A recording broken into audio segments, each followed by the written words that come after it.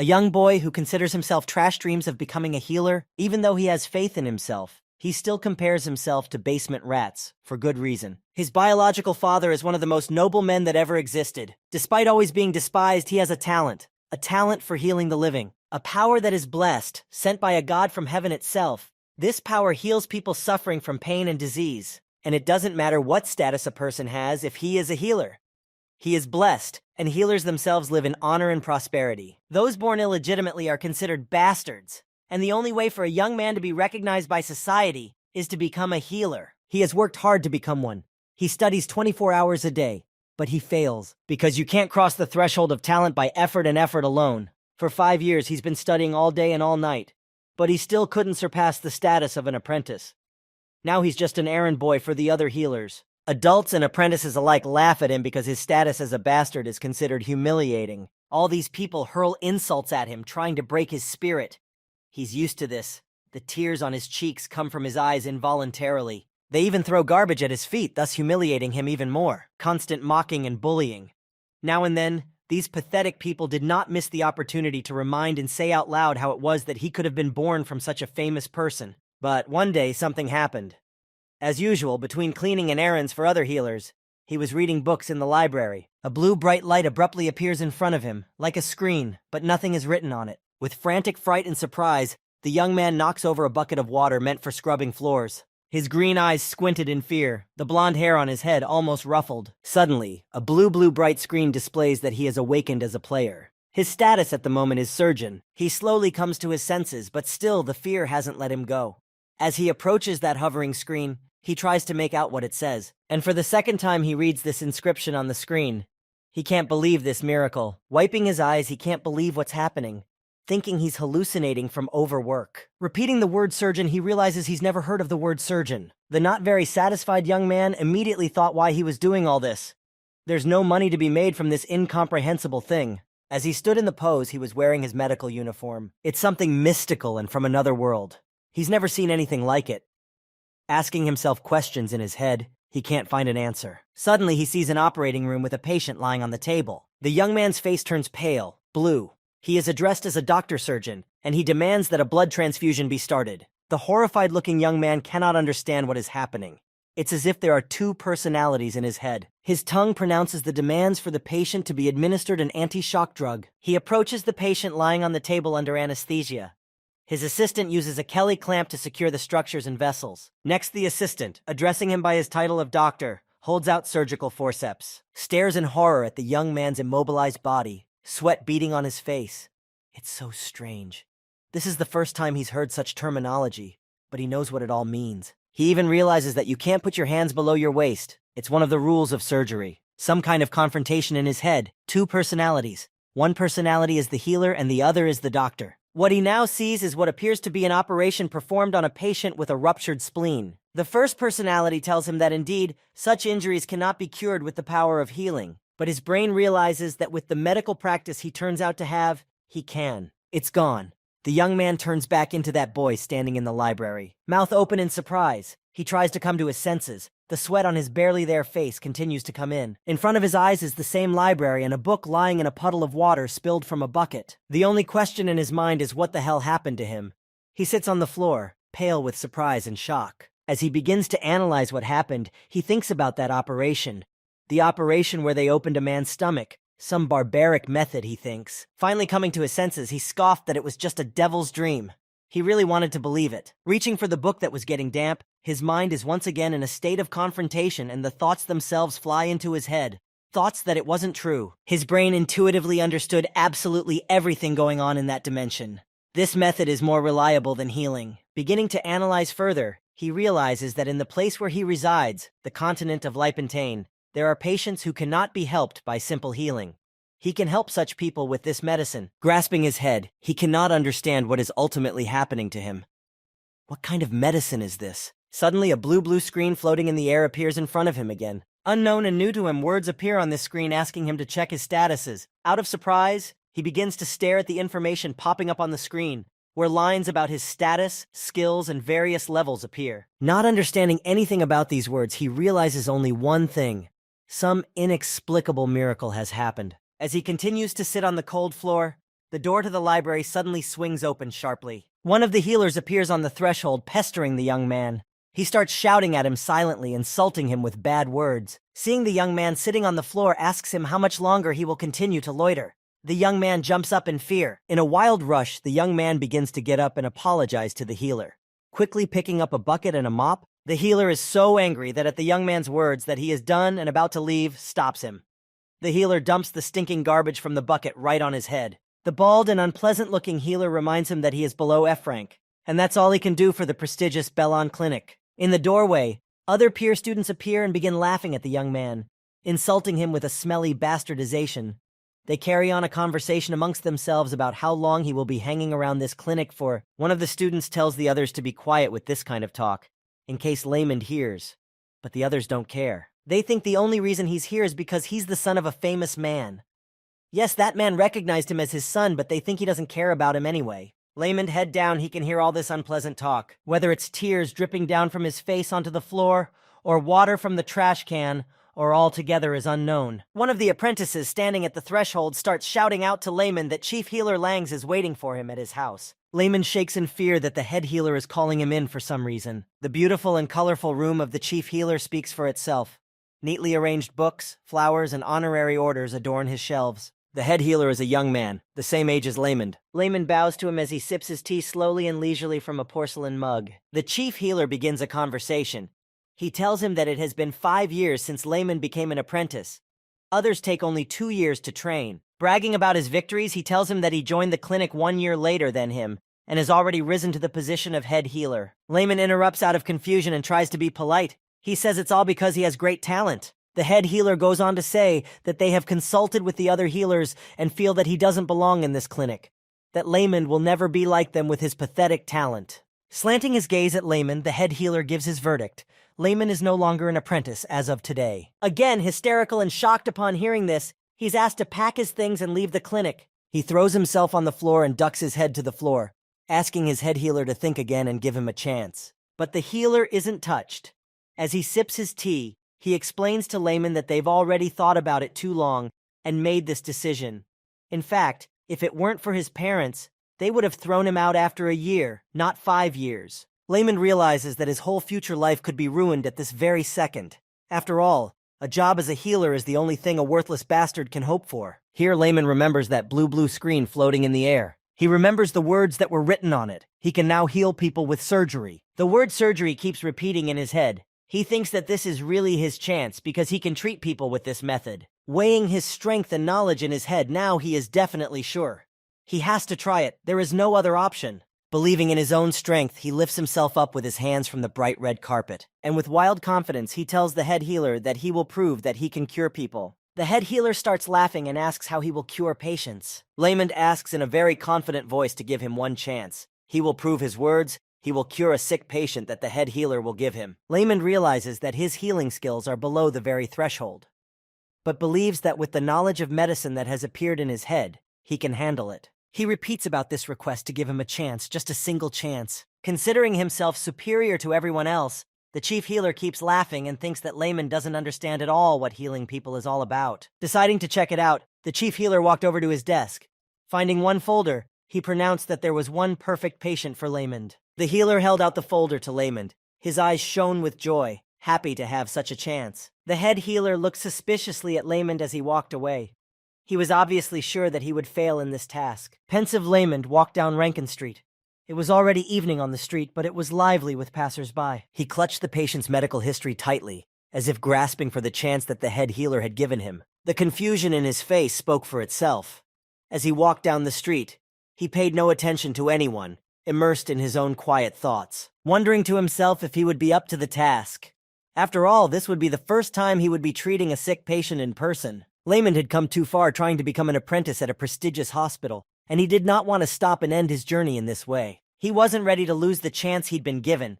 He really wanted to pass the certification exam to become a real healer. Without a certification, being a healer is illegal, and you can go to jail for it. Lamond was already an illegitimate child, a bastard, and if he became a criminal, his life would be worthless. Not everyone can endure a fate like Lamond's. If someone else had been in his place, he would have hid somewhere in the middle of nowhere and died quietly. His green eyes were full of anguish like no one had ever experienced before. His confidence was not strong enough to fear nothing. He reached the end of the street and stood before the door of the house in which the patient resided. Before he could knock, the door opened abruptly. Immersed in his thoughts, Layman is suddenly struck on the forehead by the door. In confusion, he falls to the ground, holding his head in pain. On the threshold stood the child who had opened the door. Clearly in shock at what has happened, he greets him. As he falls, Layman drops his folder with a pile of papers that describe the patient's entire medical history. He quickly starts to pick it up so it doesn't get blown away by the wind. The child is a sweet little girl who, upon seeing Layman, ran toward him in a split second. Her eyes were in tears of joy. She was sure that the man had come from the Bellin clinic. She clutched at once at his arms as if begging him for help. The girl's mother appeared on the threshold. They'd waited too long for him. The child's mother was in a frenzy of joy, and the girl was kneeling beside Layman, still holding his hand. The woman's eyes were about to fill with tears of joy as well. She stared at him, keeping her eyes on him. The rapture and the hopefulness of the healer filled the whole place with a kind of inevitable joy. Layman was even so embarrassed that his face turned red. He finally rose from the ground and greeted the women. Words of gratitude were pouring out towards Layman. The woman immediately invited him into the house. Layman immediately informed her on the doorstep that he was not a healer, but merely an apprentice. To which the woman, grasping his palm, replied that she didn't care about that at all. Her husband was ill. Since they didn't have enough money to pay for treatment, the clinic refused to help them. All this poor woman has to do is watch her husband slowly die. Her daughter, with a very sad face, grabs the hem of her dress. Layman looks at the papers that describe his story. It says he has a buttock abscess, severe inflammation, a purulent infection. The man's family is left to watch him die because they have no money to treat him. And such treatment is done by a B-rank healer, and it costs a lot of money. Layman immediately remembers himself as a child, standing at the door of the clinic in tears. He begged for help. Begged and begged them to help him, convincing the healers that he could get the money. With some tiny coin in his hand, he begged them to save his mom, a girl just like him at her age, asking aloud for help to save her father from death. Her eyes filled with tears again. She believed in the miracle that Layman could help. Putting aside all memories of his childhood, Layman asked the woman to show him the patient. The woman shows him where to go. In a hurry, the girl runs ahead of the others. In front of his eyes, suddenly pops up a blue screen, which says that from this second he has decided to help the patient free of charge, and receives a special bonus of 5 skill points. Inadvertently, Layman stops to take in what is written. He has a quest to complete by curing his first patient. The screen is full of words he doesn't understand, such as difficulty, medical equipment rank, bonuses, and so on. Layman clenched his fists. He can't screw up, and let him come here for the sake of not getting kicked out of the clinic. The daughter shouted to her father that the doctor had come, and he would save him from a serious illness. The girl ran up to her father first, grabbing his hand. Layman thinks to himself that he must pull through at all costs. After all, he not only has the skill of healing, but also the knowledge of a surgeon. In front of his eyes is an instruction on the blue screen that he has no experience, but he can raise it by gaining experience points when he treats patients. His job is to treat patients. Then he would become an outstanding healer and be recognized by others. Layman approached the patient and introduced himself to him. The odor emanating from the patient began to cut his nose. The man lay motionless, drenched in sweat from his high body temperature. What a disgusting smell, Layman thought. It's impossible to breathe in the room. Layman stood at the threshold of the room in confusion. A woman called out to him. He stood in a stupor, not knowing what to do when meeting a patient for the first time. From the confusion, he forgot all the knowledge of the healer. He closed his eyes and began to breathe deeply in order to control himself and calm down. After breathing exercises, he began to calm down, his heartbeat starting to settle down. Pulling himself together, Layman started a conversation, asking to see what was bothering the patient. The woman explained to him that the abscess on his leg continues to grow. He also has a high fever that won't go down. He's burning up with fever. We need to act fast, Layman thought, and started taking his pulse. Fortunately for the patient, blood poisoning has not started and he can be saved. Having seen all the patient's vital signs, Layman proceeds to examine the lesion. The lesion on the femur is extremely severe. The inflammation has affected the patient's entire thigh. Layman carefully examines the patient. He realizes there's no cure, but from a medical point of view, it's a very common disease. Without waiting for Layman's verdict, the woman began to ask him if there was any chance of recovery at all. Layman in turn rose to his feet and replied to the woman that it was possible to cure him. He asked for help from the household. Overjoyed, the women with sparkling eyes are willing to do anything to help. Layman springs into action. He asks the patient's wife to boil the water thoroughly and cool it. He then asks her to bring him a clean and sharp knife.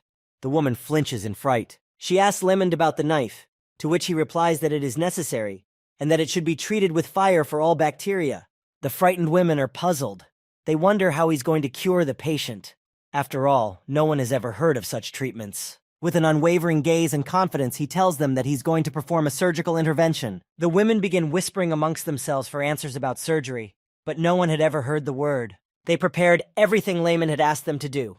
They brought water, rags, and a knife. Lemond put on a clean cloth, similar to the mask that surgeons use to perform surgery, and treated the affected area of skin. Next, he begins to get down to the most serious part, opening the abscess. The shock in the woman's eyes is unrelenting as she stares at Lemond in bewilderment. Thinking he might hurt her husband, she runs up to the healer and grabs his arm, trying to stop him. She screams at him, asking what he is going to do to her husband. A terrified Lemond is at a loss for words. Unprepared for this turn of events, the woman asks Lemond why he wants to cut him with a knife, since he has to use healing. Lemond realizes the woman's caution and mistrust, for no one knows about such a treatment as surgery. He asks her to trust her, promises that he will definitely save her husband, and he will get back on his feet. Perplexed, the women can't understand anything and don't know what to do.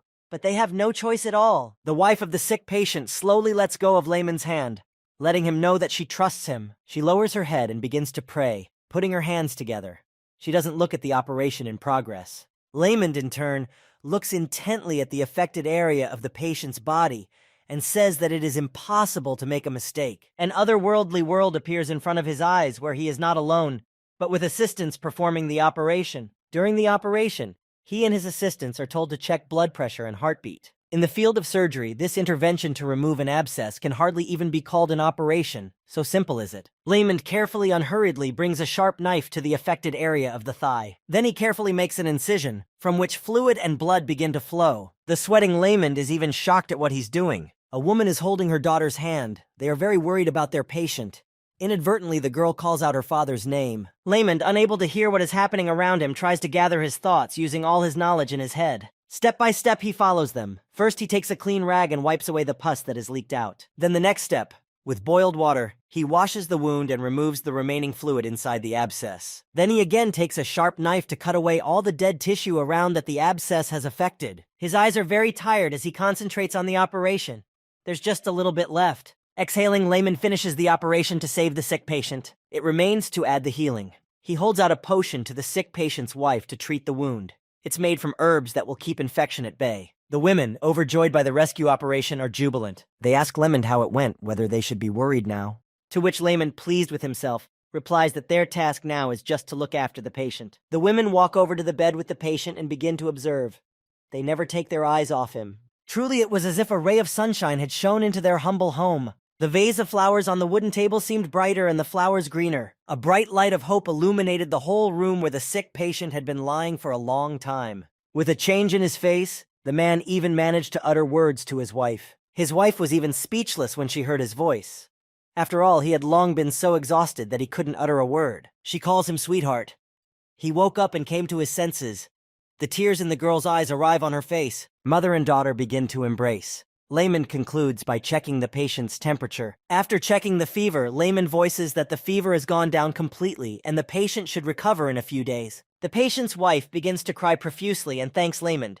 She does not know how to express her gratitude to him, to which Lemond answers her that he has done everything he had to do. For indeed, Lemond was the only one who agreed to help this patient.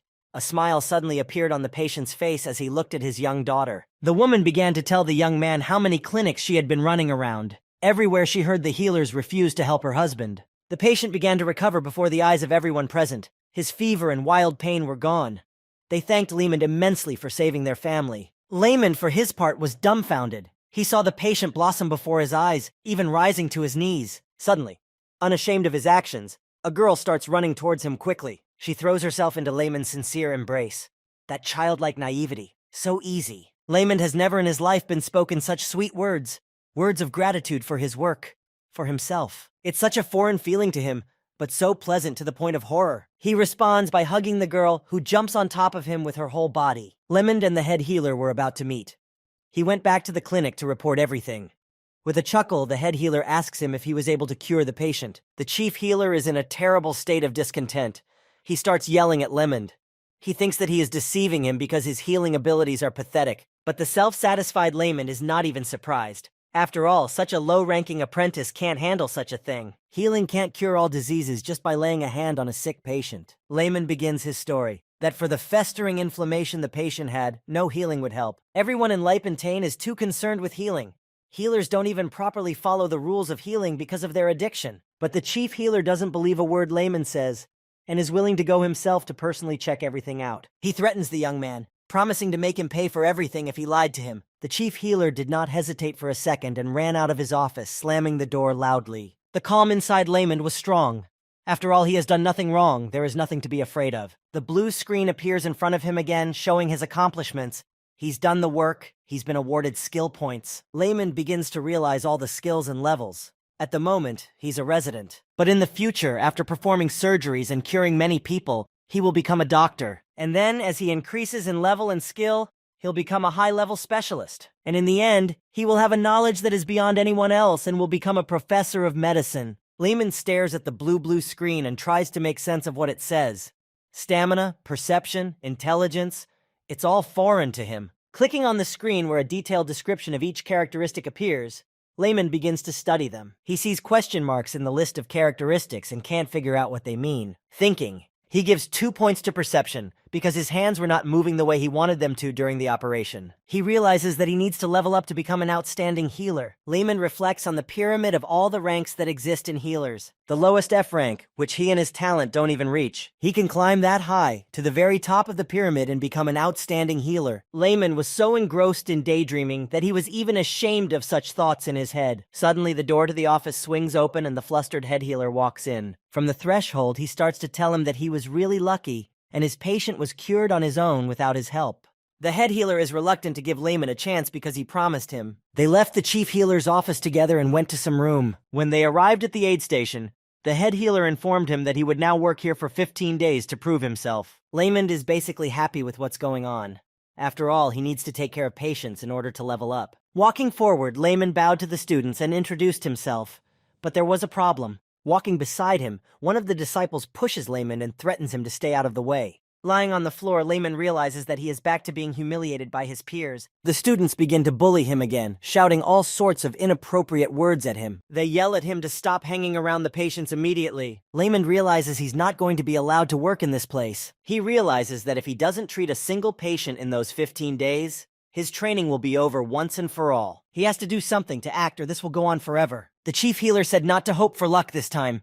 He needs to prove himself. There's a lot of work going on with patients at the emergency room. At this rate, they won't let him work properly. They won't give him a single patient. Layman thinks he should be doing his own thing, not waiting for a patient to be handed to him. There's a guy called Hansen working at the aid station. He's got a C rank, but he's not getting any patients. The only thing they give him is a mop to mop the floors. Layman comes up to him with a smile on his face to see if he's tired. Hansen is puzzled why Layman would approach him with such a question. This kid is the kindest among the other students. Layman offers him his help with cleaning up at the aid station.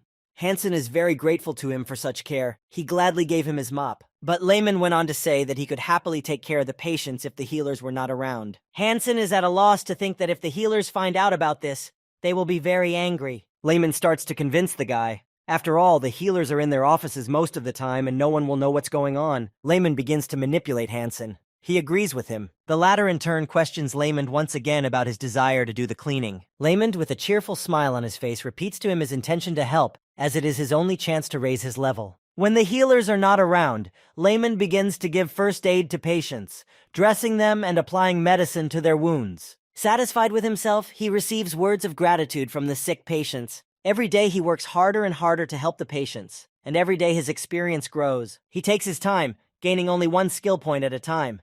After all, these manipulations are very simple. After working 3 days at the first aid station, Layman reaches the 4th level. These additional points that Layman earns can be exchanged for skills. He exchanges them for perception. Day after day, he continues his treatment as long as no one can see. He dreams of becoming a better healer. His wildest fantasy never leaves him.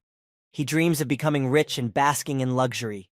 He imagines how fancy his house will be, how he'll be dressed, and what dishes he'll have on the table. He'll never be in that situation again for lack of money. He won't tolerate the humiliation he suffered as a child. Even the maids threw bread on the floor for him. His childhood memories are not happy.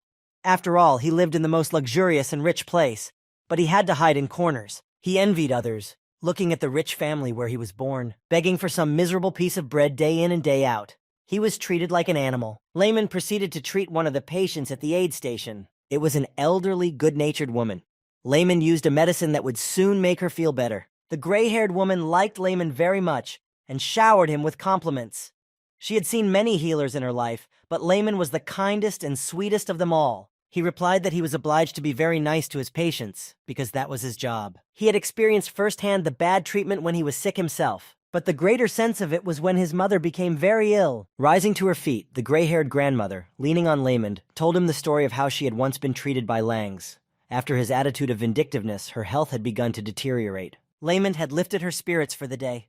The woman gave him a very hard time. The blue screen showed that the skill points had increased because he had been kind to the patient. Layman called out to the elderly gray-haired woman and wished her to take care of herself. The patients had run out. The station was in complete chaos and filth. Now all that remains is to clean up the place. Layman had no desire to do that, but he would have to, he promised. The odor in the room was so strong that it was impossible to breathe properly. Used bandages, rags, and traces of blood everywhere.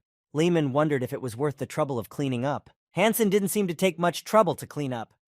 They didn't pay much attention to cleanliness in Liepentine anyway. Layman grabbed his head and pushed such bad thoughts out of his head. After all, in medicine everything should be clean and sterile. Dirt is very harmful to patients. Cleanliness is the basic rule of medicine. He has to be patient and get the whole medical station cleaned up. Layman delves into his fantasies again, imagining how he will live when he becomes a high-profile healer, imagines eating beefsteaks every day and drinking expensive red wine. The floors in the station glistened with cleanliness. The horrible odor immediately left these walls. Layman wiped the sweat from his forehead and thought that he would definitely hire cleaners when he made great strides in medicine. His whole body crackled with pain. Clutching his back, he thought that if he increased his stamina points, would cleaning be less exhausting? The blue screen that popped up in the air crackled with information. It showed the points and skills he had gained for the day. Also on the screen was information about a special offer to buy a unique rank. But also a warning popped up in red color that the player should choose consciously, because this chance is very rare. Layman thought very carefully. He wanted to purchase all of the above skills, but he could only choose in favor of one skill. Suddenly the door to the station opens and a dazed student comes running in, shouting that a man vomiting blood has arrived at the station. He calls all the students to hurry up because the patient is in a very bad condition. Layman realizes that if the patient is in such a bad condition, he needs at least an A-rank healer. All the students gather around the young patient. Healing stimulates coagulation, but the effectiveness is extremely low in such serious situations. Layman is beginning to realize there's only one A-rank healer in the clinic. The patient's going to die at this rate. There's no way to heal him. In medicine, the only technique for this kind of sick patient is surgery. But how will Layman be able to perform such an operation since his player level is only rookie resident? One of the students ran to report this emergency to the head healer. The only one who can help is Principal Bax, but he went out of town to heal a noble. The head healer headed to the medical aid station. As he approached the patient, he started coughing blood directly at the chief healer. The chief healer fell silent and was clearly uncomfortable. He looked at his blood-splattered hand. He ordered aloud to send the critically ill patient back because there was nothing they could do to help him. Layman rushed to the chief healer asking what they could try to save him, to which the healer replied that healing is completely useless here. But Layman continues to insist and persuade the healer. He says that with his B rank anything is possible. The angry chief healer turns to Layman and sneers at him for trying to teach him. The healer's foul and demeaning words came out of his mouth at Layman again. He started pointing his finger at him and calling him worthless. He went on to tell him that if he wanted to heal him, he should let him heal himself. Layman clearly wasn't prepared for this turn of events. He doesn't have the experience for it. He realizes that if something happens to the patient, he will be blamed for everything and will be kicked out of the clinic once and for all. He realizes that if something happens to the patient, he will be blamed for everything and will be kicked out of the clinic once and for all. Layman immediately discards the idea of treating such a patient. The complexity of the task is too high. The risk is too great for both the patient and Layman himself. He was just about to leave the point when the sick male patient starts coughing up blood violently. He reaches out his hand to Layman and begs for his help, calling him Lord Healer. Layman lowers his head and his eyes. He realizes it is beyond his power to help the man. But the confrontation within Layman begins to grow stronger and stronger. Layman reassures himself he needs to think rationally. If no one is willing to help this patient, he will simply die. But also on the other side, the fear of not coping is sweeping upwards. Layman needs to take care of the less severe patients. Just as he's calming himself down with these thoughts, the critically ill patient starts coughing again. Lamond is on the verge of helping him, for his soul and character are too pure. Without any doubts, he abruptly decides to help him. He informs the chief healer of his decision. Lamond recites the Hippocratic Oath, which states that he is allowed to practice medicine to save people. By this oath, no person engaged in healing and saving people can pass by and not help a sick person. Lamond interrogates the chief healer about the possibility of treating this sick patient for reassurance. The chief healer can't believe his ears at Lamond's determination. Lamond asks to be allowed to treat the patient. He will try his best to save his life. Standing at the point, not only the head healer, but also the other disciples bulged their eyes in surprise. The healer gave the okay. However, he reminded Lamond that the responsibility for the outcome would be on him. Everyone exited the aid station, leaving Lamond and the sick patient alone together. Just when Lamond thought that it was extremely difficult to perform such an operation in an odochku, someone offered to help him out. It was that one normal student, Hanks. His eyes peeled. He too would really hate for this man to die. They shook hands. Lamond now had his own assistant to help him. Hansen immediately starts asking questions about the treatment, what Lamond is going to heal the patient with, because their healing is completely powerless here. Lamond tells him about another method he is going to use to treat the patient. But there is no time to tell him about this method. He has to act quickly. Lamond asks Hanks to prepare all the necessary supplies. He boiled the water, sterilized the knife with fire, and disinfected the thread. The two of them put on a surgeon's uniform, but Hansen's question is too much. With frightened eyes, Hansen informs Lamond that the patient is unconscious. Lamond put him to sleep with a hallucinogen. Lamond has taken care to get a thread catgut which dissolves on the body beforehand, just in case. Lamond springs into action. He uses a clean rag to disinfect the abdomen. Hansen can't stop asking Lamond what he's going to do. Lamond tells him in a single word that he's going to operate. This is an unprecedented word for Hansen. He knows nothing about it, and no one knows about it but Lamond himself. Lamond wastes no time and begins to perform the operation, making an incision in his abdomen. Terrified, Hansen jumps up and starts screaming Lamond's name. He is about to faint from what he sees. Lamond begins to examine the contents of the patient's abdomen. Inside, the muscles and fat are covered in blood. It's the first time he's seen this picture. His mind is blank. Lamond doesn't know what to do next, where to start. Faith in himself and his bright future gives him hope. He reassures himself, repeating that he can do it. He can't stop thinking about the riches and honors he'll receive when he succeeds. All he has to do is follow the knowledge. He begins the surgical procedure, dissecting the tissue in the anterior abdominal wall. As Hansen continues to be terrified, he can't watch it anymore. He doesn't understand what barbarism Lamond is committing. He's about to stop his manipulations because it's wild for everyone. Lamond is already tired.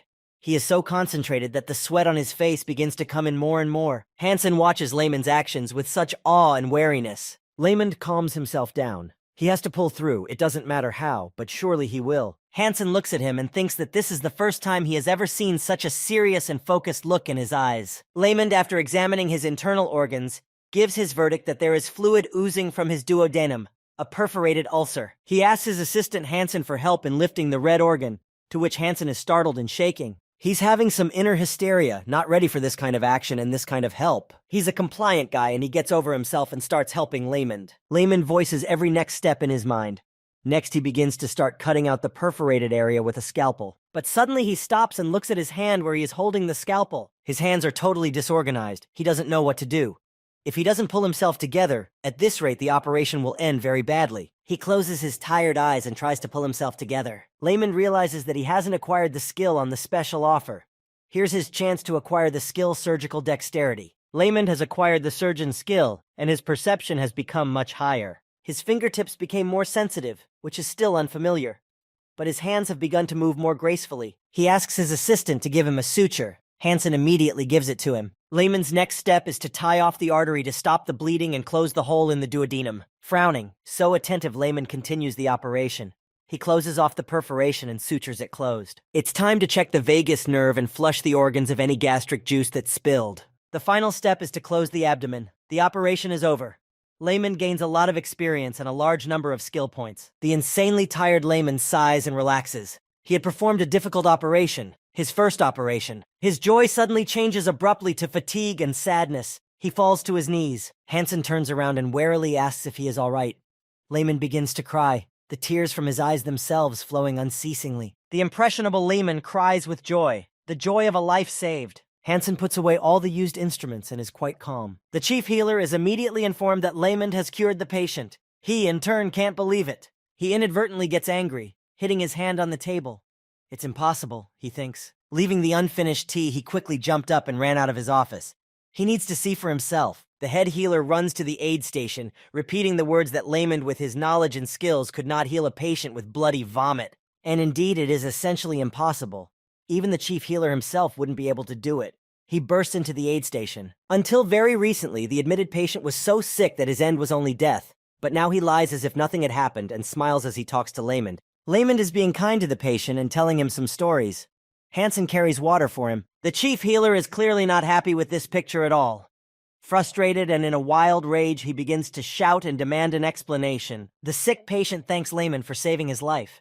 Layman in turn insists on exercising caution. The chief healer stomps loudly into the aid station. Right from the doorstep, he starts asking Layman if Dr. Bax really cured the patient. Already quite furious and in a wild rage, the chief healer demands to know who cured the sick patient. Layman, embarrassed and shrinking from fear, tells the truth that it was he who cured him. The healer is on the verge of exploding with anger and rage. He doesn't believe him because Layman isn't even F-ranked. In turn, Layman half-whisperedly admits to him that he didn't use healing. The head healer starts asking him what he used to cure him if it wasn't healing. He can't tell the truth, and no one will believe this nonsense. He had a story prepared for such a case. He invented that he cured patients with the help of medical techniques that were used in ancient times.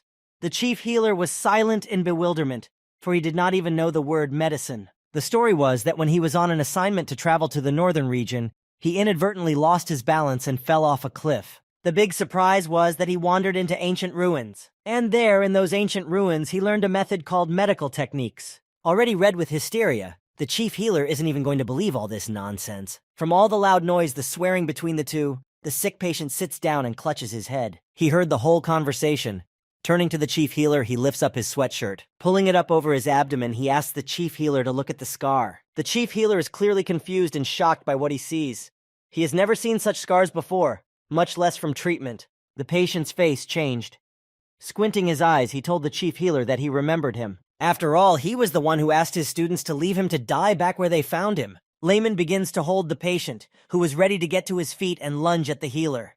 He became protective of Layman, who was the only one who could save his life. He succeeded in restraining the patient, except that he grabbed the jug of urine next to him. He throws the jug at the head of the chief healer. It spills all over the chief healer, all the way down to his nice, sleek black shoes. He turns pale with disgust and rebukes the patient for throwing urine at him. The patient is so angry that he starts throwing insults at the healer and orders him to get the hell out of here. All the guys could see were the healer's shiny, sleek shoes as he ran away from the aid station in a hurry. Layman is outraged at how unprofessional the healer has been and dares to call himself one. A sick patient apologizes to Layman for making the whole room dirty. The young man ignores it because thanks to him he feels much better. He even thanked the patient for such courage and defense on his part. After a while, everyone around them starts whispering that Layman was just lucky. He didn't treat anyone, and the patient's bleeding went away by itself. As he continued to clean and mop the floors of the station, he basically knew that his peers' attitude towards him would not change. Hansen was the only one watching him, his frustrated look on his face. After all, he himself had helped him with the surgery, but no one believed what had happened. He couldn't bear to look at a sad Layman and went over to talk to him. It was as if Hansen had been replaced. He was surprised at Layman's courage. Watching him perform surgery on a patient, he saw what he was really like. He snatches the mop out of Layman's hands without even asking. Maybe he feels guilt for him. Guilt for his peers. From now on, he'll do the cleaning, Hansen explained to him. Layman began to object to this action of Hansen, for he had promised him with the cleaning.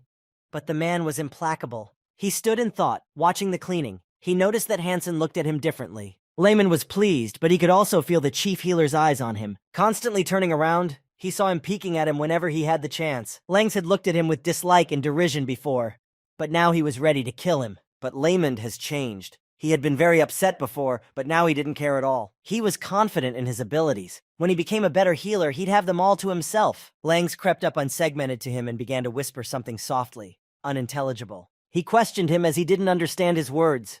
His presence made even the air around him heavier. The sneer on the chief eater's face suggested that he was up to some not-so-good plan. The plan turned out to be a request. A request to go to the royal palace as a guest healer for the festival. Lehman blushed or turned pale at the words he heard. To the royal palace itself. But Langs repeated the same thing as before. He thought he would be honored. The festival was dedicated to the birthday of the first king. Only the best and recognized healers from each clinic were sent there.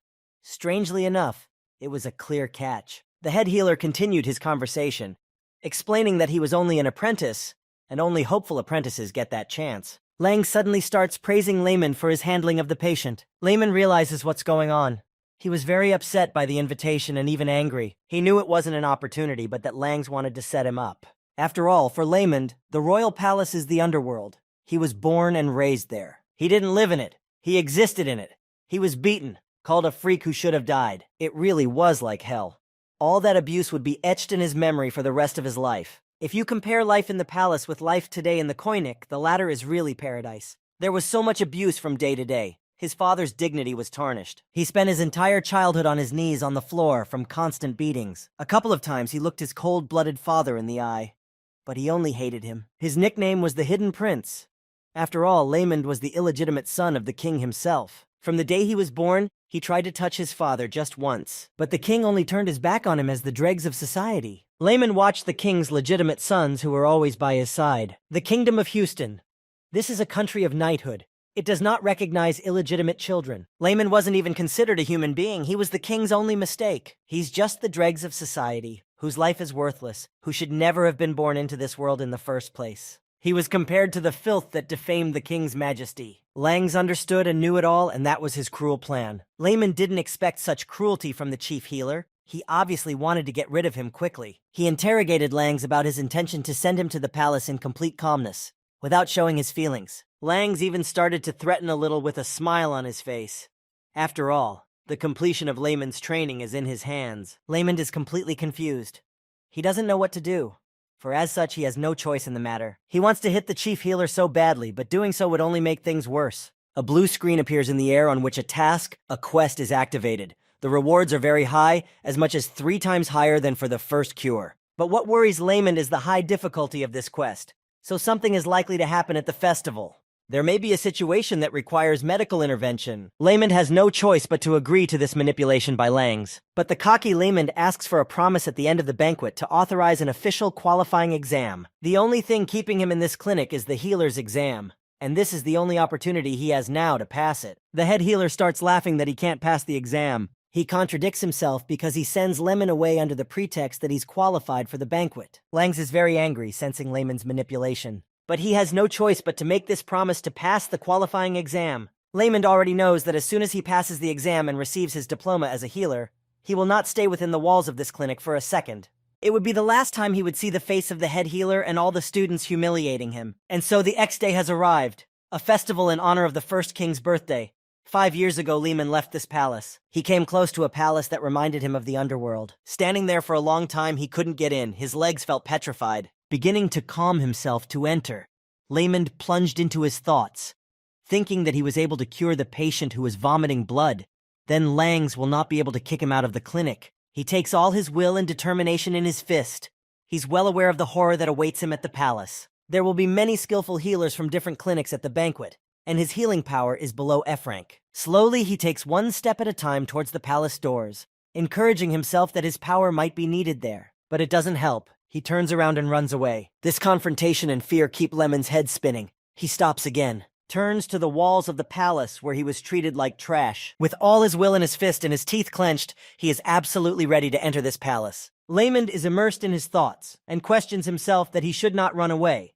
After all, he did nothing wrong and did not wish to be born out of wedlock. After all, the blame lies with his father, who is called king, and he is only a victim in this situation. He remembered that family with the little girl whose father he saved the life of.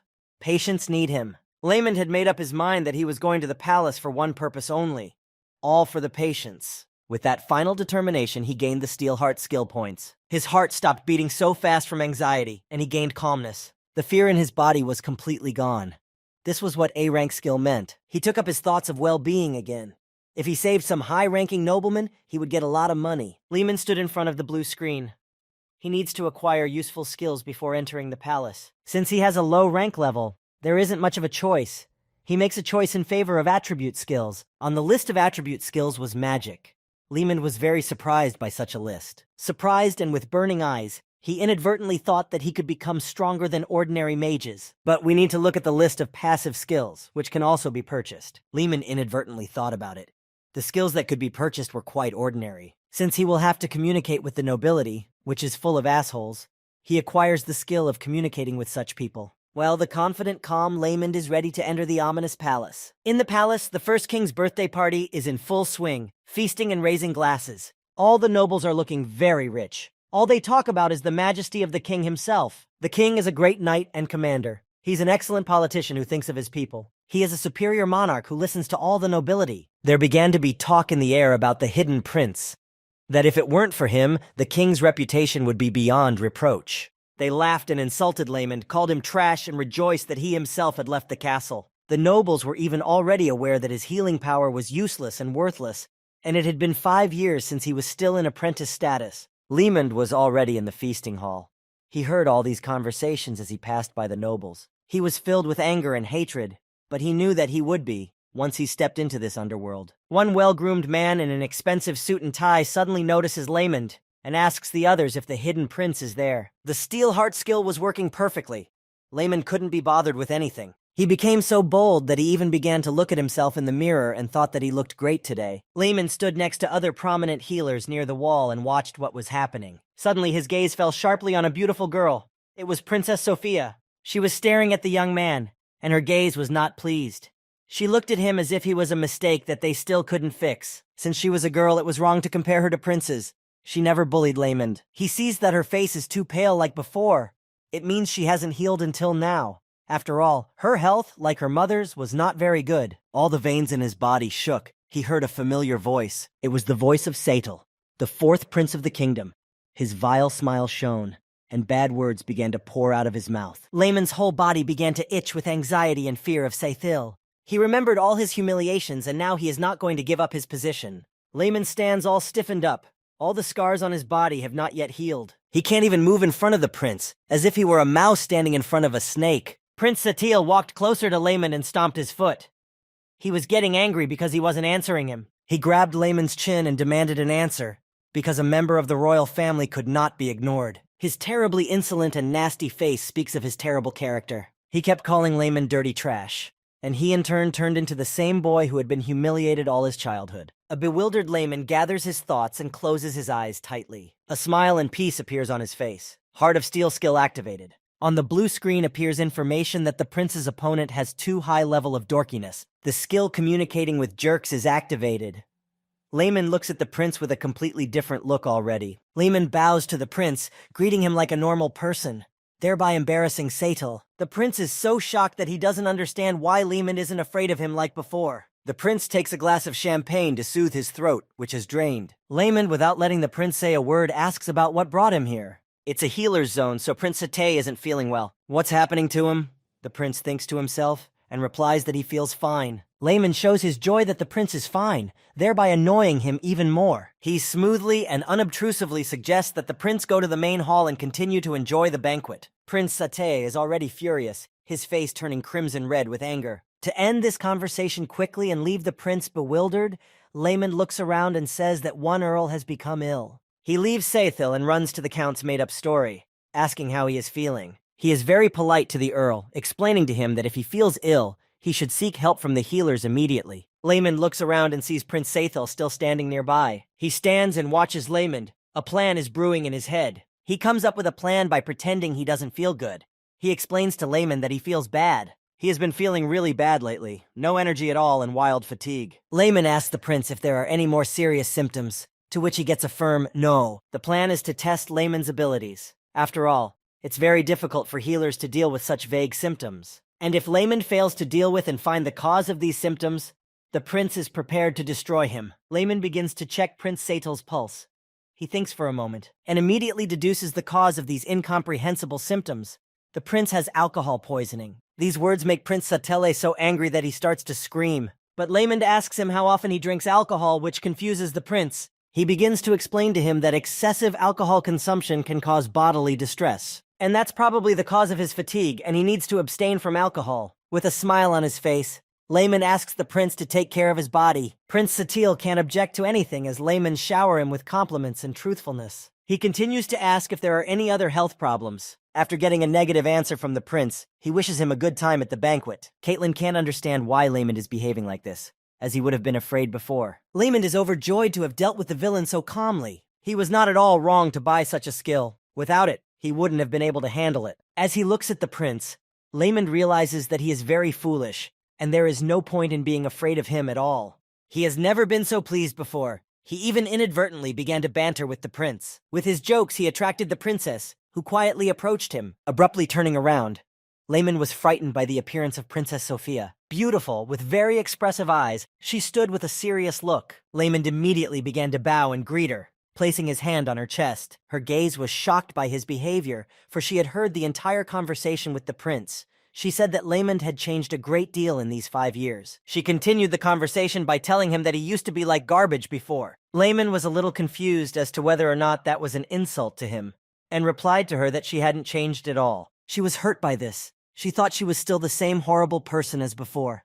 But Layman reassured her, complimenting her on how beautiful she looked. Trying to end the conversation, she wants to leave as she is not feeling well. Layman immediately turns on the healer in her and asks her what's bothering her. But Sophia doesn't tell him anything. She doesn't have time as she has a speech coming up soon. Layman insists that she rest as her face is very pale, but she waves him off, saying that he's not even a real healer and doesn't understand anything about it. He escorts her out with a look. She is accompanied by 2 maids in case she needs anything. She's still just as angry and rude, but that's how she behaves with everyone. Her manners and her clothes are perfect. What befits a true princess? She sits on her princess throne. The entire banquet hall toasts her. Princess Sophia begins her noble speech, welcoming everyone to the party. As she continued her colorful speech, congratulating everyone on this joyous day, she staggered a bit. Her face grew paler and paler, her tongue began to slip. Layman, standing next to the nobles, sensed something amiss in her behavior. She asks everyone to pray for the springtime glory of the kingdom of Houston. Her face is covered in sweat. She clutches her chest as if it's hard to breathe. Clutching her heart, she bends over in pain, unable to continue her speech. Everyone starts screaming in horror at her, but she answers no one but staggers slowly. A clearly exhausted Princess Sophia falls to the floor near her throne. Still lying motionless, she is clearly unconscious. Alarm rises in the banquet hall. Several men immediately run up to her and ask her to wake up, but she does not. An older man takes matters into his own hands. He gets to his feet and yells for a healer to be called immediately. He gently lifts her up in his arms and begins to move towards the exit of the banquet hall. Layman stands in the middle of the crowd and can't even move. His mind is too full of thoughts about what happened. The only thing he realized this time is that the main character of the quest is Princess Sophia. Everyone starts screaming and calling for immediate help from the healers. A healer, a young guy, comes out of the crowd and examines Princess Sophia. He immediately begins his healing magic. A green light encompasses the princess. But it doesn't work. The healing magic doesn't work at all. Layman is shocked. Even Arang's healer is useless. He's at a loss as to what to do in this situation. She's no ordinary patient. She's a princess. If he tries and fails to cure her, he will be punished severely. Layman is already thinking of pretending to walk away as if he's seen nothing. And if he stays where he is, no one will have to take responsibility for him as an apprentice. After all, he just got a dream and that ability, and he can't let anything happen to cut it all short. He recalls Princess Sophia's words that he had changed a lot. The princess continued to lie unconscious. Layman turned away from her, trying to leave. Layman changes his mind. She hasn't apologized to him properly yet, and he can't let her die. He'll make her apologize for all the evil she's done to him. The cocky Layman exclaimed with a serious face that he would treat the princess himself. That Arang healer started to object and ordered him out of the banquet hall. All the healers try to stop Layman with their hands, but he resisted by shouting about the time running out. Layman, with a nonchalant look and with full confidence, tries to get to Sophia. He is held down by his hands, preventing him from getting through to her. But his power to help lifts his physical strength, finally making it. He takes a seat at Sophia's side. The healers look at him in bewilderment. Layman asks them to trust him, or Princess Sophia will die. Healer Aranga can barely stand on his feet after expending all his strength. Layman probes for Sophia's pulse, but can't feel it. She shows no signs of life. Her heart has stopped. Healing won't help. Layman suddenly starts massaging her heart, pumping blood. Everyone around him starts yelling angrily at Layman, wondering what he's doing to the princess's precious body. Out of anger, Layman starts yelling back at them to shut up and slow down a bit because he's saving the princess's life. Layman keeps giving heart massage, but so far to no avail. A few of the royals being guarded ask the others to give him time. They look very noble. Their robes are distinctive and stand out, and they carry swords. In the banquet hall, everyone was startled by the appearance of the king himself. He was very attentive. When he saw his daughter lying on the floor, his face changed. Fear gripped him. What's more, he wasn't ready to see his illegitimate son next to her. The king begins to ask the healer Arang loudly, almost shouting, if he can save his daughter. To which the frightened healer begins to mumble something from fright, showing with his gaze that it is impossible. All the guests are downcast with sadness. Nothing remains but to wait for a miracle. Meanwhile, Lamond continues to massage the princess's heart. He's covered in sweat, he's blushing, he can't do anything, her heart won't start beating. Lamond realizes that if he keeps massaging her, she'll die. All the guests from the nobility can't understand Lamond's actions. They already imply that he is beating her. Already in utter despair, Lamond tries and tries, but nothing works. He's already imagining an outcome that will put him in great danger. Closing his eyes, he tries to concentrate and figure out what's wrong. If CPR doesn't work, there's only one other way. It's pretty dangerous, but it's very effective because there's no choice. It's a way to shock the heart back to life, but where to get a defibrillator? Because they're on the continent of Lapentine. He has to think of a substitute for the defibrillator, and an idea pops into his head. The blue window could help. If he buys the skills, he remembered them at the last seconds. Starting to poke at the blue screen, he selects attribute skills. Among these skills, basic lightning magic can be purchased. After all, it is the current, and he acquires it. Lamond applies his acquired skills, placing one hand under the right collarbone and the other under the armpit of the princess's left arm. He unleashes his lightning magic. Blue discharges of electricity appear around Princess Sophia's body. But suddenly, Lamond's royal guard jumps up. She pushes Lamond away and throws him to the floor, starts pulling out a sword and asking him what he did to the princess. Putting the point of the sword to Lamond's throat, they accuse him of attacking the princess, who is in critical condition. The ready guards were ready to slay him with their sword, for he dared to attack the royal family. Lamond begins to explain that he was just trying to save Sophia's life. He tries to prove it by kneeling in front of the royal guards. The king of state shouts to the rest of the healers to immediately examine the princess. The highest-ranking healers begin to examine the princess immediately. Healer A-Rang tries to feel the pulse of Sophia's pulmonary artery. His eyes were so full of amazement as Princess Sophia's heart began to beat. This is incredible thought. Those around him began to whisper about what Lamond had done, without the power of healing. Meanwhile, he continued to kneel at the point of a sharp sword. Lamond was very relieved and calmed by these words. He coped. Closing his eyes, he exhaled a full breath. The king himself came up to him and silently looked at him with contempt and displeasure. For the first time in his life, he asked him a normal question without insults. The question was this. Lamond stood up on the Noi, lowered his head and explained to the king that he had tried other methods, as healing in this case would be useless. The formidable king crossed his arms in front of him, hesitated, and continued to look at Lamond with disdain. Lamond raised his eyes to the king without hearing anything in response. He wondered if he had understood correctly. In the end, the king turned around without saying anything and started to leave, announcing to everyone that the banquet was over. Suddenly, he turned around and asked Lamond to wait until he summoned him. Dumbfounded by such words, Lamond obviously did not expect such words from the king. He even felt uncomfortable at what he had heard. After all, the king had never addressed him like that. It was the first time they had met in the 5 years since Lamond had left the palace. It was the first time he'd seen his father since his mother passed away. Lamond, after his mother's death, had been in the slums with her for a long time, all alone and starving. It was only after some unknown time that the then young king appeared and saw this picture. Little Lamond's body was so emaciated that it was impossible to look at him. He weighed so little that it seemed as if he had just been born into the world and weighed like a baby. A noble healer at court, who was with the king, took his mother's body. Then as yet Lamond did not know who had come into their home. He did not know his father. The king's healer began to examine the child. He pronounced that if he was not healed, he would not survive. Lamond's father looked at him and made a decision, the right one, he thought at the time. He took him in his arms for the only time. They looked silently into each other's eyes. The king took him to his luxurious palace to live. Whether it was the right decision is unknown. The king carried the boy in his arms through everyone in his palace. He gave him good quarters with sumptuous furniture. Lamond remembers that fateful day in great detail. He handed the starving boy over to the healers and ordered them to cure him. He gave no further orders, just to save his life and make sure he lived. It was the first and last time he heard the warmth in his father, the king's voice. Since that day, Lamond had never spoken to his father.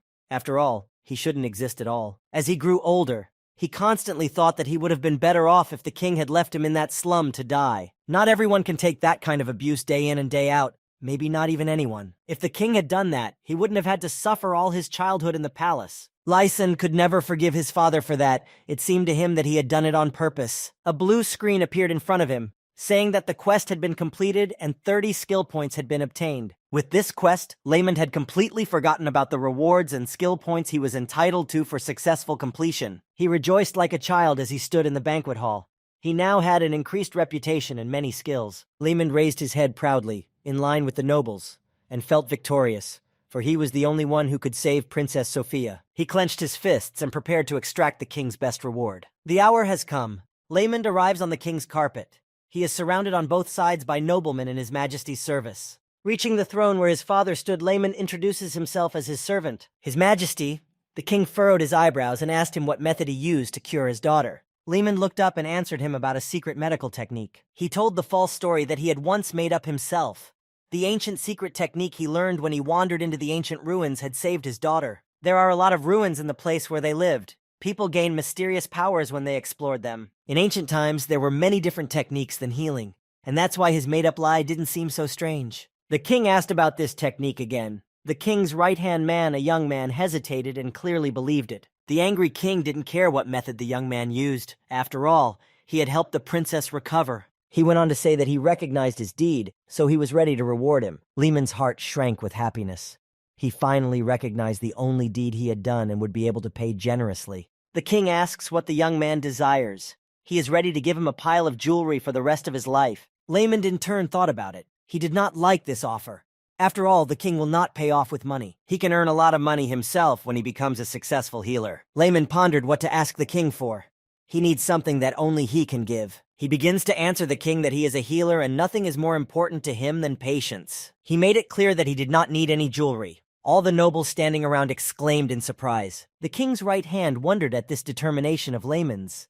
He thought how amazing he was to refuse money, because he had such an amazing opportunity in front of him. Some of the nobles even began to joke that he was the true healer of this era. One of the noblemen also thought of the pure and noble thoughts of this illegitimate child. But Layman realizes that in these difficult times, money rules the world and nothing is more important than it.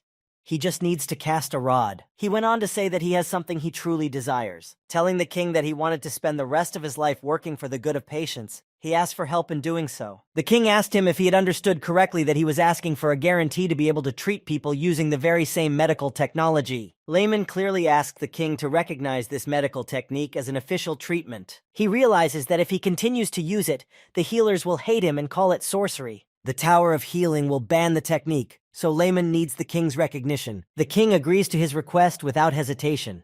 He makes a formal speech recognizing the medical technique as a legitimate treatment. Layman is jubilant. He's done it. The king has agreed.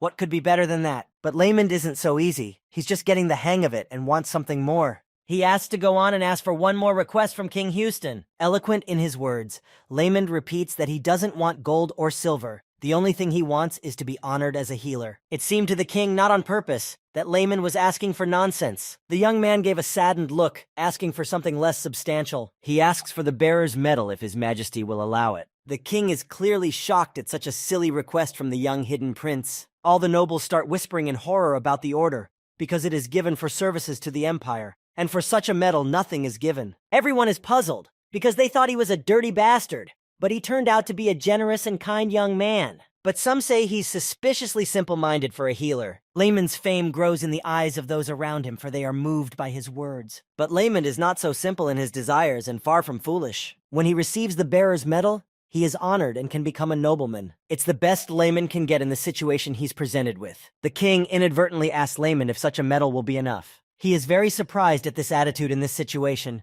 since in so many years of his reign, no one has asked for anything but riches. Layman continues his eloquent speeches, explaining to the king that the medal will be enough. All the nobles rejoice in the surprise and delight of this young commoner. Layman is cunning, his fame increasing by the minute with his words. The king has no choice but to honor his request and give him the bearer's medal. Layman bows to his majesty the king and thanks him for his requests. The festival is now over and all the healers leave the royal palace. The insanely satisfied young man did not even expect such a result from being there. The king got up from his throne and went to the window. He stared at Layman and thought about something. The king's right hand said aloud that Layman had changed a great deal, and didn't think he was a child with his own beliefs and desires. The man thought back to the day he showed up at the slum and saw this pathetic child. He was on the verge of death, and then the decision was made to save him and give him a chance at life. The king himself made that decision, looking at the pitiful and near-death boy. That very first day, he and Layman saw each other. When the king took Layman in his arms, Gelman, the king's right-hand man, asked him in a puzzled manner what he was going to do with him next. The king was immediately determined to give the boy to the best healers in the empire. But Gelman continued to insist that everyone would find out about his illegitimate child. But the king could not leave his child to die, even if he was illegitimate. Layman's mother left after she found out who the king really was. Before she died, she knew that she might compromise the king's honor, so she decided to leave the palace quietly. But the king turned to Gelman and made it clear that he had made up his mind. And not intending to continue the conversation, he began to move out of the room. The king understood that he would have to resist his feelings in order not to tarnish his honor. After all, now there was someone in the palace who was allowed to be laughed at. Gelman thought to himself, after the princess situation, that it would have been better for Layman to be the illegitimate son of some commoner than to suffer so many years of abuse in the palace. Gelman was right to tell the king of his thoughts. That once he had mastered such a technique, Lemond would have no problem with prosperity. He had gotten a huge achievement, because it's very difficult for illegitimate children to achieve anything worthwhile in life. The king thought about everything Gelman had said, and left the meeting place in a hurry. Gelman, for his part, was clearly upset about the king's behavior towards Layman. Layman returned to the clinic where he was studying. Going there, he didn't know how the other students would react to his accomplishment. With his head proudly full, he walked in there. His fame had already reached the clinic as well. Students immediately started running up to him and asking him what had happened. Layman loved it. Now he was clearly the subject of discussion. After all, he'd been considered trash before. Even Langs, the chief healer himself, was very cautious of Layman. But Layman hasn't forgotten the chief healer's promise of a qualifying exam. Angry Langs addressed him with the prefix Sir and confirmed that he could take the exam. Layman even began to mock him a bit by interjecting him. He repeated his name with the prefix Sir again, for he was now considered a nobleman. Embittered in a wild rage, the chief healer was unhappy with the outcome of what he himself had come up with. Layman continued to taunt him, saying that his tone was not in keeping with etiquette. Langs apologized to him for such improper treatment, not in keeping with Layman's title. Langs now greeted him with Sir Layman at every meeting. According to the rules of etiquette, the chief healer was even required to bow to him, which he did. But the chief healer always did so with a terrible look of anger. Sir Layman couldn't get used to being treated like that, and enjoyed it. But Layman can't teach a lesson to all those who bullied him, for he has no power and no authority. If he takes justice, there'll be trouble. He'll just have to enjoy what he's got. What's more important for Lemon now is to gain the respect of the healers. He continues to work and see as many patients as he can. Day by day, as he gained experience points, Layman became smarter and more experienced. Even the patients compliment him on his lack of arrogance and hard work. Even Hansen began to look at Layman strangely, as if he wanted to discuss something with him. Whether he admired him or not, it wasn't clear at all. Layman kept watching the blue screen and couldn't wait to raise his class rank. Suddenly, everyone sounded the alarm.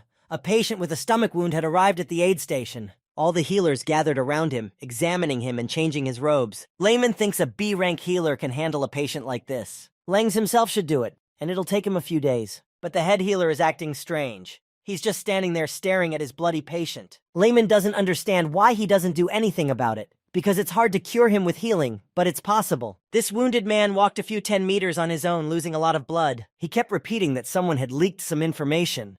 He was exhausted from blood loss, but he stood on his own. It all happened in Augusta County, a very noble and rich estate. A dark-haired young man approached the count and started talking about how the hidden prince had done a good deed. The same count who suspected Lemon of something unusual at the banquet. He thinks he's a good healer, but he'll never earn the title of prince. The king has 3 legitimate sons, between whom there is already a fierce power struggle. The family of Count Augustus supports the 3rd Prince of Limerton, although it is more likely that a 2nd prince named Karen will take the throne.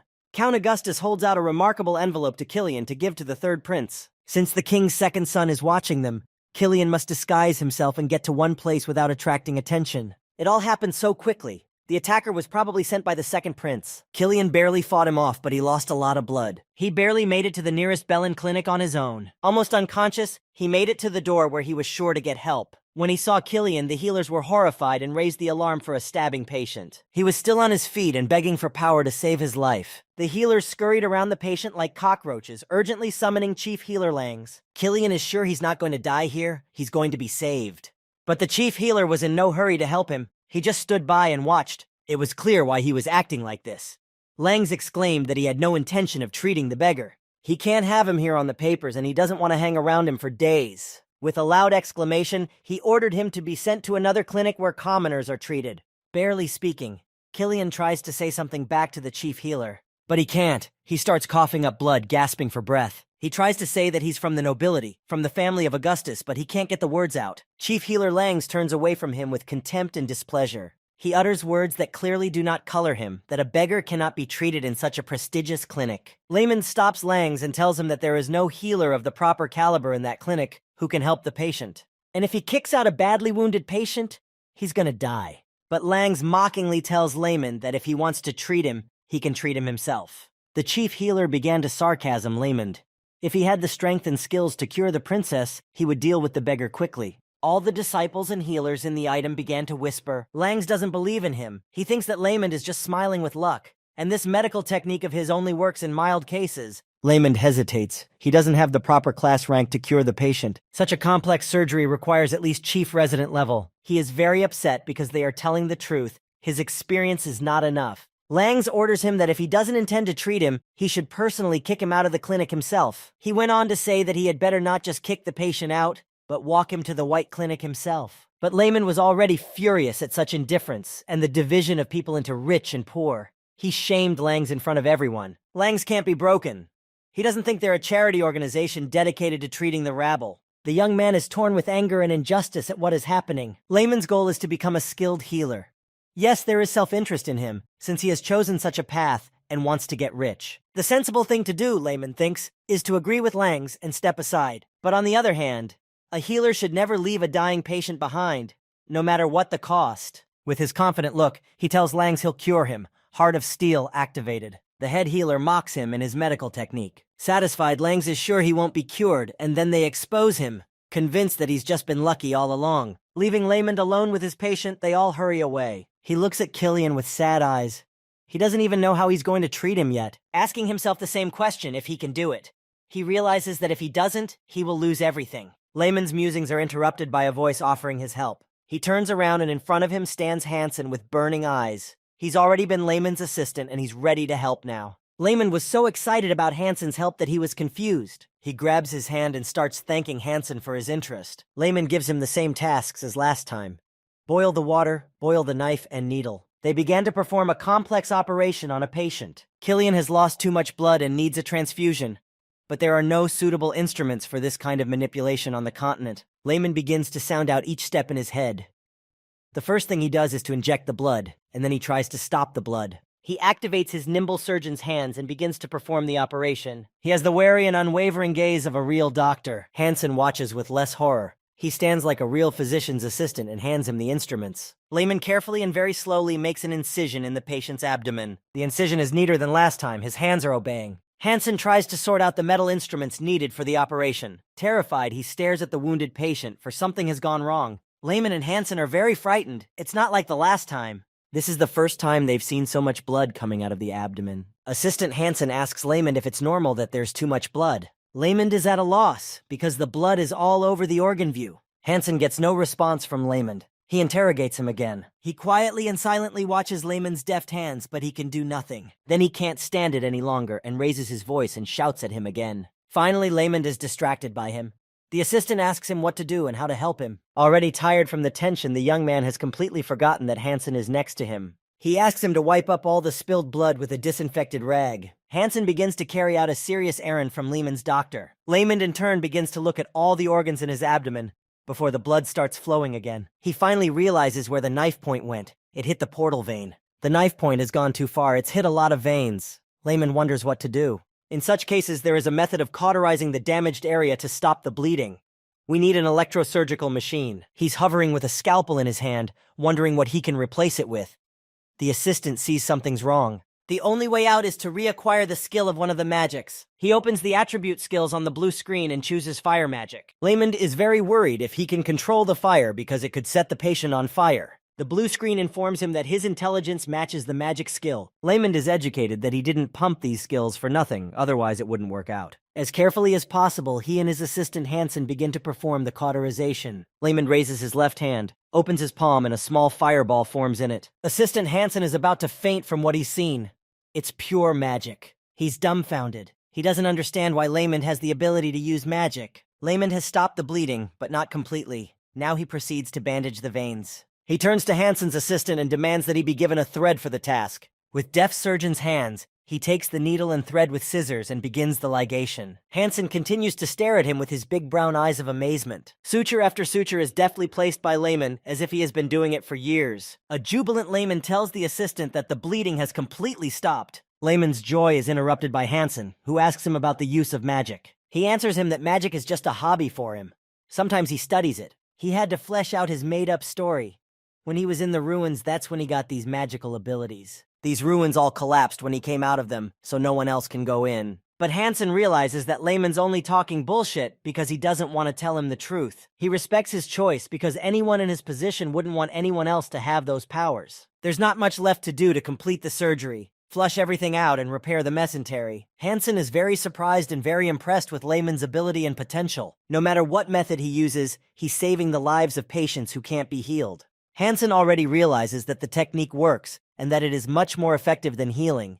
He even wonders if he can learn it too. On reflection, Hansen is sure that Layman would refuse him if he asked. All ends well. The patient's life is now out of danger. Information appears on the blue screen that the experience has increased significantly. Layman studies the information on the screen. His level has also increased. Hansen turned to Layman, who was staring at the wall as if he saw something there. He asked him if the work was finished. A satisfied Layman turned to him. He grabbed the assistant's hands sharply and began to thank him immensely for his help. Layman began to praise him because thanks to him they had saved another patient. And he couldn't have done it without him last time either. His words shocked Hansen. Shy euphoric at what he's heard, Hansen is certain that Layman is an unusual young man. A patient named Killian begins to come to his senses, much to the guy's delight. He's a little out of it. He asks what clinic he's in now. Satisfied with their work, the young men explained to him that the wound was too serious and needed immediate help. He stayed at the Bellend clinic. Killian repeats about the other white clinic, for the head healer wanted to send him there. Earl Augustus comes running in, shouting Killian's name. He runs to the bed where Killian lies weakened and calls him son. Layman and Hansen froze in surprise, for they thought it was a beggar. But it turned out to be a nobleman, the son of the famous Count Augustus himself. Killian, who is beginning to come to his senses, says his father's name. Count Augustus holds his son's hand tightly. He is glad that his son is in this clinic, because the healers here are skillful. He asks Killian who saved him, Director Bax or Langs. Hansen couldn't help himself. He took a step forward, proudly raising his head, and began to say that he was saved by the young man standing next to him. He was saved by Sir Layman. Layman in turn stands there with a satisfied look on his face. Killian turned his head in his direction and asked in surprise if this Layman was the hidden prince who had saved the princess. The boys didn't hide everything that was going on. They told Count Augustus that Langs had ordered Killian to be sent to the White Clinic and refused to treat him. But Layman couldn't get past it and began treating his son at his own risk. Count Augustus was clearly surprised. Killian himself suggested that Langs did it because of his appearance, thinking he was a beggar. The Count was so angry that he was about to explode. Chief Healer Langs is informed that Count Augustus has arrived at the clinic. He immediately jumped up from his chair, his eyes shining with joy. Langs starts pushing the people around him and trying to get out of his office quickly to greet such a noble nobleman. Lang runs headlong into the aid station and thinks that probably someone he knows is being treated at their clinic. Also in the room are the young men who saved the patient's life and the Count and his son. Running through the door, Lang starts to greet Count August and apologizes for not coming out to greet him right away. He then introduces himself as the chief healer of the Bellend Clinic without even noticing anyone but the Count. Suddenly, silence clangs in the room. The three sullen expressions on the faces of Layman, Hansen, and the Count stared at the chief healer. Count Augustus, in his calm and menacing voice, questioning if this was the same Langs who had left his son for dead. The chief healer was clearly unprepared for this turn of events. He stands motionless, not knowing what to say. Then he comes to his senses and starts laughing, saying that he could not have allowed this to happen and that it is absurd. Count Augustus slowly withdraws his body, which was covering his son. Killian angrily looks him straight in the eyes. The chief healer is even speechless. It turns out this beggar turned out to be his son. Langs tries to get out of it and starts lying that he didn't leave him to die and it was just a misunderstanding. He starts covering for Lemond, saying that he assigned the case to him because he saved Princess Sophia. Killian pulls himself up and starts yelling at him. He heard and saw everything. He begins to tell the whole truth in front of everyone. He calls him a beggar and a pauper and won't treat him. Already inadvertently, a furious Count August shouted that Langs had neglected his son's life. But not only that, he's also blatantly lying to the face of the nobleman Augustus. The chief healer realizes what he's done. He throws himself at his feet and begs for forgiveness. But the Count is very clever and fair. He realizes that even if it was a simple man, Langs would really have left him for dead. He is very upset that such healers exist that deal with human lives. The Count orders his guards to take him away. He plans to put him on trial for neglecting a nobleman. The chief healer asks for the Count's mercy, but he is uncomplaining. With these words, he makes the Count even angrier, for he himself shows no mercy to the poor. The Count pronounces the final words and gives his verdict that from now on, Langs will no longer be able to work not only in Houston, but also in the whole territory of the Cross Alliance. Langs can't believe his ears. His entire career is now in the toilet. He is forcibly removed from the aid station. He resists and begs for forgiveness. The door closes, and now Lang's healing career is over. The young men look on with a smile. They don't even feel the slightest bit sorry for him. He deserves it. Count Augustus turns sharply around at Lamond, which inadvertently startles him. Entering the point, he even forgot to greet Lamond, due to the events that had occurred. The Count puts his hand on his chest and thanks Lamond for his favor. He even starts bowing in front of him, much to Lamond's delight. The young man in turn asks the Earl to raise his head. He did what he had to do because it was his obligation. In fact, if it weren't for the hidden prince, the Augustus family would have lost an heir. The Count is willing to give him anything he wants in gratitude. Lamond is delighted with this outcome. Lamond's inner gut begins to exult with joy. He will receive a reward from the Count himself. The Count continues his speech that he does not know what to thank him with, because the young man is not interested in jewelry. Cunning Lamond knows that money rules the world, but you need something more than that. Count Augustus, having thought about it, offers Lamond to become a friend of their family. The interested young man is very surprised. He doesn't even understand what it means. The Count starts to explain to him that he has a Medal of the Bearer, but he still has no power and status. He explained to Lamond what it means to be a friend. August's family would support him in everything. He would have their support. It was a great offer for Lamond, a reward he never thought possible. Now no one would be able to talk rashly about Lamond, at least not people who don't want to antagonize this family. The young man grabbed the Count's hands and began to thank him so sincerely for his generosity. Finishing the conversation, the Count thanks Lamond once again for saving his son, and asks him if there is anything else he would like. Laughing, Lamond asks him to pay the medical bills, even though they're friends. Doctor politics is such a thing that everyone has to pay the bills. Thank God he's not a beggar, as it turns out, or Lamond would be in trouble. They say goodbye on a friendly note, smiling at each other and thanking each other. Next, Count August and his son Kilian have a serious conversation in private. The heir to the family asks the Count why he offered him such a reward. Kilian thought that the reward was too insignificant. After all, if he died, it would start huge problems for the whole family. But the Count reassures him that really any reward would not have been a waste back then. He continues that now the power struggle will be even more unpredictable. Then the hidden Prince Lamond will not be able to avoid it. Count Augustus goes on to say that Lamond had no part in the succession to the throne, but it is not without saying that the needle pierces its own path from the sack. But Lamond was considered garbage, and now everyone has seen his talent. He posed no danger, but he has a talent that cannot be ignored. He has royal blood in him. The higher he rises, the more enemies he will make. Count Augustus wants nothing more than to see Lamond rise up the ladder by supporting him, and hopes very much that their family will protect him from harm. The king's palace. The second prince's quarters. The beautiful interior shows his fine taste. The second prince is told the not-so-happy news that Kilian has been saved by Lamond. The very assassin the second prince had ordered is already on his knees. He tells them that Kilian was mortally wounded, but the Bellin clinic managed to save him. The assassin didn't see it coming, and neither did the second prince himself. They thought Lamond was too good for nothing. The entire prince's plan was disrupted by the hidden prince.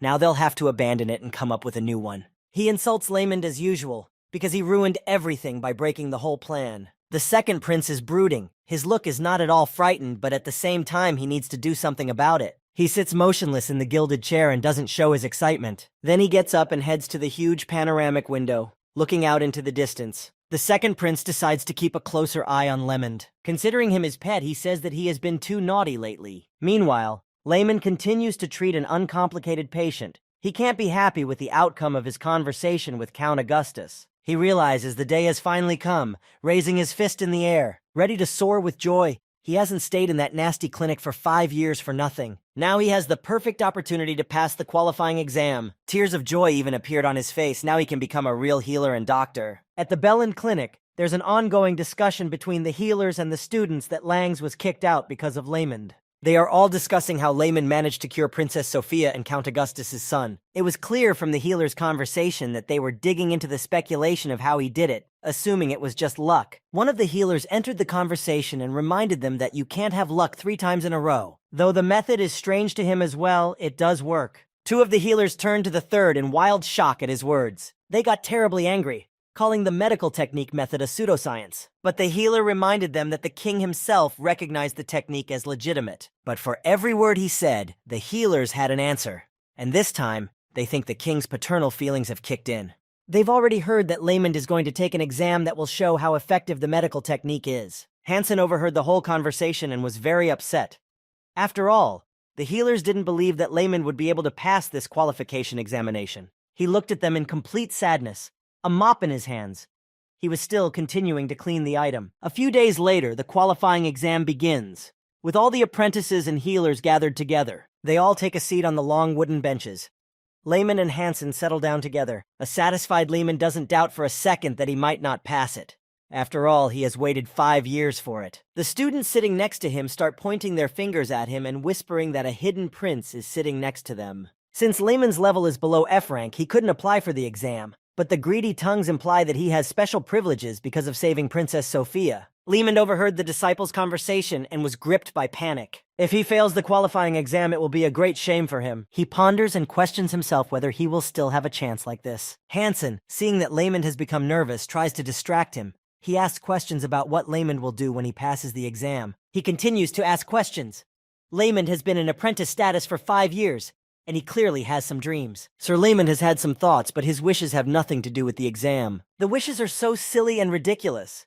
For example, he really wants to eat meat. Lehman never even thinks about what he'll do after he passes the exam. The only thing he ever wanted to do was just pass the healer's exam. For 5 years, he watched healers treat patients, but no one ever paid attention to him or even let him near the patients. For 5 years, he was humiliated and insulted day in and day out. He tells Hansen that all he wants to do is heal patients. Lehman dreams of treating people for the rest of his life with confidence, but in order to do so, he has to pass an exam. Sitting on a wooden long bench, he remembers the faces of the patients who saved his life. It is a feeling that words cannot convey. On the blue screen, it appears that the steel heart skill has now increased because of the caring thoughts of the patients. He now possesses steel determination.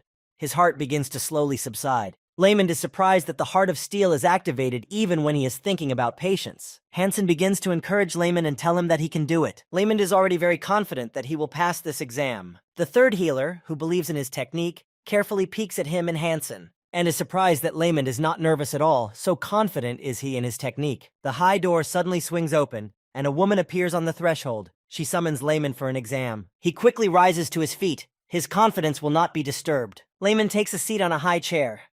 The judges of the healing tower are studying his papers. One very important judge asks him if he really has a level below F rank. Another judge, a young age with red hair with a smirk, asks Lehman to show his healing power. He agrees and immediately starts demonstrating it to all the judges. Lehman tries so hard the beams of green light are too weak. All the judges, sitting at a huge table a few meters above the student, were watching. Lehman, in turn, spent all his healing powers straining. He was very focused, but the healing power ran out and the bright green rays turned into some incomprehensible smoke. Lehman realizes by now that this is not enough to pass the exam. All the judges are laughing out loud at him and asking what just happened. An exasperated red-haired judge asks the student what he was thinking when he applied for the exam. Lehman starts making excuses to the judges like a kitten, but they ask him to leave. He starts to ask the judges for a chance. He can prove his strength in another technique, but the red-haired judge's terrifying gaze is ready to burn through Lehman. He waves his hand, which shows glittering jewelry, and asks him not to waste their time. Lehman basically knew there would be such a reaction to his healing. He's smart enough to think of buying a skill from the store and activating eloquence. Lehman straightened his back and started saying that the healing tower was going to go against King Houston. The red-haired judge is horrified at such brazenness and confidence from the young man. Lehman goes on to say that he understands that his healing abilities are too little, and the medical equipment he uses is officially recognized by the king. A few of the judges even smiled after hearing such confident speeches from a student. The enraged red-haired judge doesn't understand how to act.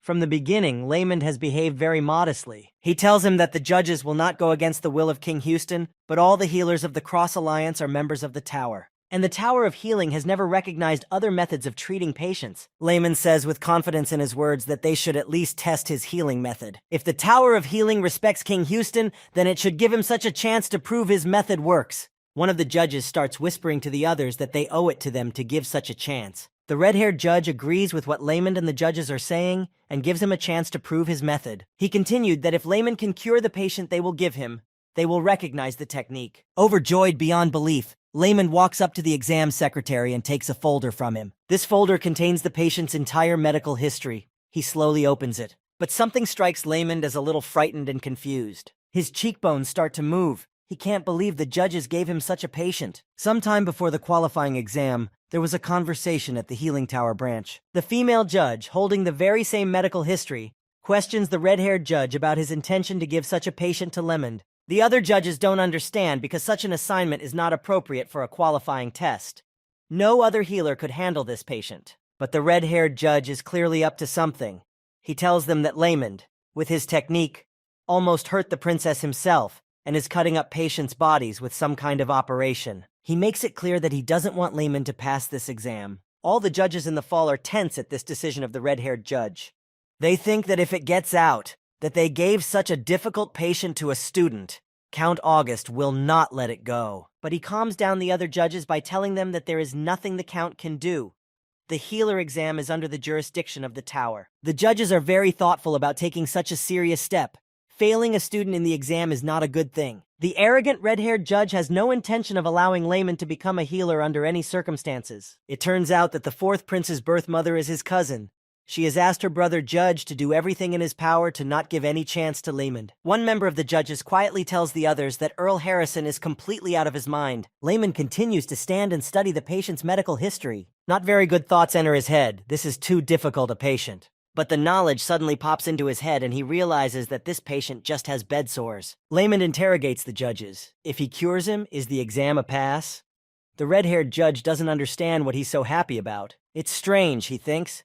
You can't cure bed sores. Even a B-rang healer couldn't do it. Healing is powerless. With a smile on his face and a cheerful note, Layman thanks all the judges and leaves the hall. All the exam judges are frozen in bewilderment at Layman's reaction to this. They start talking among themselves and don't understand. Doesn't Layman know that such a disease can't be cured? Meanwhile, Layman immediately goes to the patient's home so he doesn't hesitate. He visits the beautiful home of a noble family. Sitting on a cushioned sofa, he has a conversation with the patient's son. Layman tells him that he can seriously cure his father, but first, he needs to look at him. The patient's son escorts Layman to his sick, bedridden father. Layman enters a large, bright room to see a sick patient. The man is very old, lying motionless. There is a very acrid and unpleasant odor in the room.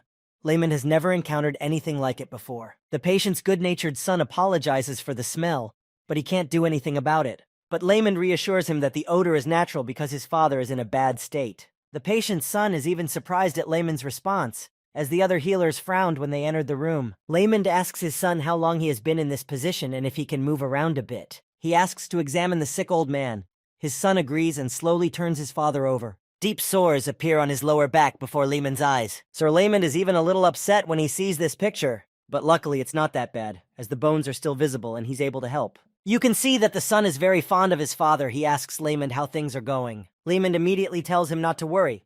He will remove dead skin tissue and restore the skin. But the patient's son was not very happy because other healers said the same thing, but still the sores returned. And it's not surprising if a person doesn't move, this ulcerous process comes back. But this time, Layman promises it will be different, because there is another way. Layman tells his next steps, that first he will perform surgery to remove the dead tissue and pus. The patient's son is shocked at such unknown words. Layman is already so used to these kinds of reactions from people that he always asks them to trust him with a smile. This time, without an assistant, he can do it himself. With the help of the patient's son, he has prepared all the necessary instruments. Sir Layman puts on his robes to operate on the patient. He looked at the blue screen, surprised and at the same time pleased at how his perception points had increased. To think if he is also using the surgeon's dexterous hands. He begins to set about performing an uncomplicated operation. For him, it's as simple as that. The first thing he does is to remove dead tissue and pus from the patient's body. As usual, the people around him during the operation are in shock, as is the case now with the patient's son. For treatment, Layman uses herbs that contain natural antibiotics. With his dexterous hands, Layman can handle it very quickly. Opening his mouth in surprise, the patient's son asked if it was over. The first stage went well. Next, Layman began to explain his next steps. All you have to do is simply turn the patient on his side. The patient's son was again very surprised by such strange recommendations. He didn't even know, and no one knows about it but Layman, that bed sores are formed by not moving. But Layman did not like the condition of the sick old man. He asked him to stay and watch until he got better. The patient's son began showering Layman with praise for the healer. Layman came and examined the sick old man day after day, changing his position and medication. Now he was feeling much better. Layman congratulated him on his recovery. The old man even began to sit up a little, all thanks to the young man. They never stopped thanking him. The old man's son even fell on his knees in front of Layman, because they couldn't afford a higher-ranked healer. He thought that he would have to accept the fact that his father would soon leave this world, but thanks to the young man, everything was fine. Layman just did what he had to do. The joy of curing patients gave him a boost. The old man even began to walk. Layman warned him to move more so the sores wouldn't appear again. Meanwhile, the Houston branch of the Tower of Healing had already been informed of what had happened. Furious and wildly enraged, Count Harrison cannot believe that Layman has been cured of his ulcer. One of the healer judges assures him that he saw everything with his own eyes. Count Harrison is at a complete loss, for the young man has done well. There was no reason to disqualify him, but their problem lay elsewhere. What rank to give him after all? Layman's healing is below F rank, but he's treating patients that B rank healers can't. They are in a state of confusion. On the one hand, they should give him a B or A rank. On the other hand, his healing is below F rank. Earl Harrison lowered his head and began to think. After all, they can't disqualify him. He took a long look and read all the documents attached to Layman's case. Earl Harrison has reached a verdict. He's going to give him a D rating. All the judges gasped in surprise. It's too low a grade for him. He explains to the healers that he is curing the disease with his technique, but his healing is still below F rank, and ranks are given based on the results of the healing skill. The judges begin to argue with the Count. They don't agree with him. After all, the young man healed a B-plus patient. They again say that Count Augustus won't like it, but Harrison is furious, saying that he has no right to interfere with the tower. But Count Harrison has second thoughts. Okay, he will bypass Count Augustus, but what will His Majesty the King say? The judges also remind Harrison that Layman cured the princess when the A-rank healers couldn't handle it, and if they find out, there will be trouble. Earl Harrison is already clenching his fist with all his might and pounding on the table. His concern is something else entirely. He can't let the fourth queen down, but he can't let the king down either. Then he makes what seems to be the right decision for everyone: to contact the tower and ask them. The judges all perk up. They've never contacted the tower's main headquarters with such a question. The Crusader Alliance is an alliance of 10 countries. It is ruled by one king who is the representative of all these countries. What the king of the entire alliance decides is what they'll do, and then the king of Houston can't object. The members of the Houston branch of the tower are happy with this decision.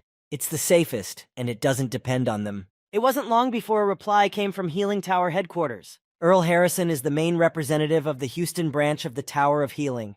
All documents go directly to him. In a meeting with the other board members, he begins to open the envelope containing the decision. The surprise in his eyes is picked up by the other council members.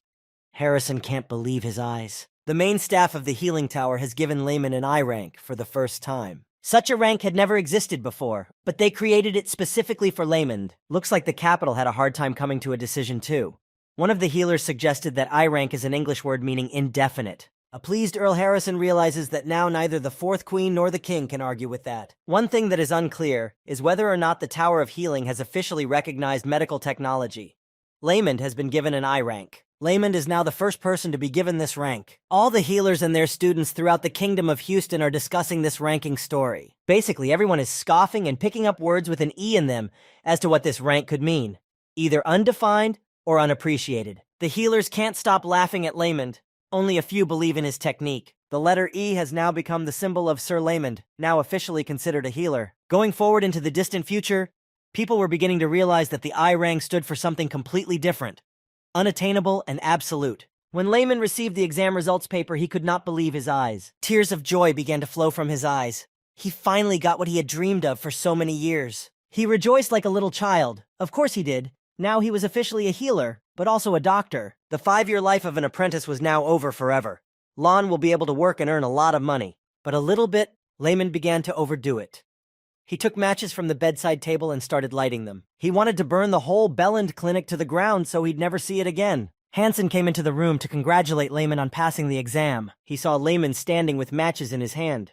When asked what he was going to do, Layman replied that he was just cold. Healer Layman also congratulates Hansen, as he too has passed the exam and has been promoted to C rank. Hansen talks about his future plans.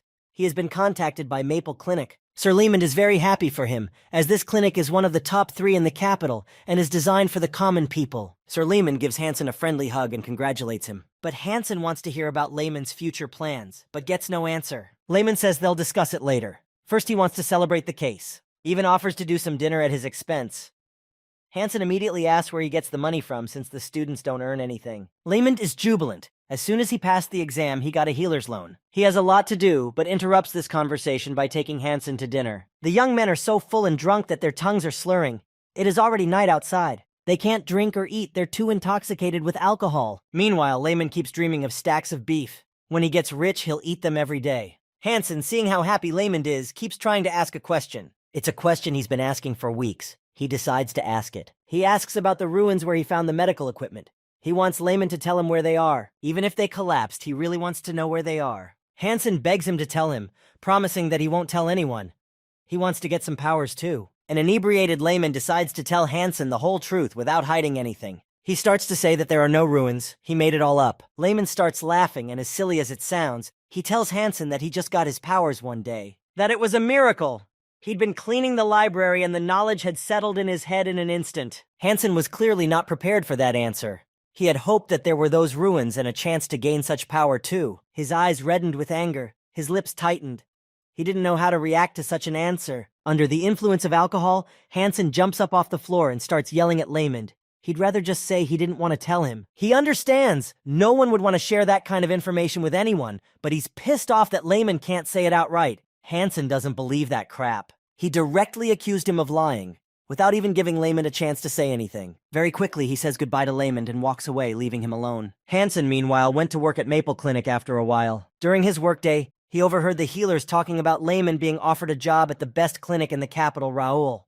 Hansen turned slightly toward them to overhear the conversation. He still held a grudge against Layman. He thought to himself that Layman had been offered a better position than he had, but in the end, Hansen was stunned because Layman turned them down. After all, such a chance rarely comes his way. He couldn't understand such a decision by Layman. Angry, Hansen treated Layman so well that he came to him asking why he refused to work at that clinic. Finding Layman asleep in bed, he starts waking him up screaming. Hansen keeps asking a lot of questions about why he did it. Because the Ryle Clinic is larger than Maple, and the conditions there are much better. The answer to these questions has Hansen in shock. Layman is going to open his own clinic. Since Layman has a loan, he plans to do it right away. But Hansen doesn't understand why there's such a rush. After all, he's only just passed his exam. Hansen is very worried about him. He thinks Layman should get some experience first. But it's Layman's dream to be independent after he gets his license. His class rank as a doctor is resident, novice, and to raise it, he needs to gain experience by treating as many patients as possible. The Tower of Healing looks down on him, and if Raoul were to work at the clinic, he would simply be pushed away from patients by the senior healers. And for that, he has to become independent so he can treat patients without barriers. Hansen wonders where he's going to open his clinic, since all the neighborhoods are occupied by others. But Layman's already got it all figured out. He's going to open his clinic in a poor Bay Area neighborhood. Layman starts to laugh, but Hansen tells him quite seriously that it's so poor. There's no way to make money there. He tells Hansen that he'll get a lot of clients. But what Layman realizes is that by doing so, he will gain experience. It's the most important thing for him to grow into a great healer. Hansen can't understand anything. He looks at his friend with expressive and a bit silly eyes. Meanwhile, in the palace of the King of Houston, the tension among the princes continues unabated. A third prince named Limerton is also observing Layman's life. He is already aware of the man's refusal of the Raoul Clinic. Layman's rejection was a surprise to him, since he was the one who tried to help him with it. He gave such a great opportunity to Layman, but he just threw that blessing in the trash. Limerton did this to repay him for saving Count Augustus's son. His plan was that when Layman gained experience, the prince would take him into his service. Prince Limerton recognized Layman's medical technique, because he believed that it didn't matter what technique was used, as long as people recovered from it. But since the situation was such that Layman refused the opportunity, then he was still a lurker. Prince Limerton asks his subordinate where he wants to open his clinic. He reports that Layman is going to open a clinic in the Bay Area, which shocks the prince. The Bay Area is a very poor neighborhood. It's lawless. No nobleman would ever go there. This neighborhood was created to relocate people who were left without their homes after Houston's war with the Droton Kingdom. The Kingdom of Houston lost the wars with Droton. A township formed in this poor neighborhood. Then the kingdom could not take care of Bay properly. And so after 100 years, this neighborhood has turned into a horrible neighborhood that Houston has no way of getting rid of. There was an occasion once when King Odin himself had instructed his sons to stabilize the situation there, and promised to reward them with anything they wanted as a reward. But neither Karen nor Limerton Sathiel could find any control over that Bay Area. They've tried everything they can think of, but it's all for naught. The princes concluded that the only option was to wipe the Bay Area off the map. But their father, King Auden, couldn't do that, because the people of this neighborhood are citizens of the Kingdom of Houston. The young and ambitious princes of the kingdom couldn't understand why the king cared so much about the beggars of the Bay Area. Limerton wondered. After all three princes have failed in this neighborhood. A hidden prince appears. The prince is already impatient to find out what's next when Layman opens a clinic there. Meanwhile, at the Bellin Clinic, gossip begins to swirl about the hidden prince. The same young healer who believes in Layman's technique and who has always watched him is also shocked as to why Layman is opening a clinic there. As usual, the other healers start insulting Layman, saying that such a poor neighborhood is the place for an illegitimate child. But Layman is quite persuasive. He has already packed his things and is about to leave when the patients start to stop him. They love him so much that they are worried and don't want to let him go. One woman even grabs him by the arm, all worried because anything can happen there. He doesn't hesitate to tell them that when he's rich and powerful, he'll be waiting for them to come to him. His friend Hansen catches up with Layman in a hurry and shouts that he has received a letter. Layman says goodbye to everyone, promising them to be careful and cautious. Hansen holds out that letter to Layman, who's going to read it on the way. He is shocked by the letter before he can even open it. He sees the inscription from Principessa Sofia. Layman stops, wondering what the princess could have written to him. There were only 2 sides to the letter. Princess Sophia is as usual in her repertoire. She, too, insists that Layman not go to Bay. Hansen has also read this short message from the princess and is trying to talk to Layman one more time. He asks him to think hard about it again. After all, experience can be gained elsewhere. Hansen tries to tell him that he doesn't understand where he's going. This place is very dangerous. Layman shocked his friend because he knows the neighborhood. He was born and lived there. Hansen doesn't understand how he didn't know. Everyone knew he lived in the royal palace, although everyone knew that Layman had lived in some slum before he came to the palace. Layman begins his humor by saying that life in this neighborhood and life in the palace are no different. All the people who live in normal places think that neighborhoods like Bay are hell, but it's really not. And in this very poor village, he was much happier than in the royal palace. And this time, Layman confesses to Hansen that it's always been his dream to open a clinic there. He asks his friend not to worry about him, he'll be fine there. Layman just needs to be a little careful there, but he'll be fine. His friend Hansen was so encouraged by Layman's words that he inadvertently even got angry. With the next words that shocked Layman, Hansen asks him to come with him. It's better to go there together than alone, but Hansen has accepted the offer from Maple Clinic. But Hansen is determined to get Layman to accept, because he doesn't like Maple Clinic very much. He tells him that it's even worse than Belland. It's even more about money. Everybody likes money, but Layman cares for his patients genuinely, not like the others. Ott continues to persuade him, because he really wants to work with him. But he has one small request if he agrees. Hansen is even a little nervous, not knowing how to tell Layman about his request. But there is no choice. He finally decides to ask him for the opportunity to learn medical technique by watching. Layman was shocked by such a request from Hansen. He even questioned him about this wish. But Hansen was determined. His face was so serious that he could hardly make such a joke. Sir Layman begins to explain to him that his level is too low to train anyone. Hansen is too upset to be told that. He thinks that Layman just doesn't want anyone else to have such a technique. Suddenly, a blue screen suddenly appears with the information that if Layman starts training Hansen, the apprentice training mode will be activated. The screen asks if he would accept Hansen as his apprentice or not. Layman was even surprised because as Hansen treats patients, he will also gain experience points as well. He thought about it for a moment. Now, the maximum amount of experience points was not 50, but 200. Since the class rank was too low, the effectiveness of the training was also reduced, but even that was not a hindrance. Hansen clenched his fists, hoping to hear Sir Layman's approval. He gives the verdict that he has very little experience and knowledge at all, but will try to teach Hansen everything he knows. Hansen falls to the ground and bows to Layman for the opportunity. He doesn't stop thanking him. Sir Layman can see that it's scary to take on someone as an apprentice. His rank is raised to Ordinator. Hansen even shed a tear. Layman put his hands on his shoulders. Even though his skills may not be enough, but this way he would come faster to his goal. On a friendly note, the young youths began to cheer. They will do this together. Hansen is now officially the first student of the medical school that will shake the continent in the near future. The long-awaited day of departure for the Bay Area has arrived. Layman is waiting for Hansen at the site. A knight in iron armor suddenly appears before him. Hansen explains to Layman not to be surprised because the Bay Area is very dangerous. He made Layman laugh a lot. He also asked why Layman didn't wear his chainmail under his clothes too. Sir Layman starts laughing and sarcastic that his body is priceless. Hansen asks him for he can see that he is afraid too, though he doesn't show it. Layman is really deep down scared too because there's lawlessness going on in the bay. Hansen's very thoughtful. He suggests that his friend take something to protect himself. Since he needs something to defend himself with, he brings him an iron pipe. On the blue screen, it says that the weapon metal pipe is equipped. Layman is already getting more nervous. He hadn't been in that area for over 2 decades. Self-defense skill learned. Thinking about it. First magic, now this. He starts twirling the stick like a sword and looks a little out of breath in front of Hansen. They're ready for anything, armed with everything for protection, ready to move into the Bay Area. The young men look so confident, but inside they're terrified, afraid of the unknown. They arrive on the scene. The men with the faces of criminals encompass them with their gazes. Layman tells Hansen not to worry so much. Sir Layman is sure they will recognize him, for he has lived here before. But the wild stares of the men around him clearly do not indicate that he is someone they know. The boys were not prepared for such a welcome. and the people of the bay don't like strangers. But there was no need to linger, Layman thought.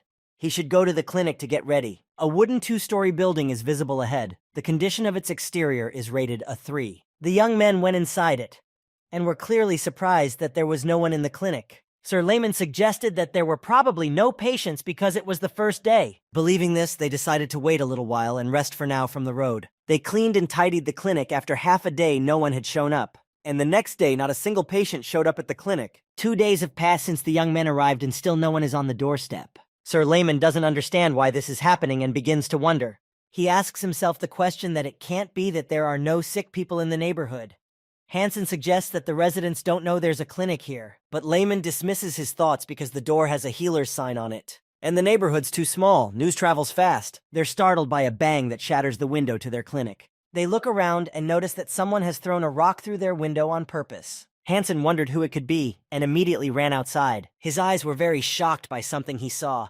Either shock or fear was on his face. He immediately shouts to Layman to look at something. Sir Layman approaches Hansen standing on the threshold of the door and asks him what is going on there. Sir Layman is dumbfounded by what he sees and falls into a stupor with his mouth open. His facial expression is covered with rabid anger. Even sweat has already started to flow. All the walls were painted in red paint with threatening words written on them, like, "This is no place for kids." The people of the Bay Area wrote this message that if they don't get out of here, they will die. Layman and Hansen return to the clinic, silently reflecting on what they've seen. Hansen starts yelling that they need to get out of the neighborhood immediately. Layman also realizes that the situation is becoming dangerous, and people are being targeted in a hostile manner. Sir Layman is not ready to give up. He's not going to leave. He just can't. If they leave, he'll go bankrupt after all. He took out a loan to open this clinic. He spent too much money buying and renovating this building. If he doesn't pay back the debt, the interest will go up and the debt collectors will come to his doorstep. So there is no way he intends to give up.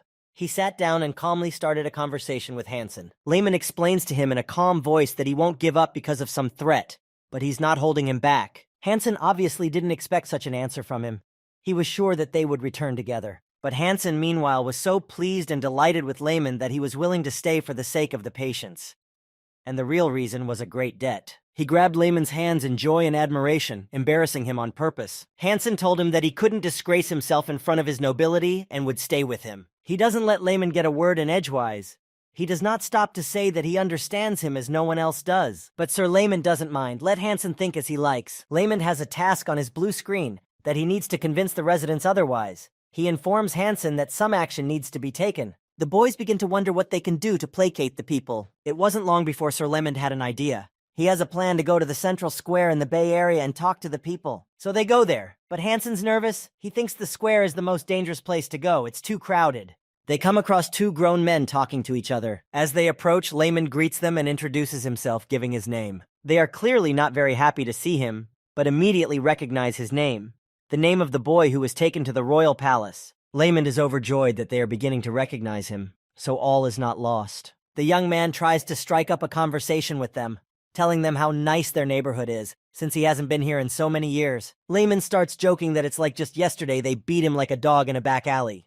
He tries to laugh, but realizes that the men are starting to get very angry. The only question they ask him is why he came back here. Then, without waiting for an answer, they start yelling at him that he is now a nobleman from the royal family and kick him out of the bay. They start threatening him to get out, that bay is no place for nobles. Sir Layman is very upset about this treatment. It's been 15 years. These people don't see him now. Memories doesn't work.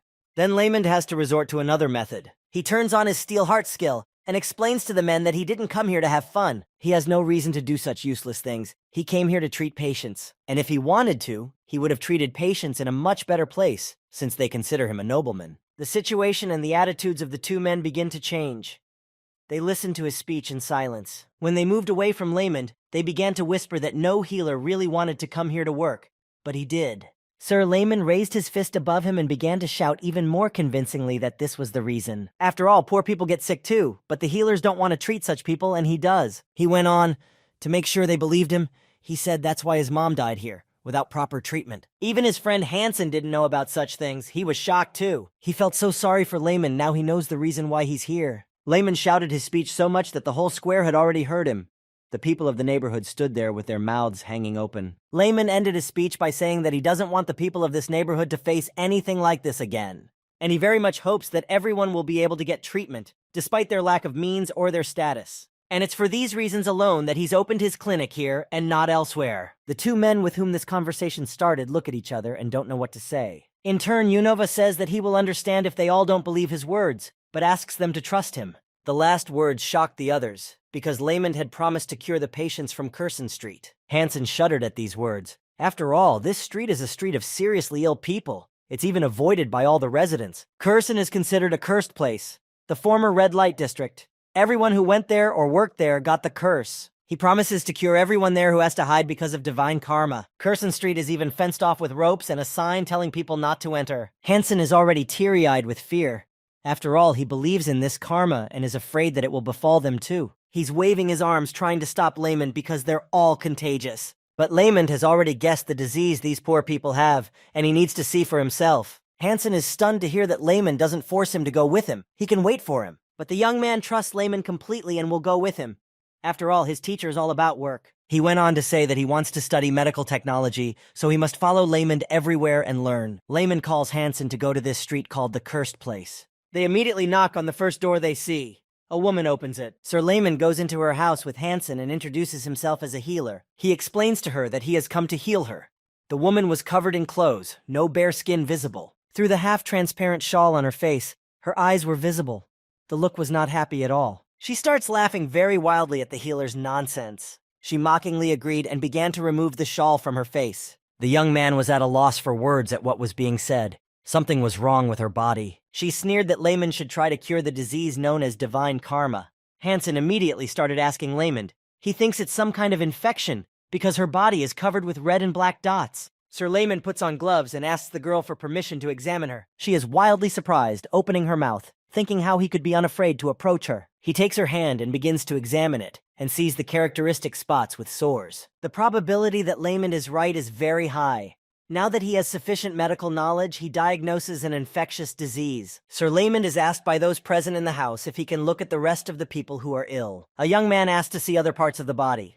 The women don't mind, they traded themselves. The healer even laughed. He thinks of a disease that is not airborne. He reassures the women that there is no curse on them. It's just a common disease. The girls clearly think that Layman is mad, but they really want to believe what he says. He proceeds to examine each girl, and his guesses are looking more and more like the truth. One of the girls so awkwardly asks the healer if it's true that they don't have the curse. Sir Layman put his finger up and pronounced the disease syphilis with apparent certainty. The girls were very much concerned about such a disease, for they had never heard of such a word before. This disease has characteristic symptoms. It is distinguished from ordinary syphilis by the fact that the spots do not go into a state of rest and do not disappear. The conditions of ordinary people are only stable because of the healing that affects them. Hansen writes everything down in a notebook, not missing the slightest detail. He asks Layman how he intends to treat the patients. Layman saw a pile of moldy bread on the floor.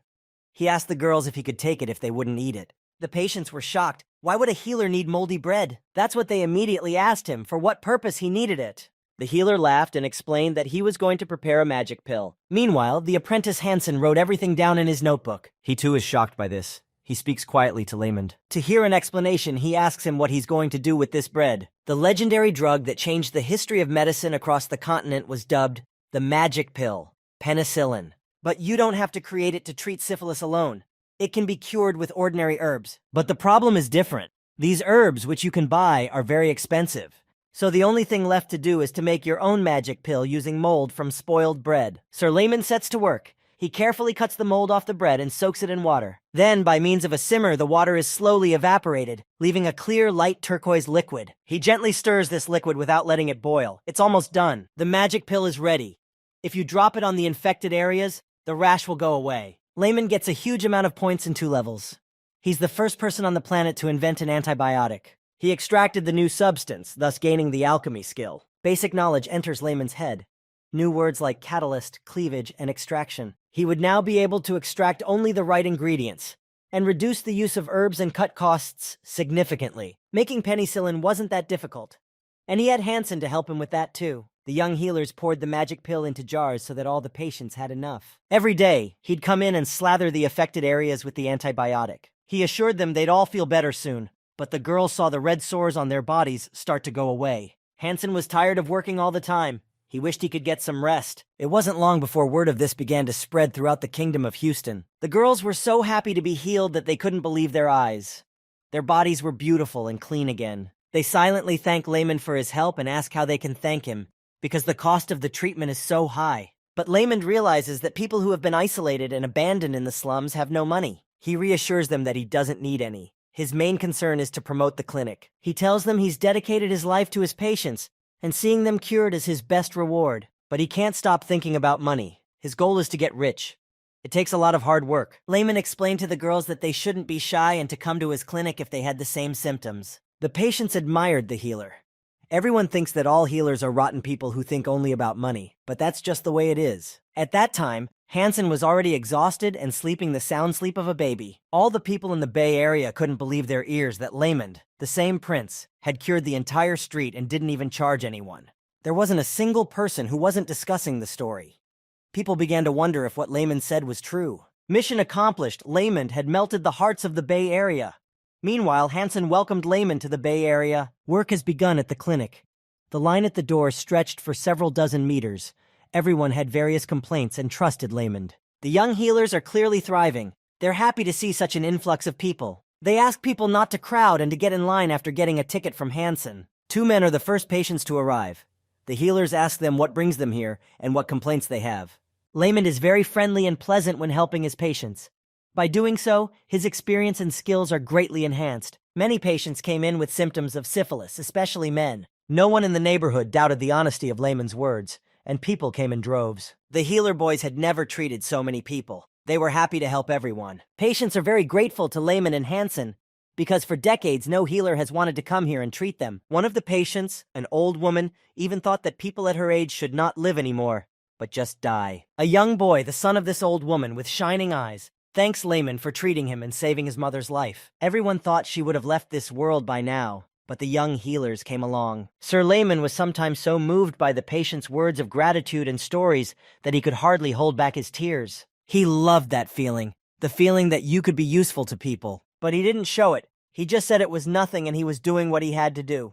As he looked at the old woman and her son, Hansen wanted to ask Layman a question. He asks him how he came up with such a marvelous medicine. Layman explains in the same way that the knowledge came to him that very day. He further explains to Hansen that he really doesn't know where he got his talent from. Their conversation is interrupted by the quick stomping of someone's feet, a patient flying in and heading straight for them. A red-haired girl is in tears, grabbing Layman's hands and begging him to save her mom. When asked what's wrong with her, the girl says she has severe stomach pains. Hansen is charitable to Layman, for he has never met such healers, so sincere in wanting to help patients. Layman had a pitiful ability to heal, but he was never lazy, always learning, even if things didn't work out. Hansen suggests that this ability was given to him from above simply because he was the most sincere of all in wanting to help people. His thoughts are interrupted by Layman, who informs him of the need to perform an operation and asks him to prepare everything necessary. The operation is successful. It is late at night and the boys are very tired. They are sleepy, having seen patients from morning until late in the evening. Curious Hansen suggests that Layman do the bookkeeping and see how much they've earned. They sit down together at the table and start going through the paperwork. But it's all too sad. They're at a big loss, not enough for anything. It's only because Layman wouldn't take money from patients who didn't have any. He's morally incapable of refusing them. Hansen laughed. Since he's an apprentice, he won't ask for a salary. You have to think about the future. After all, you have to gain experience, so that everyone will know about him, and then the rich will come. Jubilant with their desires and confidence in the future, the young men raise their hands in the air and rejoice. While they are talking, someone on the street began to overhear their conversation. It was a tall man. He had a very angry look in his eyes. This anger even made his fists clench. He can't let Layman do whatever he wants here. The man returned to his house. There was another man and a woman sitting at the table. They were illegal healers. They were unhappy with the clinic because they were losing their income, because all the people were going there now. An arrogant and very nasty man has come up with a plan. He wants to force an increase in the cost of treatment and cooperate with them. Day after day, the healers work in their clinic and treat patients. On the doorstep of their clinic, a bunch of people, obviously not patients, show up. With very angry and disgruntled faces, they ask who Layman is. Layman introduces himself and asks them the same question, to which he receives the reply that they are the Bay Area Healers Association. They start swinging their lawlessness. They threaten to raise the treatment fee to 100 pennies. The young men are shocked by this order. For now, they only charge 10 pennies for treatment. But Layman realizes what's going on. No citizen can pay this amount, and people will have to turn to illegal healers. The head of the illegal healers smirked and said he didn't care. They look with contempt at Lemon, who is taking all their profits. They continue to be very rude to the patients, saying that if they don't have money for treatment, let them die somewhere else. Lemon realizes that the reason for the poor treatment of the people of the Bay Area is because of these people. His heart clenches in his chest. He remembers his mother who died because of them. Lemon became very angry and enraged. He realized what they meant by telling them that. These people stared at him intently to get an answer as to what he meant. But Lemon didn't want to obey any criminals. The only thing that would work on them was to show them who was in charge. He turned on the fierce and important man in him, started telling them why they were talking to the nobleman informally. The illegals started laughing at the healers, saying that they had the support of Count Augustus himself. Lehman and Hansen start intimidating them with the guards. But the illegals are not afraid of the kingdom guardsmen. Lehman tells them that if they harm them, Count Augustus will not let them get away with it, and that his guards will come here, not those bribed by the illegals. The criminals were clearly worried, and decided not to mess with a nobleman in authority. They're leaving. Lehman tells Hansen that these illegals only bully the weak. Sir Lehman didn't even expect this turn from himself, how he handled these criminals. He apologizes for the inconvenience caused to the patients awaiting treatment. Meanwhile, in the beautiful house of the illegals, which is clearly different from the others, a conversation is taking place. They can't leave Lehman alone, but even if they do something about it, they will find themselves in court for disrespecting a nobleman and incur the wrath of Count Augustus. How unexpected! One of the men in equal sign turns to a young boy with a question about the next course of action. That young man turns out to be Langs himself, the same Langs who was chief healer at the Bellin Clinic. Langs couldn't believe that Lehman had wandered into a poor Bay Area neighborhood. The former head healer had no choice but to become an illegal and hide out in the slums. Because of Lehman, as he believes, he was dequalified and banished. Langs comes up with a plan to get rid of his enemy. He suggests spreading a rumor that he's a crook. One of the illegals wonders how they can do that. After all, everyone already knows that Lehman's treatments are helping the sick. He suggests simply bribing the patients he's treated with some money. If this plan works, then Lehman's reputation and respect will be lost, and he'll have to leave. The illegals are excited about the plan and are ready to move on it every second. Langs wants to make Lehman pay for ruining his brilliant career. Wasting no time, one of the illegals went to bribe the residents, but suddenly he returned quickly. His face was all dirty and soiled, and his clothes were all torn. He told them that the plan hadn't worked. The beggars chased him away, stoning him when he tried to bribe them. The residents of the neighborhood said they would take revenge on the villainous beggars for all of them. Residents used to be afraid of them and kept quiet because they might need treatment, but now because of Lehman, they have no need for it. The residents are going to come and beat them up. At this rate, things are turning against them, but Langs harbored some kind of backup plan. He stood silently and thought for a few minutes. The former chief healer of Belandi wants to try asking the Blue Moon for help. The Blue Moon Guild differs from the bandits in that they are law and order and protect the poor, but they don't think well of the illegals. One of the illegals says that the group wanted to get rid of them too, but since they also needed treatment, they didn't touch them. Terrible Langs was clearly up to something. His cheeky smile was still on his face. He asked the rest of his comrades not to worry, for he had a plan. The Blue Moon Guild was created to fight the Darkblade faction that was exploiting the slum dwellers. The head of the guild, Cancer, is a straightforward person, but he has a flaw. He's very naive, and let's face it, he's very stupid. Langs comes up with a plan to lie to Cancer that Lehman came to Bay with bad intentions. He tells him that the healer came to experiment on poor beggars to test his cures. Langs even let out a demonstrative tear, confusing him to convince Cancer. But Cancer had heard that the healer was treating the sick for a penny. But Langs also replied that it was to use them as test subjects. The guild leader completely believed Langs' false words. He must take action, or else the people of Bai would develop a bunch more diseases. The guild leader thought for a moment, for indeed the people of Bai had no one to rely on. He slammed his hand on the table and shouted that he would not let Lehman do lawless things. Langs cheers. Now he's sure he'll be beaten to a pulp. He's sure that Lehman will definitely run away from the neighborhood once he gets the full brunt of it. The huge heavyweight Cancer immediately starts to move in on Lehman's clinic. He burst into the clinic, terrifying everyone. He asks which one of them is Lehman. Hansen is shaking with fear, but Sir Lehman's dork talk mode was activated. The guild leader looked like a huge bear. Lehman asks what brought him to the clinic. Cancer was very fierce and pissed off. He looked at Lehman like a piece of meat that was about to be attacked. The healers are frightened, but Lehman doesn't give any appearance, which is not to say Hansen isn't. Cancer orders him to quickly pack up and get the hell out of the Bay Area. He grabs him sharply by the shoulder, which leaves Sir Lehman shocked. Cancer's hand slips off his shoulder. The young men begin to shake with fear together. The guild leader is calm and begins to threaten them. looking them straight in the eye. His face is lined with multiple scars. He promises to wipe them off the ground if they don't leave the neighborhood. He threatens them with his fists. Lamond and Hansen huddle together in fear. Lamond is thinking about money and doesn't want to leave. The size of this heavy man is several times the size of Lamond. They continue to look at each other. But then a skinny young man, one of the patients, suddenly appears with his head bandaged, and he turns to Cancer. He asks him what Lamond did wrong, why he's so angry with him. The guild leader starts yelling and repeating Lang's false words that Lamond is using the residents as test subjects. The residents who were in the clinic at that moment were dumbfounded by such words. Pointing his finger at the healers, Cancer continued that they had come here on purpose to do their experiments. Healer Lamond couldn't stand such an accusation and started shouting that it was a complete lie. On the blue pop-up screen, information about activating the skill of the method of dealing with assholes appeared. Then the information changes and the quest, Cure the Moron Patient, appears. The quest description says that you need to treat patients sincerely so that they become devoted fans. The difficulty of the quest is low.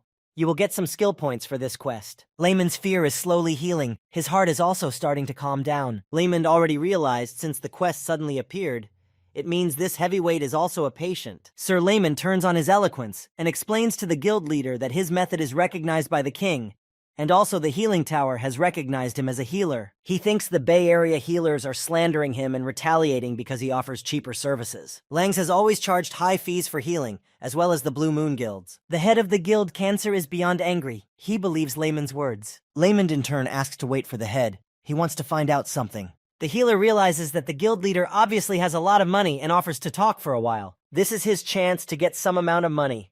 He starts examining the head and asking him about any ailments he might have. Lamond has already invited Cancer over for a cup of tea. He asks him not to be shy, for there may be some illness that other healers have not been able to cure. An alarm appeared on the ferocious bear's face.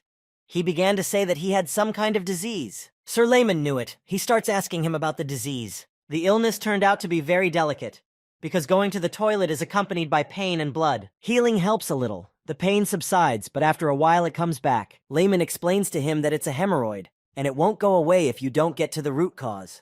Cancer is so relieved that Lamond can cure it, but it requires surgery. But he got a wary look on his face. He thought Lamond was trying to experiment on him. Langs charged him a hefty sum each time for the treatment, but it didn't work in the end. Cancer thought that if the disease kept coming back, he should consider treating Lamond. It only took him a couple of seconds to think about it, and he immediately agrees to the surgery. They didn't delay the operation. Lamond and Hansen prepare all the necessary instruments. Lamond diagnoses a very serious hemorrhoid. The nodes will need to be surgically excised. The surgeon's deft hands are activated. Lamond and his apprentice begin the operation. He anesthetized the surgical site with herbs. The next step is to pull out the node, remove the hemorrhoid. Lamond says he'll first remove the nodes at 3 o'clock, then the 7th and 8th o'clock. He's done it. The quest was successfully completed. Lamond was given bonus points. Healer Lamond rejoiced to the guild head that the operation was over. Cancer even wondered why it was so fast. He also gave a recommendation to take a sitting bath, as the pain would be present for about 3 days. The smiling guild leader thanked the healer very much for the treatment, as he had been suffering from this disease for several years now. Cancer almost cried with happiness. He will never forget his help. Sir Lamond is very much looking forward to the reward for his help. He's thinking how much to charge him. He's decided to stop at 30 pennies. Cancer says that money alone is not enough to thank Lamond for his work. He also asks him not to worry. From now on, he will protect his clinic from all kinds of scoundrels. And in the end, he holds out a sack full of gold pennies. Lamond and Hansen opened their mouths in amazement. There were about 300 pennies in that sack. As they left the clinic, Cancer promised that he'd deal with Langs and wouldn't let him leave. It ended on a friendly note. The young healers wished the head a good day. The boys didn't even realize he'd mentioned Lang's name, but now they were really looking forward to eating meat. X day has come for the illegal healers. The head of the guild shows up at their clinic. He gives Langs a good beating.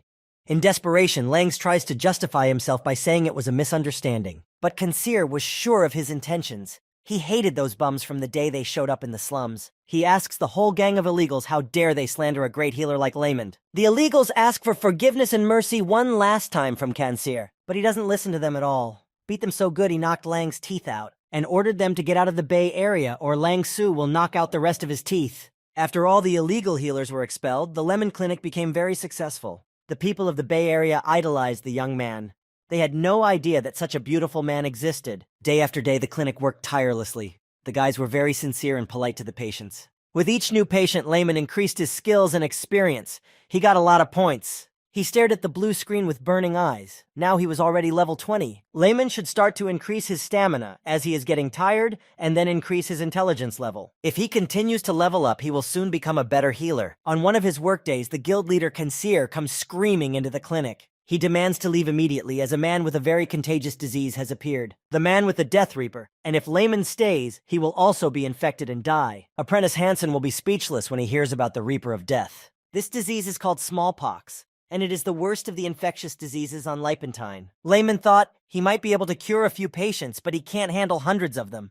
Hansen asks him to leave immediately. The Tower of Healing has given unofficial advice that if smallpox and plague are rampant, you should flee. The Lehmans understand the seriousness of the disease, as smallpox has killed millions of people on the planet. Kanseer reiterates again that they should leave quickly. They say the sick will be incinerated. Suddenly, one of the patients, a young girl, entered into this dialogue, clarifying that they were sure it was smallpox. She went on to say that their disease was also called a curse, but that Lehman had proved that it was not. It had been too long since the last outbreak of smallpox in the kingdom, and it was suspicious that it had suddenly appeared again. Healer Lehman suddenly wondered if the girl was right. He began to inquire about the symptoms of the patients at the moment. The young boy who had informed Kanseer began to say that they had a high fever and a red rash on their bodies. Sir Lehman rejoiced that it was probably not smallpox. After all, such symptoms can speak of many diseases. He would need to see the infected with his own eyes to know what it was. But if it is smallpox, it's dangerous to go near them. But if they don't, then the patients they can save will be burned alive. Sir Lehman is at a great loss as to what to do about the problem. Just then, a quest appears on the blue screen to save people from an unjust death. Lehman thinks to himself, so it's definitely not smallpox. He tells Kanseer and Hansen he's not going anywhere. Lehman is already certain it's not smallpox, and he can save all these people. In medical knowledge, smallpox is airborne through saliva or coughing. If the spread of an infectious disease is spread through the air, we need to find a way around it. Lehman asks Hansen to bring a very thick cloth for a face mask, as well as a gown and gloves to cover his entire body. The apprentice Hansen is wildly horrified at what Sir Lehman is about to do. Lehman announces with complete confidence in his words that he is going to meet with the patients. It is late in the afternoon. Lehman and Hansen hurry outside. They approached a boarded-up building around which many people had gathered. There were shouts and cries for help and pleas for the children to be spared. But the people were serious about burning the infected people. They stood with flaming torches. Sir Lehman and Hansen together stepped in and asked them to wait a little while. As he gets closer to the men with the torches, he removes his hooded cloak. The man shouts out who they are, to which he is told it is Healer Lehman. The men ask why he is dressed like that, addressing him with the title Prince. The villagers explain to him that there is a family infected with smallpox in the house and must be burned immediately. But Lehman asks to wait, asking how they identified the disease without the healer. But the men begin to mumble that they have a high fever and a rash, just like smallpox. Lehman explains to them that other diseases also have these symptoms. He intends to go and get it checked out, to which the villagers are horrified. Lehman reassures them not to worry. He knows how to protect himself. He remembers the magic of the shield. Even though he's wearing his armor, it won't help 100% if it's smallpox. Activating the shield magic, he realizes that its effect is short-lived, but at least it will prevent the infection from entering his respiratory tract. But since he's still wearing his hazmat suit, but there's nothing to fear, the protection is good. He adjusted the protective mask on his face and moved into the house with the sick people. The people let him go inside. They watched in silence as if they were seeing him off for the last time. At the same time, Apprentice Hansen was wildly surprised that Lehman had shield magic. Once inside, he sees a woman and 3 small children crying on the floor. They all raise their heads in tears to Lehman and ask who he is. Lehman introduces himself as a healer who has come to see them to find out what the disease is. The woman also asked if he was the prince. The children immediately rush to hug him. Lehman is referred to as Prince for the umpteenth time, but he replies that he is a healer, not a prince. He then proceeds to examine the children. After examining all the children slowly and carefully, Lehman thinks for a moment. The red rash on their bodies is very similar to smallpox, but there are some differences. After thinking carefully, he realizes that it is definitely not dangerous smallpox. Lehman immediately informs the children's mother that it is not the Reaper of Death, which makes them very happy. In the ancient language, the disease is called chickenpox. The palms and feet are perfectly clean, and the rash itself is not so severe. The woman asks him if they can cure it, to which Lehman assures her it will go away naturally. The important thing is not to touch the rash. Lehman is about to leave, explaining to all the residents about it. Lehman and Hansen explained to the residents that it was chickenpox and not that dangerous. After a few days, all the children's bodies were clean. They had made a full recovery. The children's mother thanked Layman immensely for his help. He did little, but he saved their lives, for if it were not for him, they would have been burned alive. The boys rejoice at this success, Hansen especially, for he was so afraid of the Reaper of Death. The men who stood with the torches that night come up to the boys. They thank Layman very much, telling him that they mistakenly did not kill those men if Layman had not intervened. Layman's reputation is greatly enhanced. People become even friendlier. He gets bonus points and a level increase for completing the quest. Sir Lehman feels very happy at times when he helps people. The residents come to him in an influx to thank him because now Bay is calm and they can live like normal people. Meanwhile, in the Kingdom of Houston, the king is talking to the healer of the Healing Tower branch. The nasty red-haired healer asks the king what he's going to do about the Bay area, where the people are going to cause trouble because a war with Droton is about to break out. He asks for a decision, but everyone is leaning towards wiping the area off the face of the earth, as Prince Limerton has suggested. King Odin thinks carefully. He never wanted to destroy an entire neighborhood of his own citizens after all. Meanwhile, Layman's clinic smells delicious. Roast meat. Layman flies into the kitchen and sees the following picture. Hansen is standing there cooking meat and vegetables. It was given by the mom of those children who were cured of chickenpox as a thank you gift. Since beef is good for boosting the immune system, healers should eat it for their own health and the health of their patients. Sir Lehman is happy that everything is going fine. The people in the neighborhood are very friendly, and he has reached level 29. He is already dreaming of reaching level 40 and leaving the rank of resident novice. While enjoying a delicious dinner, student Hansen is still bothered by one question he wants to ask Layman. He asks him if it is true that he used shield magic back then. Layman replies that it's another ability he got by accident. Layman also tells him that the effects of this shield magic are very short. The source of the miracles is a mysterious power. Healers use it for healing, mages use it for sorcery, and knights put it into blades. Layman has mana, but that even sounds ridiculous since it's negligible. Hansen suggests he try to find a way to increase his mana. Knights, mages, and healers all use the same mana, but the methods are different. Knights have it stored just below their navel. For mages, the energy core is in the heart area.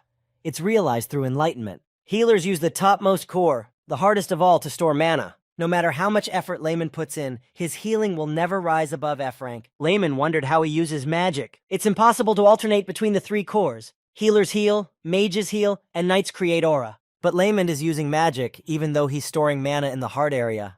It's worth pondering about it because he didn't pay any attention to it, just thinking about exceeding the player's abilities. An interesting conversation and a delicious dinner is interrupted by someone screaming for help. Layman and Hansen jump up abruptly and start running towards the patient. A woman screams that her husband has fallen from the roof and can't breathe at all. Healer Layman immediately directs Hansen to perform CPR on the patient. Meanwhile, King Odin himself and his loyal companion Galman have arrived in the Bay Area. Galman asks the king if it is necessary to go to the Bay Area secretly. They're dressed like ordinary people. Last time Prince Limerton was very seriously injured, so yes, it's better to come secretly. But the king reassures him that he's a master swordsman and he's in no danger. Odin explains to Galman that he can't get rid of the place on a hunch without checking it out for himself. The two of them start walking around the Bay Area and decide to visit a tavern. The atmosphere in the tavern is very favorable. People are eating quietly. The king and Galman also ordered some food and drink, but they heard a conversation that someone had died in Lemon's cell. Two young men were overheard talking. They say that Layman was unable to save the patient with CPR. There were rumors that he was using people for experiments, giving them away for free. People with statuses consider people from the slums as pimples. These words really hurt the king. But then a young girl intervenes and shouts across the tavern that Sir Layman is not like that. She'd seen the patient herself, the one the other healers would have ignored and said he wasn't alive. But Sir Layman tried his best to save a hopeless patient, and when he failed, he sat on his knees and wept. He cried that he couldn't save this man. It was the first patient death in his life. Layman and Hansen were all covered in blood. A doctor grows by learning from mistakes. Healer Layman had to go out to the wife and child of the deceased patient. All in tears, Layman can't utter anything, only apologizes. The woman with the child on the floor is crying to the point of tears. Layman is so sorry. It's a terrible feeling. He doesn't want to go through something like that again. The girl goes on to say that she has never seen anyone as sincere to patients until this moment. She praises him and urges everyone that they should serve the prince because he is the one sent by the heavens themselves to Bay. The other residents sitting in the tavern begin to pick up the conversation. One man tells them that Lemond is the reason his son is alive. The residents raise their drinking mugs to the slum prince and wishing him a long life. Reputation exceeds criteria. Layman receives the new title of Robin Hood. Along with the title comes an additional buff. Layman doesn't even realize what it means. Sir Layman rejoices that now he is not a vile bastard.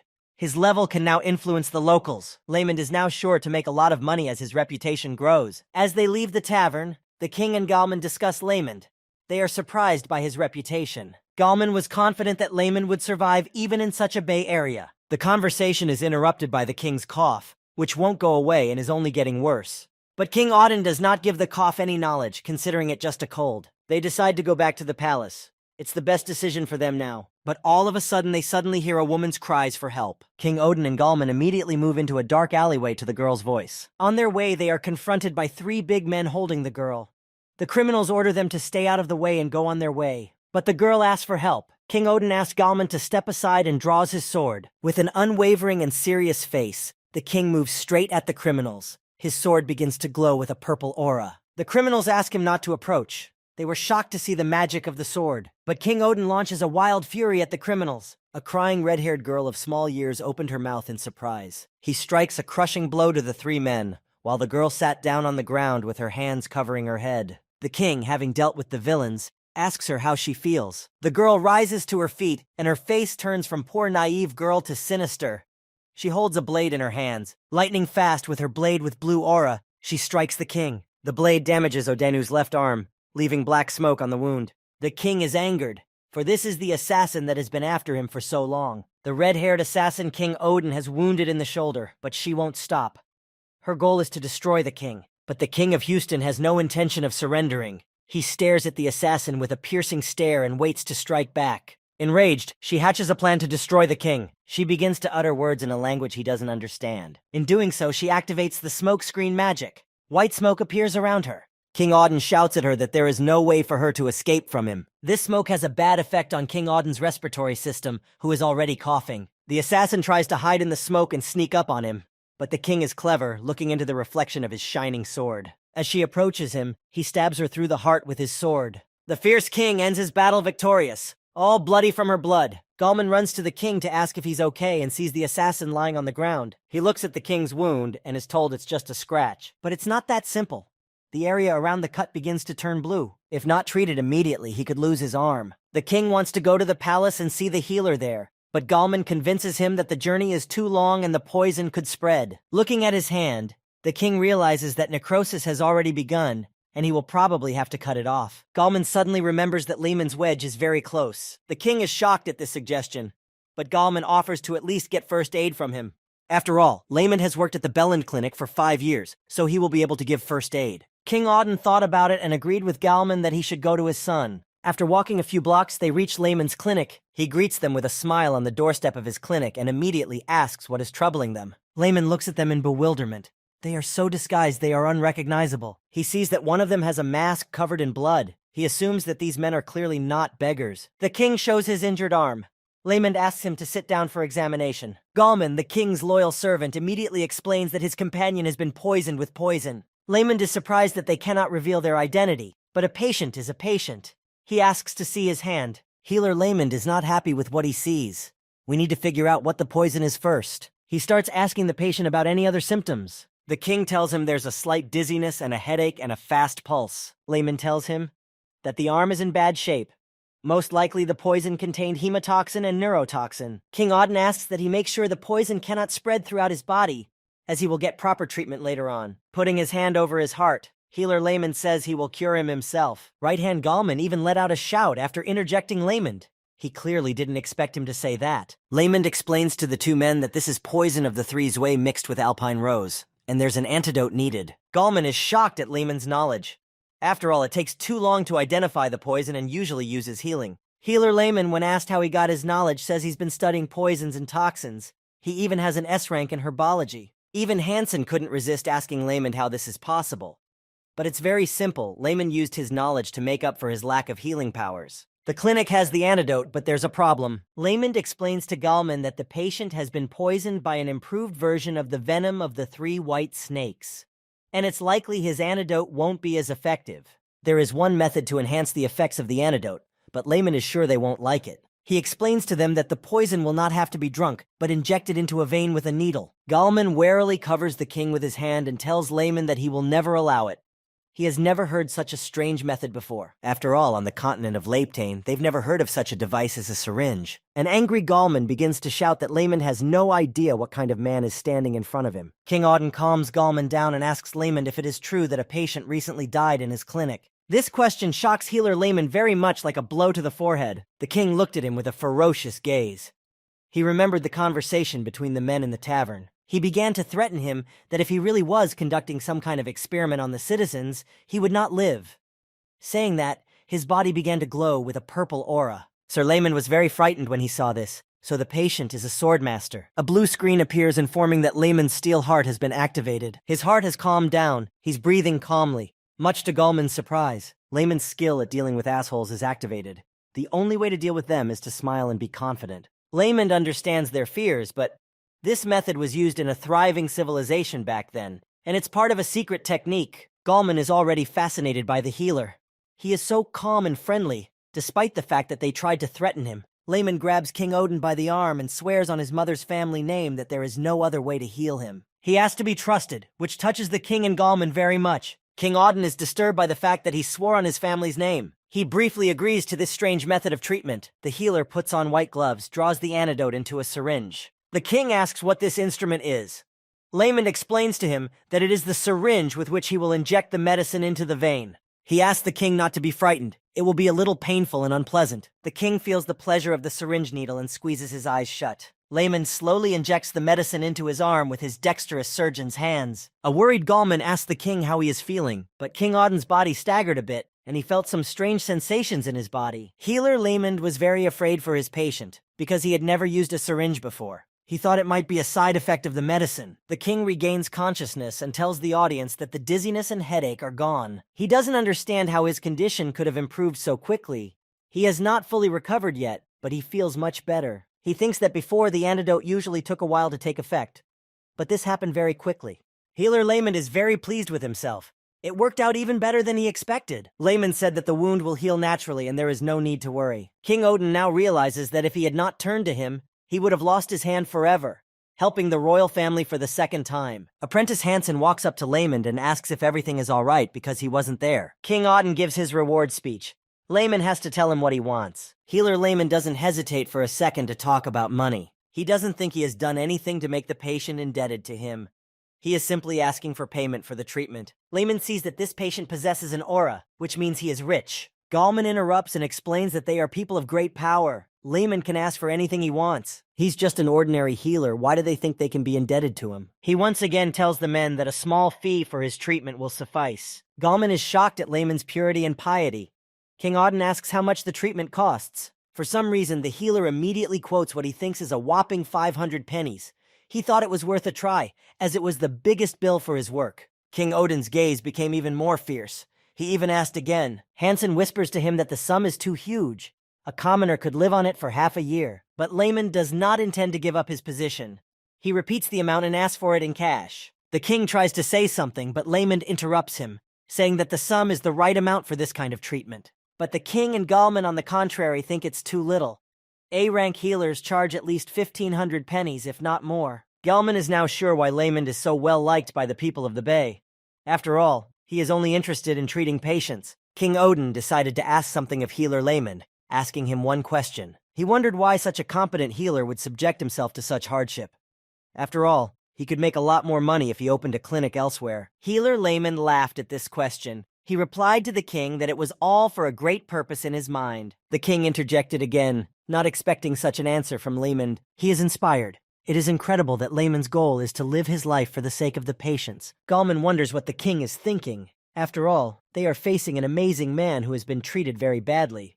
King Auden is not at all verbose. He has a lot more on his mind, but he replied that he understood. Gallman asked him how he was feeling. He must go home. Sir Layman is upset when he tells him lastly that they have no cash with them. But in return, the king gives him a ring to sell to raise money. Layman rejoices like a child because the ring looks very expensive. The men leave the clinic. Hansen examines the ring in Layman's hands and tells him that the stone in the ring is a mermaid's tear, and that such a ring is worth more than 10,000 pennies. As he leaves, King Auden turns slightly toward Layman and says quietly that one ring is still not enough to pay for it. Sir Layman didn't hear the king's words at all and tried to ask him again. But King Auden simply told him that he would be back here soon. He turned around completely and added that he would look forward to seeing how his clinic would change on his next visit. A bewildered Layman and Hansen stood. They didn't understand anything about what he was going to look forward to or why he would do that. Healer Layman decided to make Hansen happy by telling him that they would have beef for dinner tonight. Gallman immediately guessed the king's intention to see how his son's clinic would develop further. He even found it funny that he was the king's only son, working in a neighborhood that neither one nor the second prince had been able to conquer. Outside, King Odin told Gallman that it was time to find the culprit, find whoever was planning his assassination. If he knew where he would be at that time, then there is an informant in the palace. King Odin instructs Gallman to find the informant. Gallman thinks that the bloody wind is blowing towards the palace. Is the one who planned the assassination is there. A certain man who does not show his face is working on a magic ball. His mission for the king has failed. He's sure there will be many more opportunities to finish him off once and for all. He looks at his beautiful sword and throws it at the map of the continent. The point of the sword falls right on the bay area where the king was cured. The mage is puzzled as to how the king could have recovered from such a poison. He wonders what kind of highly skilled healer there is in the Bay District. Wondering if he should find and dispose of this healer, he comes to the conclusion that it's not worth the hassle. The mage is confident that this healer won't be able to thwart their plan next time. He orders his subordinate to finish off King Odin within a month. Spinning his magic ball in different directions, he hopes that the next step will be successful. The magician raises a glass of red wine, hoping that the day will soon come when the kingdom of Houston will be wiped off the face of the earth. Meanwhile, back at the clinic, Layman is preparing dinner, a delicious beef. Handing a plate of steak to Hansen, Layman asks him to eat more, to which Hansen says he will eat a lot to keep his immune system strong. Layman is surprised by this, but his apprentice explains that that's what Layman himself said last time. The healer laughed. He just likes beef, but it is also a very healthy food as well. The boys are enjoying their evening meal. Lemond is a very good cook. Suddenly, their meal is suddenly interrupted by a shout and a request to open the door, thus frightening them very much. It is very dark outside. It is almost nightfall. The young men wonder who it could be at this late hour. Layman carefully and cautiously opens the door, and on the threshold stand a dozen men. They're dressed like new, in shirts and ties. They have black glasses on their faces. They're wondering which one of them is Layman. Hansen is frightened and hides behind Layman. But Layman tries to hold on, seeing that there is a whole gang of thugs in front of him. A man, clearly their leader, joins the conversation and asks his guards not to frighten Sir Layman. He comes closer and apologizes for their rudeness. He introduces himself as Toms, who owns a small business in Lantrum. Layman realizes who has come to see him. It's the guild leader of the largest criminal gang in the Bay Area, the Dark Blade. He asks Layman to come into the clinic. He has some important conversation to have with him. Layman is at a loss as to what business he might have with him, but he can't let him in either. The bandits go inside.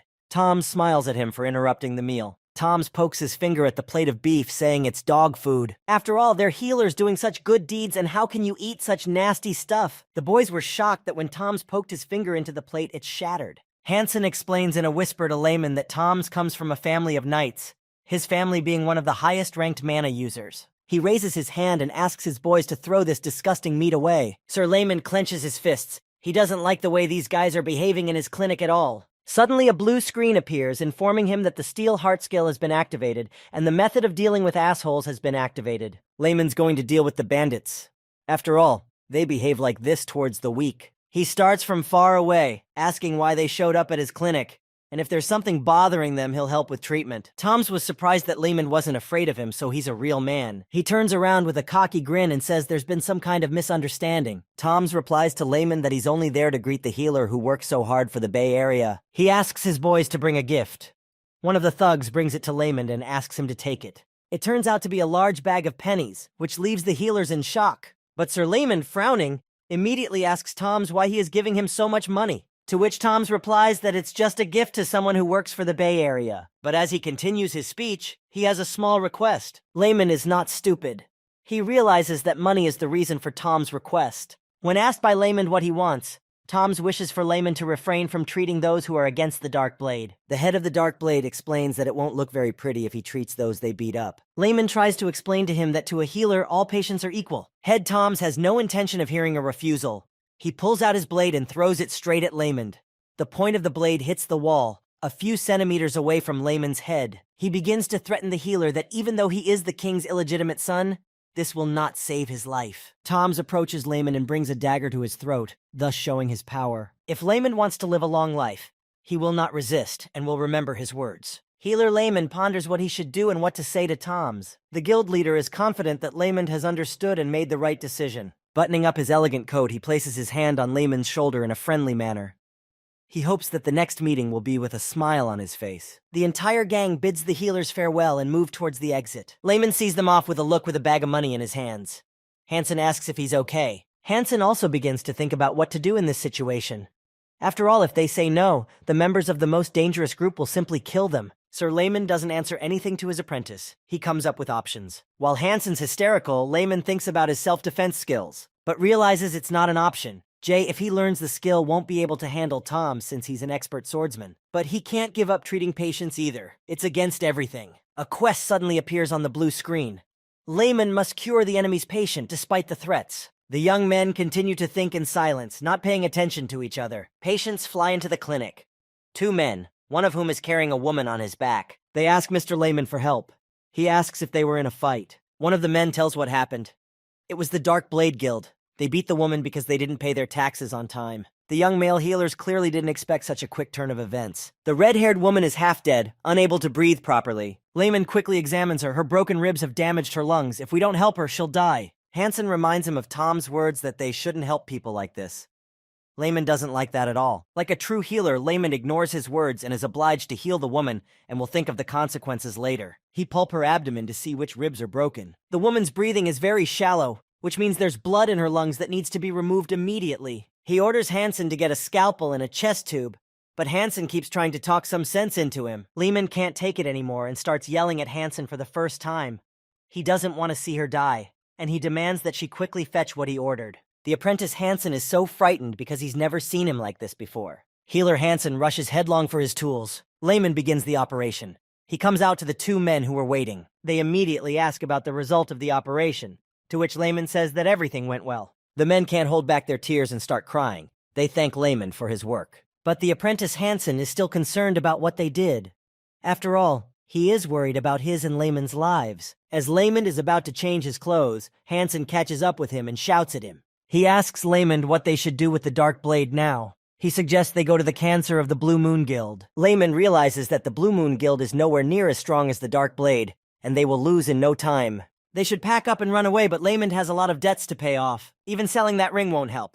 If they run away, the debt collectors will find them anyway. Layman finishes the quest to save the patient. He gets bonus points and skills. Also, Layman gets some sort of hidden bonus after continuing the quest. The bonus was that for 24 hours, he can increase his rank from D to A rank. Suddenly, after finishing one quest, the next one comes along. The point of it is to defeat the Dark Blade Guild. Sir Layman is completely dumbfounded by this quest. After all, he's just an ordinary healer. How can he deal with the most powerful faction? But if he ignores the quest now and runs away, the collectors will catch him. Again, he's all pondering if increasing his rank or increasing his magic skill will help him. A rank magic can only be used by an advanced mage. Maybe that's enough to take down Toms. But even if he increases his magic rank, he still won't have enough mana. So Sir Lemon has to put the magic idea out of his mind. The healer begins to wonder if some other skill might help. An idea suddenly flashes into his head. He asks Hansen to help him deliver a letter to the head of the Blue Moon Guild. Sir Layman begins to write the letter quickly, which excites Hansen. He explains to his apprentice that he has no intention of running away and abandoning his clinic. But he stubbornly reminds Layman that the Darkblade Guild is very dangerous and cruel. But Layman doesn't care. Layman cares about his patients in the poor Bay Area, even though it's dangerous right now. He comes up with some cunning plan, but he doesn't tell Hansen all the details yet, just asks him to trust him. Layman gives a very important letter to Hansen, and asks that it gets to Cancer for sure. Hansen understands everything. He will do everything to get the letter to the recipient. He, with a serious face and with an equally serious task, started to leave the clinic. The Hidden Prince exhaled. He hoped this plan would work. Layman got into his blue screen and decided to use the hidden skill bonus to increase his skill mastery. He needs one skill to execute this plan. And that skill is the Steel Heart skill. Layman increases it to A rank. He now has unwavering determination and a strong will for 24 hours. The sensation immediately changes in his body. Now he is no longer afraid. Now he is ready to take the next step by packing his suitcase. Without telling anyone, Layman goes to the entertainment district, Lantrum. He shows up at the Dark Blade Guild itself, much to Tom's surprise. The head of the guild tells Layman that he wanted to invite him for a chat. Layman inadvertently thought that he wanted to deal with him because of the man he had saved. Except Layman's not afraid of anything now with his heart of steel. He begins to confidently tell Toms he's here because he has something to say. Unexpectedly, to everyone present, Layman falls on his knees to Toms and asks him to forgive him for the first and last time. The guild head didn't even crease his face. It was as if he saw things like this every day. He asked Layman why he had done something he regretted then. Layman became remorseful, promising not to make such mistakes again. From now on, he promises Toms to serve him faithfully. He's tired of making the same mistakes. Layman continues that if war breaks out between the two guilds, he wants to be his personal doctor. But the guild leader's reaction was not clear. He started laughing loudly. His laughter was the result of having heard a different opinion of him. He had heard that he wanted to serve the people of the slums. And here he was showing up with such a desire. Layman began his decisive speech. He moved sharply closer to Toms, alarming the guards. He began to whisper to him that all he really cared about was money, and he came to the Bay Area because he couldn't get a job anywhere else. But when Layman meets such a great man, he doesn't want to work for a pittance, summarizing that he's willing to give even his life and loyalty and asks to be accepted. Such speeches appealed to Toms. He knows what greed does to people, and Layman offers to give him a once-over if he accepts his offer. The guildmaster didn't like it so much, he started questioning Layman. He starts to convince Toms that among the ancient techniques there is a medical checkup that can be used to detect diseases that may appear in the future. This is a technique of the highest level that only the nobility can afford, and he is willing to examine Toms. Of course, Toms is immediately interested, because he mustn't miss it. Then Layman asks him to let the guards wait outside. The medical examination is a secret technique. Toms agrees immediately, and asks all the guards to leave the room immediately. Things are going according to plan for Layman so far. One of the most difficult stages is behind him. He takes his suitcase and asks Toms to lie down on the couch. First, there will be an abdominal examination. Layman slowly begins to press on the stomach of the guild leader, Toms. Letting him know that his abdomen was fine, now we need to check his heart function. Toms shouted out what kind of gizmo Layman had gotten from his suitcase, to which he answered him an ancient artifact called a stethoscope. This thing helps to know if there are any abnormalities in the heart. Layman spent a lot of money on this item, ordering it from the dwarf workshop. In complete silence, healer Layman begins to listen to Tom's heart. But something disturbed the healer. His gaze changed. His hand stopped in one place and did not move for a long time. Layman's face was frightened. He even shouted his thoughts out loud. Head Toms became very nervous. Immediately he began to ask what happened, to which Layman replied that there was something wrong with his heart. The healer told Toms not to be nervous and that it was very easy to cure. Layman takes another close look at Tom's chest, clearly thinking about something. So far he's going according to plan. The healer has one shot to succeed. Suddenly, he activates his magic and touches his two hands to Tom's heart, causing a shock. Toms is at a loss for words. The intelligence points exceed the level of magic, and the effect of magic becomes stronger. Layman tempered the villain. He shut down his consciousness with his magic. Rejoicing that everything is going according to plan, he gets the achievement Fighter Against Injustice. As strong as Toms was, the electric shock still knocked him unconscious. Now it's time to move on. Layman rummages through his suitcase. He pulls out a long rope and begins to bind the guild leader. Now we have to wait for Conseer to deal with the others. Layman closes the door. While Toms is out, they have a chance to deal with the Dark Blade. The guild is just ordinary thugs, but thanks to Toms alone, it's now the most powerful. Sir Layman began to eavesdrop on the bandits' conversations. They didn't seem to suspect anything yet. Time passed slowly. The head of the Blue Moon Guild never appeared on the horizon. Layman was getting nervous, because without him, everything would go badly. In order not to waste time, Layman thought that there must be a safe with money somewhere. There's always a safe in the main office. He began rummaging through Tom's coat for the key. Quickly, like an experienced thief, he finds a bunch of keys. The only thing left to do is to find the safe. He's so eager to rob Tom's that he starts rifling through the office. Healer Layman searched everywhere he could, even crawling under the desk. Fumbling at every sound, he accidentally hits his head on the desk. When he opens his eyes, he sees a hidden chest under that very table. Luck has turned around. A delighted Layman picks up the chest from the floor. When he opens it with the key, he is very disappointed. The contents of the safe are not filled with money, but with some papers. A bunch of papers were hidden under a huge lock in the safe, so it's some important papers. Layman had hoped to find the money to pay off the loan, but things didn't go according to plan. His curiosity can't leave him. He starts looking through these papers. Turns out all these documents contain information on crimes committed by Toms. This is a gold mine, Layman thought.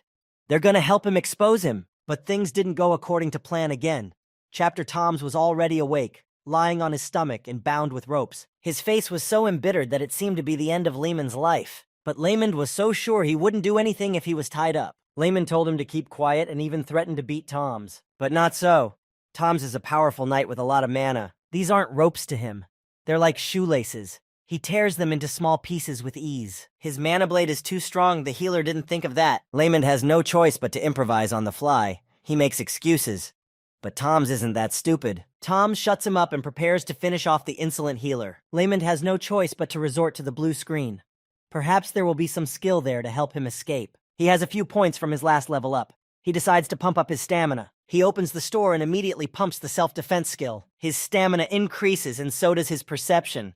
But it's not enough to attack such a strong enemy. Layman feels stronger, but the enemy is using mana. Layman's confidence goes to 0. The guild leader stands right in front of him and raises his hand to use all magic against Layman. Sir Layman in turn clamps his eyes shut, not wanting to part with his life at all, thinking only of the fact that he didn't get rich in time. Layman would have fainted from fear long ago, but he has Aarang's heart of steel, so he decides to defend himself. He quickly grabs some kind of wooden stick from beside him. Tom's laughs at him. But Layman swings with all his might and hits Tom's with it. The guild leader only has time to mumble before he's hit in the head. Tom's is lying on the floor face down with no signs of life. He lost consciousness in a flash from the blow. Layman clearly didn't expect this from himself. He's looking at this ordinary piece of wood and he can't make sense of it. Even if he wasn't feeling well, he could have dodged it. But he lost consciousness from just one blow. It turns out that by fighting an opponent, Layman can unleash some mysterious power. He can't believe his eyes. Tom's is really out. Now all that's left is to tie him up again. Layman heads to the window. Some shouting can be heard outside. Kansir has finally arrived. Only he thought it would be quiet, but there is a crowd outside the window. The crowd is shouting that they've come to rescue the prince who interceded for them. Healer Layman is shocked and doesn't understand who all those people outside the window are. An hour earlier, Hansen had betrayed the letter to Kansir, but he was very much worried that it wasn't enough. But he became worried about Layman, who went to the guild alone. Hansel thought he had gone there to save the locals from violence. He really wanted to help his teacher. Not ready to sit on the sidelines, he comes up with a plan. Going to the most crowded place, the square, Hansen starts shouting and asking for help. He shouts at the top of his voice that Prince Layman is now fighting for the people of the Bay Area. The residents begin to cluster and approach Hansen to find out more. Hansen gets all the residents to sagitate.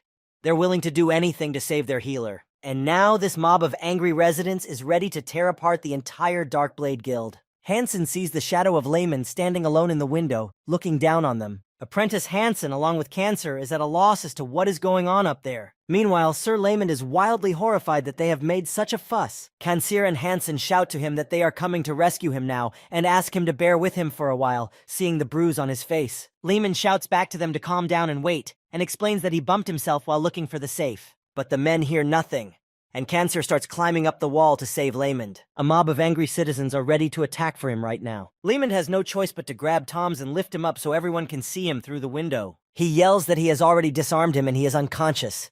Hansen screams how he could disarm a mana user. Layman finally gets through to them, hoping they'll calm down. Hansen begins to cheer. Layman fought for the people of Bay and was injured. The men proclaim his name. He again tries to explain to them that it's not what they think, but it's no use. Bay Area residents raise their hands in response, thinking Layman is waving at them. They praise him as the prince of the Bay Area who saved their lives. Layman loves it. There's nothing left for him to do but just accept the title and the praise. Layman had no idea how he looked from the outside in the eyes of all the residents. To them, he was a prince sent from heaven itself, the kind of prince the whole country lacks. He's the only one the Bay Area recognizes now. Meanwhile, word reaches the palace of Houston's King Auden. After receiving a letter with this information, Galman can't believe how Layman managed to deal with the Dark Blade. He is told that the Hidden Prince had a real plan to sneak into the guild headquarters and disarm Tom's himself. Everyone knows that Tom's is one of the highest-ranking mana knights in the guild, and he's very powerful, respected in knightly circles. Galman realizes that he defeated Tom's by stealth,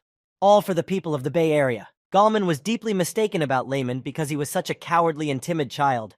But now he is a brave young man who is not afraid to risk his life. Galman realized this while he was still in his clinic, when he saw the dedication in his eyes. The king's right hand even asked the girl who was telling him all this if Layman himself was all right, to which she replied that he was fine, just a small injury on his forehead. Since he had accomplished such a feat, he should be immediately rewarded. The girl interrupts Galman and informs him that this is not his main feat. She continues reading the letter, which says that Layman has found accounting documents. These secret documents contain all the criminal activities of the Dark Blade. Galman is even speechless from such information from the girl's mouth. He snatched the letter and continued reading on his own. It went on to say that the book contained a list of nobles who had dealings with the guild. They were receiving dirty money. Galman asks the girl if they're sure. She replies that they're absolutely sure. There's all the information about the money transfers, and even lists the head of the Bay Area. If this document gets out, it will cause a storm in the political world. Meanwhile, the head of the Darkblade Guild, Toms, has been locked in a dungeon. Toms is muttering to himself that when he gets out of the dungeon, he'll destroy Laymond, find him, and make him beg for mercy for daring to deceive him. But there's one thing that troubles Toms, how such a dead man could strike so hard. But to Toms, it felt like he'd been hit by a really strong warrior. While Toms is pondering what happened, several knights appear on the doorstep of his cage. He is sure that they have come to free him, as he has bribed many nobles for such an occasion. The 3 knights in armor looked at Toms as if he had dishonored them. They didn't set about freeing Toms from the dungeon. The knights shackled his hands in metal fetters. They even tied a strong rope around the neck of the head of the Dark Blade Guild. They sat him on a chair as if they were about to interrogate him. He shouted that they didn't know who he was or what family he was from. The knights replied that he was a vile criminal who kept the whole Bay Area in fear. Tom shouted that the nobles behind him wouldn't let it go, but the knights reassured him that all the nobles had been captured. Laymond found all of Tom's secret records. They start torturing him with fire until he tells them all about the Dark Blade Guild. So after a few days of interrogation, Toms told them everything, and the bribed nobles were punished. Since then, the Dark Blade Guild has been completely destroyed. Meanwhile, Sir Laymond himself doesn't realize how he managed to defeat the whole guild and free the slums from it, and become a hero as well. And all Laymond wanted was to keep himself alive. And that book contained such secret information. Apprentice Hansen runs in with a plate full of beef to boost Laymond's immune system. So satisfied, he starts cooking the beef on the barbecue so it's very juicy and tasty. Laymond asks him to cook it as usual, but he is stubborn, because Laymond works hard for the local people and the meat must be of the highest quality. Laymond tries to say that he didn't do it all for the locals, but Hansen interrupts him because he knows what a good man Laymond is. Hansen tries to make the beef as tasty and healthy as possible to maximize Laymond's immunity. Laymond begins to notice that his apprentice is getting weirder and weirder each time. It doesn't matter though, because Laymond has nothing to lose. His reputation is growing, and he has more patience. Because of this story, he's now a household name outside the Bay Area. Hansen suddenly remembers that Sir Laymond is at the palace to collect his reward. He asks him what the master will ask for as a reward this time. The next morning, a royal carriage arrives to take Sir Laymond to the palace. He can't believe his eyes. The palace servant is so polite to him. The carriage has pulled into the palace. It's escorted by knights in armor. Laymond was treated like dirt before, but now a royal carriage has been given to him personally. The hidden prince rides and enjoys the moment. For the first time in his life, a day like this has come. Not only were the princes bullying him in the palace, but the servants were purposely forgetting to bring him food. They also bullied him by giving him dirty clothes and making him sleep in a cold room. As he drove slowly through the streets of the Bay Area, people began to greet Princey and wish him a good journey. All the residents ran up to the carriage and waved to him, eulogizing their hero. And the women marveled at his beauty, a true prince. Laymond didn't like to be called prince. He always corrected those who addressed him that he was a healer. But now he was a hero who had dealt with a criminal gang. In response, Sir Laymond waved back at the residents of the Bay Area, imagining he'd come back with a lot of money. But his mood changed dramatically, his face sad and shocked at the same time. Behind a few dozen neighborhood residents who were shouting back at him, he saw the silhouette of a woman with a child. He recognized his mother and himself, walking in an embrace from the crowd that was also praising the king. But looking closely, he sees a dark-haired woman with a child in her arms. He is sick. The child was very emaciated from starvation. His limbs were very thin and his stomach was bloated. There are too many children like this in the Bay Area slums. They are starving from lack of money. Despite the recent good incidents, the people in the neighborhood still live in poverty. Laymond keeps looking at this child who is exhausted and sitting in his mother's arms. He clenched his fists and thought that a simple healer like him shouldn't have to worry about such things. After all, poverty in such areas should be dealt with by King Odin himself and his Prime Minister Galman. He tries to think better of the reward. Since working as a Bay Area healer, he already does enough for the residents. But this poor and malnourished child is not out of his mind. Healer Laymond is up to something. He opens his blue screen. A new quest appears on this screen again. He should think carefully about the reward. After the choice he has made, he will receive the reward. The royal carriage arrives at King Odin's palace. Laymond intends to just take the money. He walks with a confident gait with his head held high. The people serving in the palace look around and can't believe their eyes. They probably don't know about his exploits. They're just servants. They're starting to sling mud at him again. They keep saying that he went to the slums because no clinic would hire him, and that's where he belonged. The healer has even forgotten that to the people of the capital, he is still a filthy brat. No more, no less, still the same trash, an illegitimate child. His cheekbones wrinkle with anger at how sick he is of this talk. It's not his fault he was born out of wedlock. He's already come up with a plan for revenge. When he becomes a great healer, he'll have all those filthy tongues crawling on his lap, and as payment for the cure, he'll strip them bare. As he passes by these filthy people, he becomes stunned with amazement. Her Highness Princess Sophia stood before him in full parade. She began to get angry at the servants who were discussing Lemond.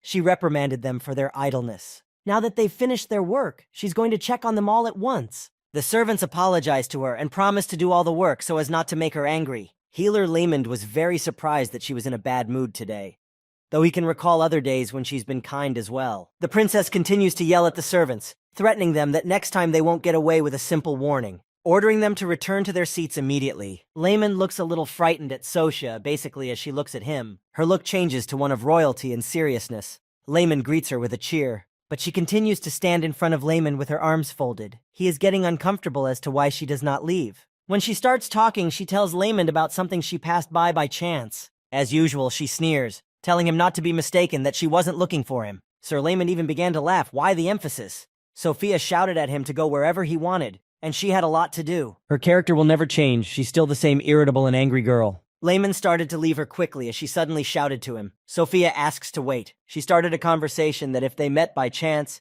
she has one question for him. Lemond turns around to her and with a cute face ready to hear her out. She is suddenly interested in what reward Lemond wants from the king. He doesn't have time to answer her as she asks him to think carefully before answering her. Sophia also emphasized that this reward could be a once-in-a-lifetime opportunity, but it would depend only on him. Healer Lemond is very much in thought as to why she is saying all this. He thinks it will be just like last time. It'll all go away quickly and everyone will go away. The hidden prince enters the banquet hall. Everyone's been waiting for him to show up. Lemond didn't even think King Auden himself would be there in person, and even Prime Minister Gulman himself is standing next to the king.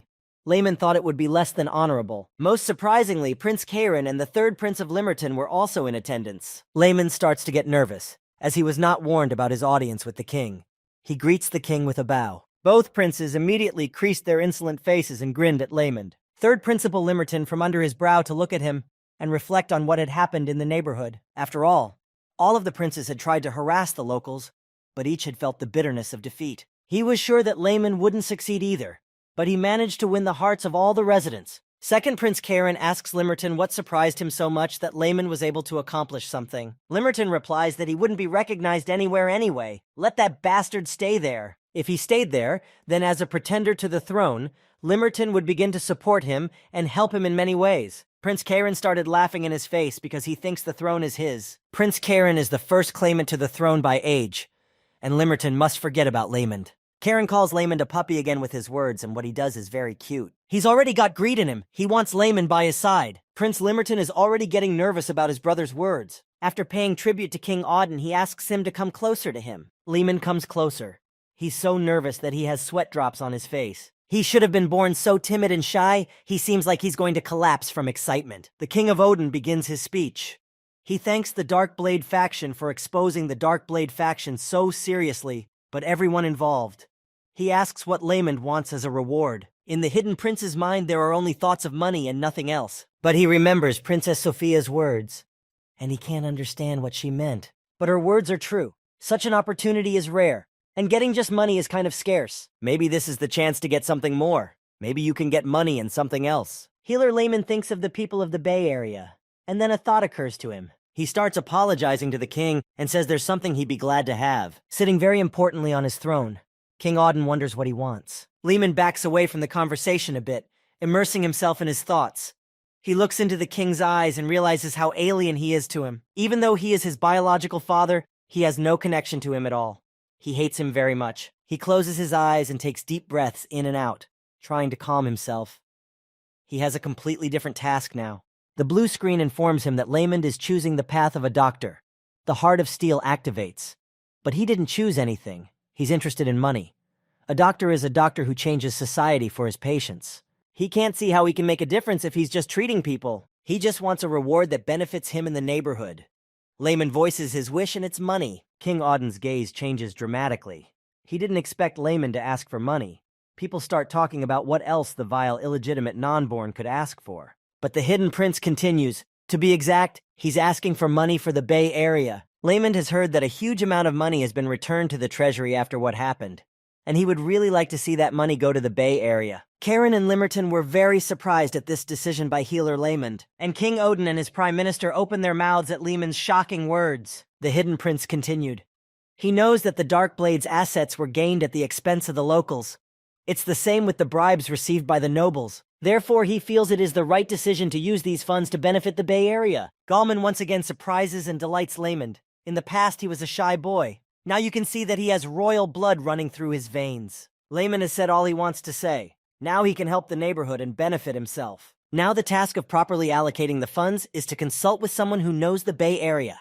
That knowledgeable person is Laymond himself. He has plans to improve poor living conditions and get subsidized herbs and medicine. And if his request goes public, he'll be even more famous than he is now. But he has too many limitations. 1, he's an illegitimate bastard. 2, he uses unconventional healing techniques. And 3, the people in the slums accept his treatment because they have no choice. And if Laymond wants to spread the method to other territories, he needs to promote his technique by attracting patients. And that requires fame. And since he's speaking to the king now, that's bound to happen. No amount of money can buy that kind of marketing image. King Odin thought about what he wanted. He decided to ask Laymond what exactly he proposes to use the money for. The Hidden Prince did not expect such a question from the king. He must look into the matter himself. Laymond answers him that the first priority is to improve the environment because the Bay Area is very dirty. The neighborhood is not properly managed, and the drinking water is contaminated and the streets are full of disease vectors such as rats and insects. Laymond went on to say that if the environment is addressed, the number of deaths due to disease will decrease. King Odin thinks it's important, but it's not enough to raise the standard of living in the Bay Area. Gallman wondered, since the king himself couldn't decide to improve the neighborhood for years, and now he's asking Laymond about it. He assumes that the king is trying to see if Laymond has the qualities of a true prince. After all, his 3 sons have failed to stabilize the Bay Area. The Hidden Prince Laymond is puzzled as to why such questions are being received by the healer. They should be dealt with by the king and his subordinates. To Laymond, the answer to such a question from the king comes to mind, but he is unsure if it would be appropriate to speak of it. Prince Limerton enters the conversation and asks his father to answer on Laymond's behalf. After all, Limerton has lost his father's favor after he suggested wiping out Bay. He offers to supply grain to the neighborhood, since there's a terrible famine there. Gallman wondered if Limerton was offering a good solution. After all, it will lead to increased loyalty of the residents to the royal family. But he thinks a simple grain supply won't do the trick. A fundamental solution is needed. But Prince Karen thinks it's a gesture of goodwill. He's not in favor of a solution that won't be easy to raise funds for. The princes begin to argue amongst themselves. Limerton believes this is necessary to stabilize the area. Karen, turning to her father, suggests that they should just keep Bay under control and not be so concerned about them. After all, there are beggars living there who don't contribute anything to the kingdom. King Odin becomes ashamed of such foolishness and his son's attitude towards the people of the kingdom.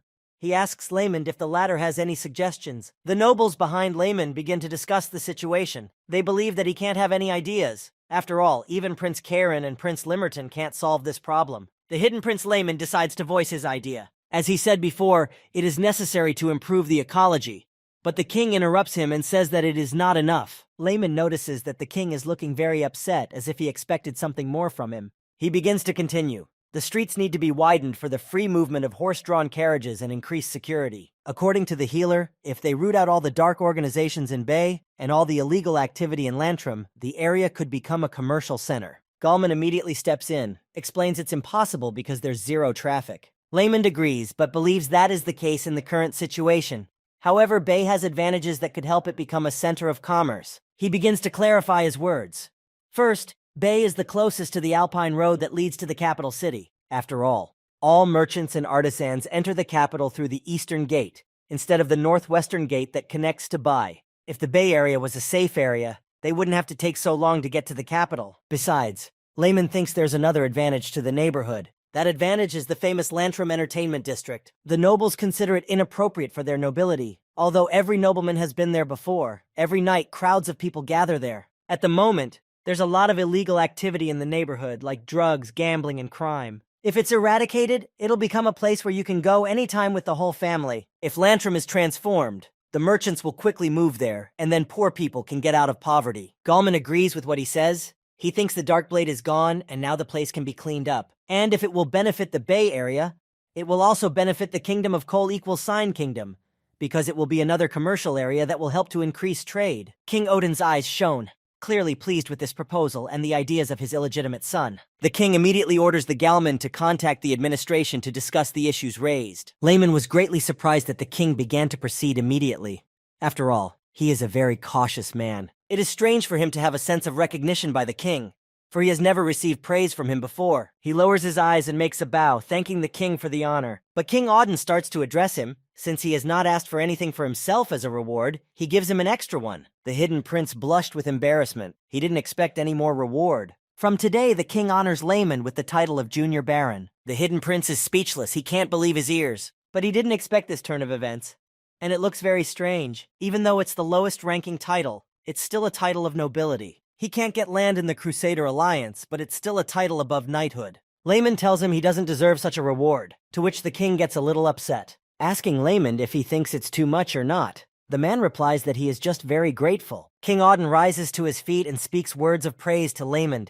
After all, he has pacified the people of Bay, got rid of the faction, and exposed the wicked officials. He thanks him for helping solve the Bay Area problem that has plagued Houston for more than a century. King Auden grasps his sword, believing Layman is worthy of the honor. When the title is bestowed, it is imperative that he choose a surname that will follow him through life. He chooses his mother's name. A truly majestic sword rests on healer Layman's shoulder. The healer chose not the surname of King Odin, his father, but his mother's surname. The king of Houston was sure he would choose his surname, since he is his son after all. But the choice is still Layman's. If he so desires, so be it. The king begins to make a speech, asking questions according to the rules, if Layman is ready to serve the kingdom faithfully. The healer replies that he is ready to serve the kingdom of Houston and swears his allegiance to King Odin. Having accepted Layman's faith, King Auden proclaims him no longer Layman, but Baronet Pennon. Mysteriously, the place where the unknown magician has been conjuring and figuring out how to get rid of King Auden, the unknown mage asks his magic ball if the healer has really become a baronet,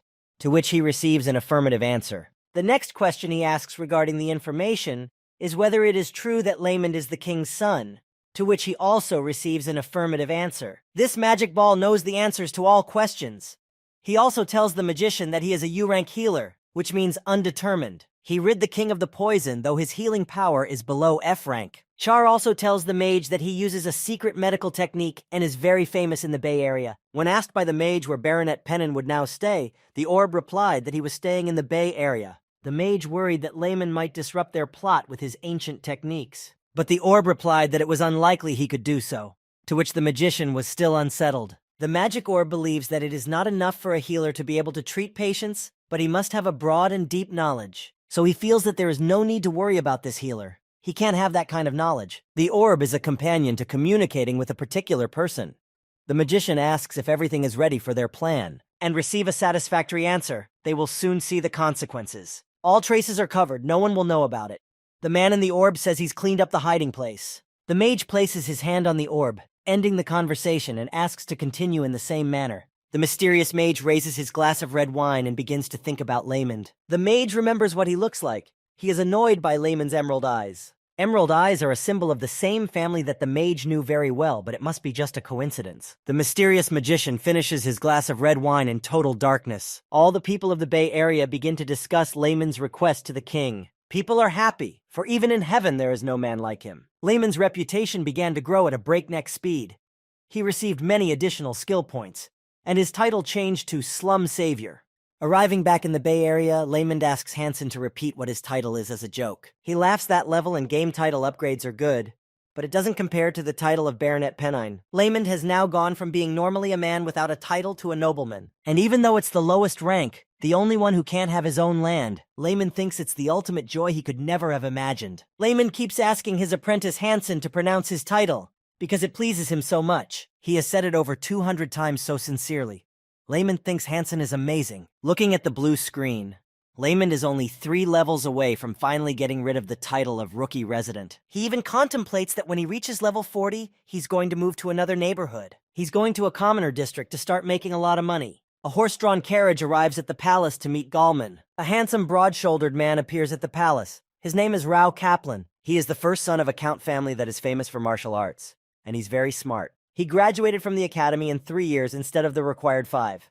For his knowledge of administrative law, he was appointed Bay Area Superintendent. But there's a problem. Everyone in the neighborhood favors Layman. Since he knows the neighborhood best, Gallman himself asks to confer with him and make decisions together. Kaplan is pissed off by this request. Layman is an illegitimate child and an ordinary healer, and Kaplan is considered the highest degree of the elite, a noble of the Earl's family. Upon reflection, though, Rao realizes that he is an educated elite, and he should never judge people based on status. He shouldn't criticize Layman's background. It's not his fault he was born out of wedlock. But Rao still doesn't recognize him, because he thinks that all healers are greedy and mercantile people who only want money. Kaplan doesn't understand how he, an administrative official, can listen to the advice of a mercantile man like Layman. But he might be special, and yet he shouldn't judge with prejudice. Rao thinks he should get to know him first, and then decide whether he's worthy of his recognition or not. If Layman is not what the world knows him to be, honorable and honest, then he will show the true face of the secret Prince Layman. The carriage-carrying administrative official Rao Kapran arrives in the poor Bay Area. Looking around at the residents in the neighborhood, Kapran thought it would be much worse. The public's perception of the Bay District was that it was a den of demons in the capital city. The servant accompanying him heard Rao talking to himself. He had been here when he was a student. It looked very different back then. He answered him that it was all thanks to their Prince Layman, who had done everything for the people of BAE. Kapran didn't understand why they called him Prince. The attendant apologized, explaining that that was what the townspeople called him. He pondered his words. He asked what Layman had done. The attendant said it was a very long story. If he was ready, he would tell it. Rao agreed to listen. The story began with how Layman arrived in their neighborhood, how Toms, the head of the Dark Blade Guild, came to him, how he was able to capture him. Kapran was getting tired of listening to him and waited for them to arrive at the location as soon as possible. Finally, they arrived. Kapran didn't want to hear the continuation of the story. The man didn't have time to elaborate on everything, only adding that Layman was the best. Kapran wasn't sure if what he said was true, so he decided to ask the others. The young man and woman say that there is no one like Layman in the whole world.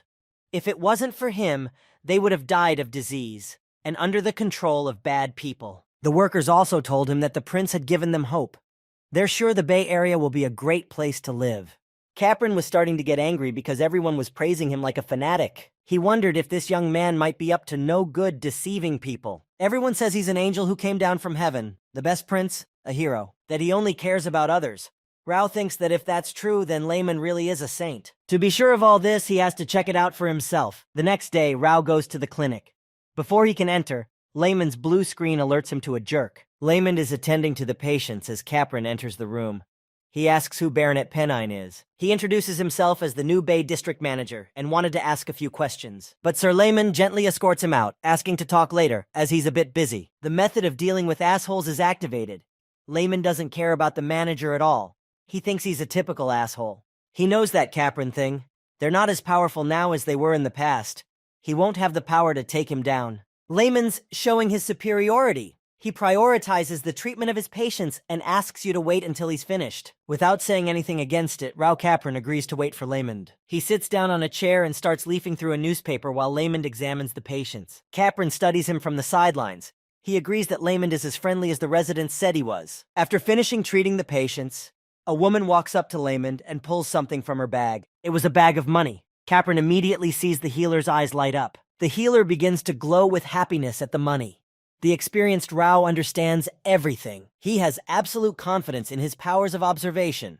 They have never failed him before. Kapran concludes that he's pretending to be kind and deceiving his patients. He wants either money or a prestigious reputation, one or the other. Actually, he does. Layman thinks that if more people know about him, more patients will come to him and he'll get more money. Kapran gets up from his chair, turns around and walks away. Layman wishes him a safe journey. The manager always goes everywhere with a notebook, writing everything down. He's made notes about Layman, too. But he realizes that the healer does nothing terrible for which he could be punished by law. His hunch about Layman's mercenary nature is confirmed. He doesn't want him to influence the Bay Area. Someone yelling to healer Layman knocks on the clinic door and runs in. There is a man standing on the doorstep, and on his back is a young boy with no signs of life. Layman asks what happened. Hansen quickly sends them to the treatment room. The man explains that it's a friend of his. They work together. He'd been gone a long time, so he went to look for him. The man saw his friend lying on the floor unconscious. He grabbed him and brought him in on his own. Healer Layman is doing an exam. The patient's pupils are not responding to light. He is indeed unconscious. The patient is in a coma. Layman wonders what happened so suddenly. It's a cerebral hemorrhage. It's hard to save him, especially since he doesn't have that kind of ability.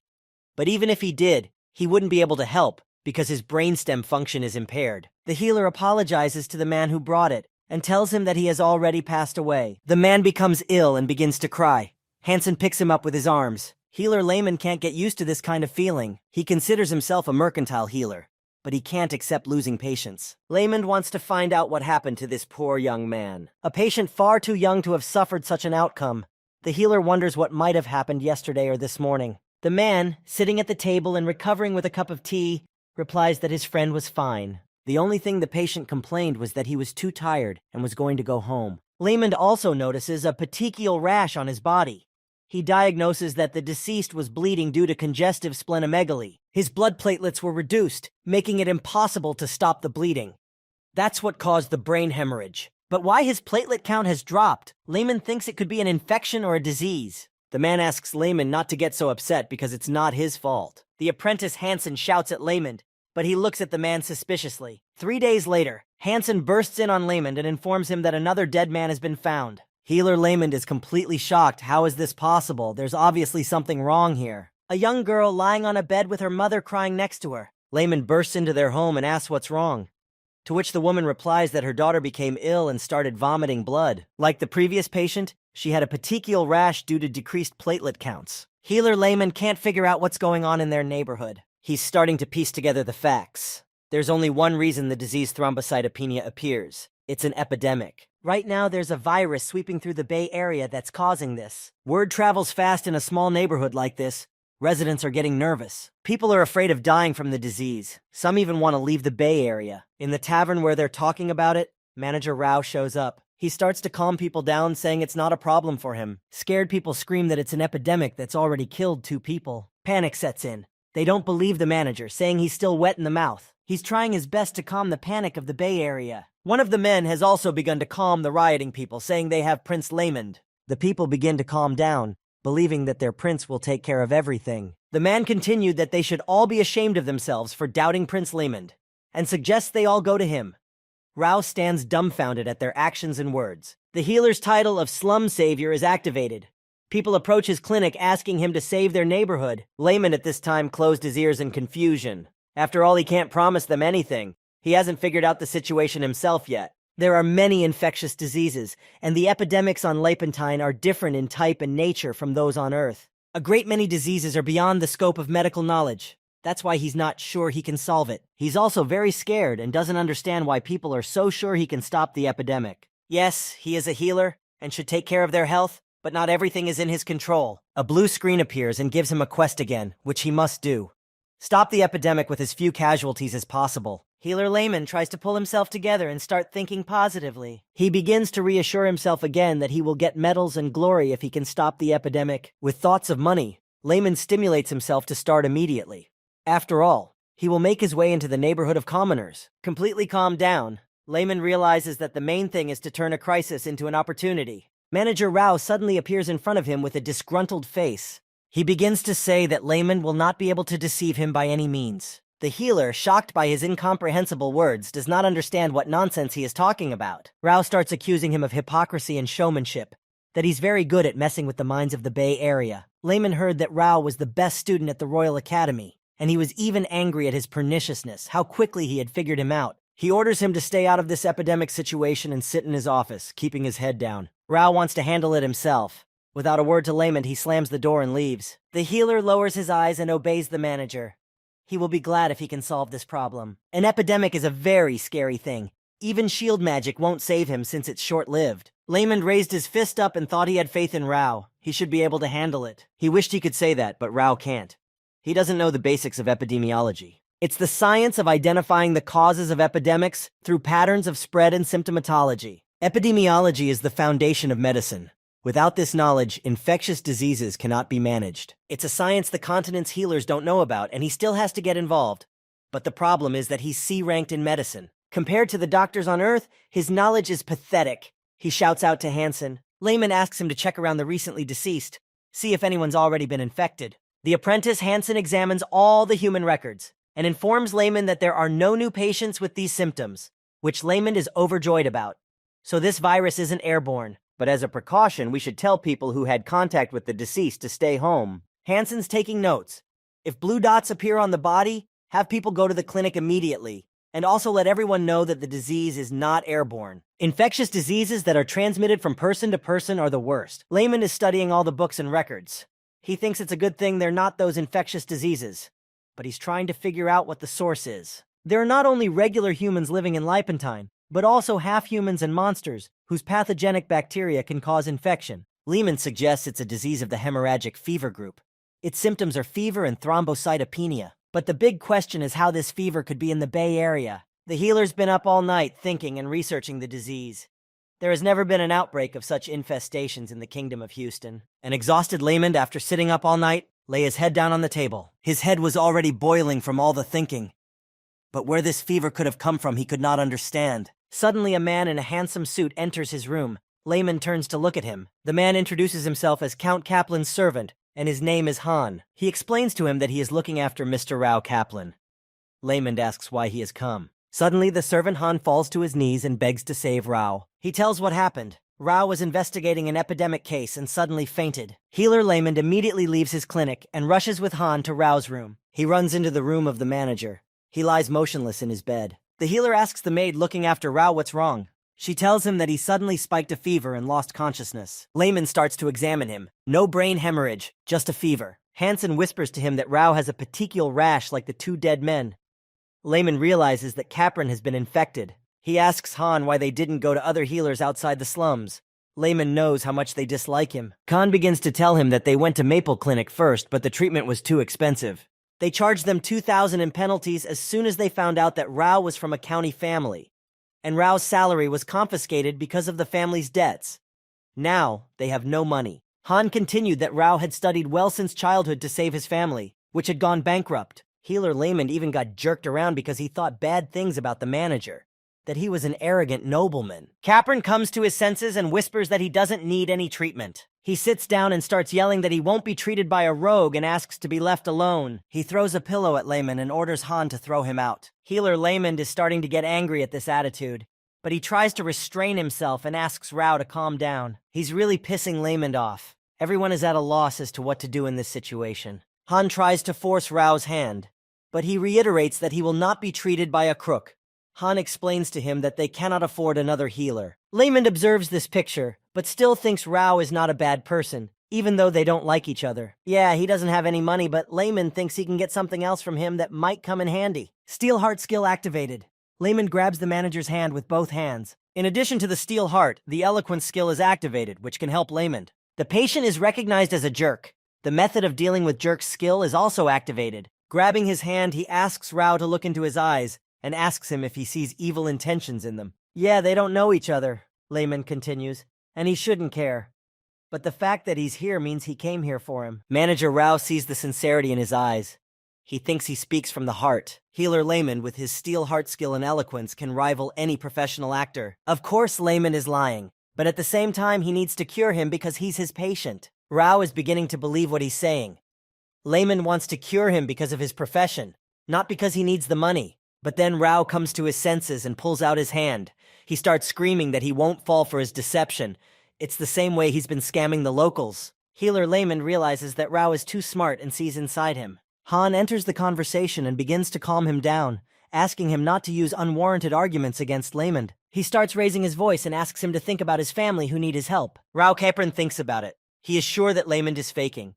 His intuition has never failed him. He thinks about his family and asks Lehman if he can cure him. The healer explains the full nature of the disease and the treatment, which requires raising the level of platelets in the bloodstream. The pathogenesis is known to Lehman and he can cure it, but the cause of the disease is not understood. The healer explains that a blood transfusion from a stranger is needed. Manager Capron starts screaming at the top of his voice and refuses such a crazy method of treatment. The healer is not surprised by his reaction. This method is common on Earth, but not in Lipentane. He starts to reassure Rao, saying it's the only way. But he won't listen to him. He tells the crook to get out. Lehman activates Plan B.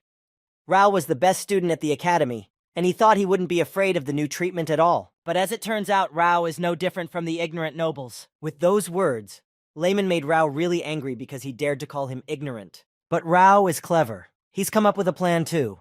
He agrees, and he can use his own body to prove to the villagers that Lehman is a fraud. He warns the healer to take full responsibility if anything goes wrong. Lehman understood and accepted, only to add that if the treatment goes well, he expects a reward. Rao and Han thought he was talking about money, but Lehman immediately reassured them that no money was needed. Healer Lehman will charge him something much more valuable than money. Lehman begins the procedure. He needs a stranger's blood.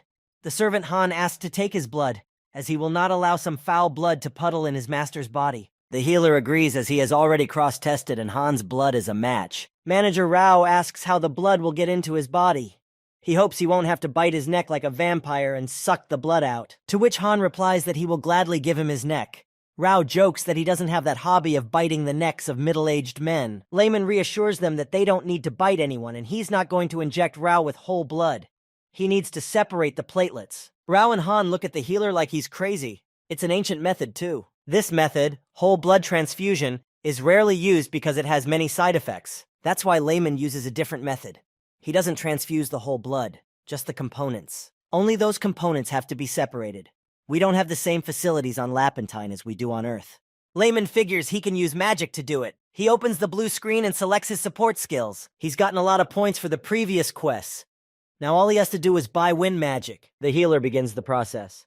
He takes a glass flask that has been treated with chemical elements. He orders a special machine, a centrifuge, from the dwarves. He puts this flask in it. He ordered it as soon as he realized the disease was blood-related. Layman activates his wind magic. Intelligence trumps magic. It's slightly higher than D-rank mages. But the healer can't sustain magic for that long, because his mana is running low. He's trying his best. He's already learned 4 types of magic, so there must be a way to increase his mana capacity. Since he has learned all 4 magics, he gets an additional characteristic. This is mana. Mages, healers, and knights store their mana in certain places, but Layman can't store his mana in them. The blue screen informs him that Layman can store his mana in his veins. He is clearly in shock because there is no such place to store it. It's completely impossible. When he gets extra points, he immediately uses them to increase his mana stats. 1 unit of mana is worth 2 points. He used 10 points and his mana increased by only 5. Healer Layman was already starting to feel a surge of energy due to the mana he had in him. Rank D wind magic is a powerful spell that creates strong wind gusts around it. The red blood cells will remain down, red blood cells. The white cells are white blood cells in the middle, and the yellow cells on top are platelets. Having finished the whole procedure, Layman takes out a glass flask and rejoices he has succeeded. With this cure, the healer cures the manager Rao Capran. A few days later, they are both sitting at the table. Layman checks Rao's temperature. She has slept completely. He informs him that he is on the mend. The chance of hemorrhage has become less likely. Rao's manager looks at Han with a not very satisfied face, making it clear that he still doesn't trust Layman. The healer asks Rao if there's anything he wants to tell him. After all, he is expecting a reward from him, to which Rao's manager lowers his head slightly to bow and thank Layman. But he mocks Rao and asks what he just said. Rao repeats his thanks twice, but Layman replies that he has bad hearing. Capran is on the verge of a breakdown with his antics. Layman finishes his taunts and is glad to be relieved. Rao asks the healer what he wants as a reward, to which he suggests that he treat him as an elder. Rao interjects. He's so pissed off by this, he's about to burst with anger. It's the least Rao can give him as an apology for his slander. The manager agrees. After all, he gave in to the public's opinion and doubted him. The healer asks Rao to forget it was a joke. He's just a healer. He likes to make fun of people like that. Rao thinks he's completely dehumanized. Layman also explained that he doesn't need anything, which surprised the manager. He heals people, and all he cares about is that the patients get better. Rao begins to wonder if he might have been wrong about him. But Layman's a trickster. He's working his plan. He's trying to get him on the hook. Rao has a high position, a fancy education, and he's a nobleman. Layman needs a man from high society to succeed. But the manager sees an ulterior motive in his eyes. His judgment was not wrong. Hansen joins the conversation and asks him to at least apologize to the wicked man. But Layman repeats to Hansen that a healer should not heal expecting something in return. He needed to take that promise to get Rao to agree to his help. The manager is again in thought. Right now it seems to him that Layman is really telling the truth. He even catches himself thinking that he judged him out of jealousy because Galman was praising him so much. Rao Capran, even within himself, began to feel shame. How could he have done such a thing? Suddenly, Rao makes a low bow to Layman and apologizes to him. He promises to treat him with respect from now on. He even vows to treat Baronet Pennon as his elder for the rest of his life. Layman's gut is rejoicing that he's finally hooked. Rao replies that there is no need for that. Layman will now go down in history as the first person to have a blood transfusion. Patients with the same symptoms came in, but there were no more deaths. All thanks to Layman, whom the residents trusted, and the experienced manager Rao. They agreed to the transfusions. It was all the mage's plan. They had gathered to discuss why chaos had not yet broken out. They learned that Baronet Pennon was curing the infected. They knew that healing the infected should make them worse. But Layman used a secret technique called blood transfusion on a friend. The chief magician who's out to end Houston's royal reign is very angry. His plan was to have the entire capital city in chaos, but this healer messed it up again. The other mages reassure him that the epidemic is in its early stages, which is the only reason it can be controlled. But soon there will be more infected. They begin to wonder if maybe they should get rid of this healer. 3 young men, Layman, Hansen, and Rao, work day and night, treating patients and studying books. The healer says there are more and more infected. The cause is definitely somewhere in the Bay Area itself. We need to find it as soon as possible. We already know the symptoms and pathogenesis, but there are many infections with these symptoms. Layman thinks it's not like this in the capital, so maybe it's an epidemic from outside the neighborhood. The manager jumps up and starts shouting at the top of his voice. He's seen a rat. There really are too many rats in the neighborhood. Layman tells him that he should have expected that. After all, they are in a slum. He begins to understand and asks Rao what he thinks about the rats being the carriers of the disease. Layman smiles. Rao Capron personally addresses him with the words elder. The healer speaks to Rao once more, to which his response is like honey to Layman's ears. Senior, the son of the Count's family himself, addresses him as such. The healer and Rao sit down on the couch and start talking. Layman starts asking him where he went before he got sick. He tells him that when he arrived in Bay, he walked the streets. It was very hard to walk after the downpour because there was a lot of mud afterward. No one cleans up the Bay Area, so there was a lot of mud. He added about the rain that after the rain you could get your swim trunks out and go swimming. The healer wonders if there's a connection to water. Leptospirosis comes to mind, otherwise known as water fever. Layman starts going through his books. Something he's studied. Water contaminated with rat feces can cause fever. He's sure now, remembering Pastor's illness. It broke out in the Duchy of Michelin. It was the rainy season there. And this fever was transmitted by water contaminated with rat feces from infected rats, just like it is now in the Bay Area. But where did it come from in Houston? This disease is only transmitted by a special kind of rat found exclusively in the Michelin territory. Healer Lehman immediately asks if Rao has seen any special rats that aren't like the others. Rao replies that he has definitely seen a special rat, a white rat with black stripes on its back. Layman is now certain that Pastor's rat is the cause of the epidemic. The only problem now is how these rats could have gotten into their neighborhood. If they were in other kingdoms with active trade, the appearance of these rats would not be surprising. But the kingdoms of Houston and Michelin are far away from each other, and Houston is not a trading center. Layman now realizes that the only reason the rats are here is because someone deliberately brought them to Houston. So the epidemic is being spread on purpose. Rao calls out to a pensive Layman. An ordinary healer can't handle a problem like this. He puts his hand on the manager's shoulder, and with a serious face, looking straight into his eyes, asks the steward for help. He asks Rao to go to the palace and report to the king, but asks him not to mention Layman's name. Rao's steward is puzzled that Layman wants to pin everything on him. But the fact is that the healer is the biggest obstacle for the conspirators. They'll want to get rid of him immediately. He explains to Rao that he's just a healer who heals people. He doesn't want to appear in front of the king again. Layman asks for help to focus on his work, even though he wanted a reward for solving this problem. But life is more precious than money. Rao already thought that Layman wanted to set him up. But after hearing his words, he realized that he was wrong. The steward agrees to do the task and go to the king's palace. The whole world needs to know what a great man Layman is, and he doesn't want to let Layman down. Immediately, Rao Capron arrives at the king's castle and reports to him that the hemorrhagic disease from Michelin has spread to the Bay Area. King Odin even interrogates Rao to see if he is lying about this. Rao manages to personally address the king. He replies that he's telling the whole truth. All the nobles present in the hall started to get nervous and suggested that Bay should be quarantined and even burn all the people there. Everyone began to agree to such a move. King Odin shut their mouths. He begins to explain to the nobles that the vectors are rats. They could reach the capital very quickly. Houston's counselors, who were sitting along the hall, immediately fell silent and thoughtful. King Odin has begun to shame the proud counselors of the kingdom for being afraid of an infectious disease. He demands adequate suggestions from them. The king asks Rao how many people have died from the disease, to which he replies 2 deaths. He did not expect such a small number of deaths. He asks Rao how this is possible when the disease causes serious internal bleeding. Unexpectedly, Rao puts his hand on his chest and tells the king that Baronet Pennon is entirely to his credit. He cannot take credit for it, for he has used an ancient secret method to cure every patient, as well as Rao himself. The king of Houston, scratching his beard, asks Rao if Layman has indeed identified the disease, to which Rao answers in the affirmative. And according to the healer, it is necessary to get rid of the rats. Not much time has passed since Layman's last visit, and here again his name is heard within the palace walls. The deputy prime minister is pleased that he was told to stay close to Pennine for a reason. King Odin agrees that it is necessary to get rid of the rats, but asks his counselors how to do it. One of the men suggests just setting the whole Bay Area on fire, But he doesn't realize that the people who live there are also citizens of the kingdom. And also, if the rats from the fire move to another neighborhood, it won't help. Then the fourth prince, Satil, enters the conversation and asks the king to give him an army of soldiers to kill all of Pastor's rats. King Auden is very upset at such a foolish suggestion from his son. He is going to use the army to deal with the rats. But Satil is quite serious in offering his help. Considering himself a swordsmanship genius, he intends to deal with the rats quickly. The prince is very unhappy with Lamond. He has dealt with the Dark Blade Guild, and one of the captured nobles was his ward Viscount Casper. Prince Sathil was already lagging behind his brothers. His task now is to accomplish something grand so that he can deal with Laymond afterwards. But the king agrees with his fourth son. He will inform Sir Bolton of the Kingsguard to take him with him. The conversation is over. Everyone present for this visit begins to leave the room. Galman wonders to King Auden if the soldiers will help with the task.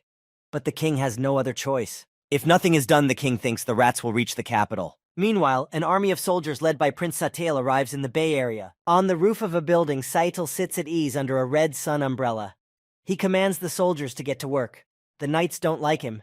They whisper that the prince can't even catch a mouse. They shout to him how they can find the rats hiding, adding to themselves that they're not cats. The people of the neighborhood are not happy with the bunch of knights crowding the square. Lehman peeks at them from afar and realizes that they won't catch anyone at this rate. They could just set traps. He doesn't want to interfere because they hold all the cards. But these soldiers don't catch rats. They breed them. The soldiers just stand there in a crowd and don't know what to do. There's no plan. Laymond is starting to get angry that if nothing is done, the whole neighborhood will be overrun with rats and his clinic will be finished. Laymond didn't want to get involved because he didn't want to get killed. But it looks like he's going to have to get involved. The healer moves into action. He goes to the manager Rao and asks for a kitchen. Laymond is going to bake the pastor's cheese pie, a famous dish. This pie is a specialty of the Free People's Alliance. It's filled with stinky cheese. It's an odor that rats love. Manager Rao is clearly shocked by the idea. He doesn't want his kitchen to be used for such an endeavor. But Laymond is stubborn. He explains to Rao that this method will get rid of all the rats. He's off to the big kitchen to prepare a treat for the parson's rats. He just wanted to give them the recipe for the pie so they could make it themselves. But for some reason, no one can make it properly. Laymond proceeds to cook. Rags plugged up his nose. Laymond's perception score also applies to cooking. Prince Satay visits the kitchen and asks what Laymond is doing here. Well, not without that asshole, Laymond thought to himself. They were supposed to meet anyway. He's not going to pay any attention to him, continuing to do his work.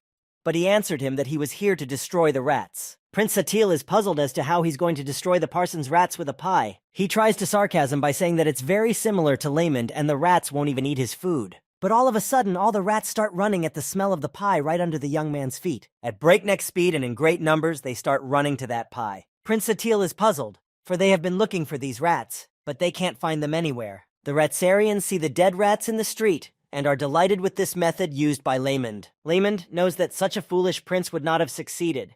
He apologizes and withdraws to ruminate on the other pies. Sir Bolton of the Kingsguard takes the prince's army of soldiers under his command and orders them to follow Baronet Pennine's instructions. Satisfied, the soldiers say they will finally do something worthwhile instead of doing unnecessary work.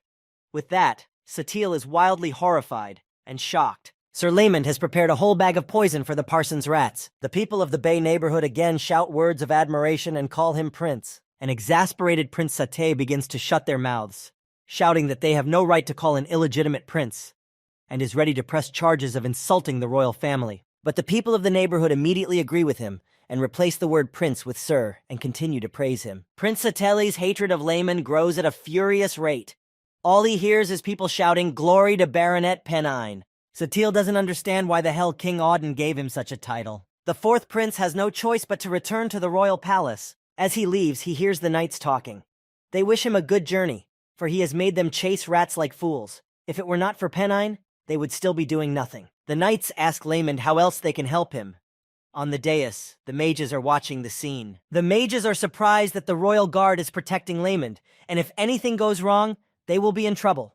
They wanted to get rid of the healer before he got rid of the rats. They have no choice but to retreat. For now, Sir Bolton admired Lamond.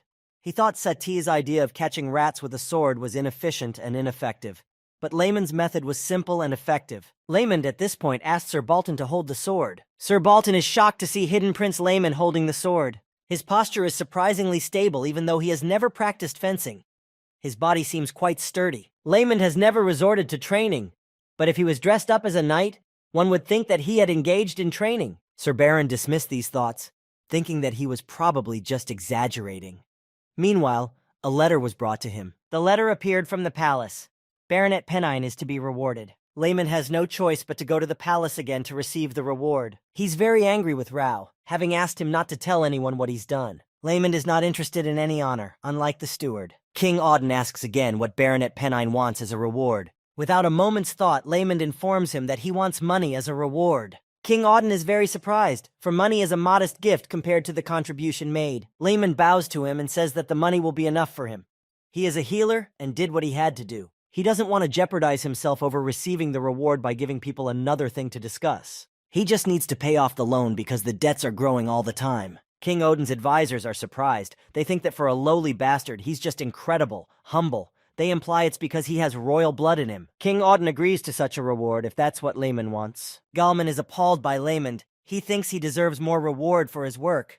After all, he is a healer without a drop of greed and who wishes the best for his patients. He rises from his chair and addresses the king, believing that this is not enough. He proposes to give the Order of the Wand of Light to Lemond. Baronet Pennine is not so much shocked as horrified by the proposal. A few hundred years ago, it belonged to St. Alex, an X-ranked healer. The most honorable order for a healer, it's kept as a family heirloom. Galman continues that Layman has managed to stop the spread of a terrible epidemic in the kingdom. King Auden immediately approves of the idea without question. Layman can't believe his ears that someone like him, an outcast, could receive such an order. He thanks King Auden.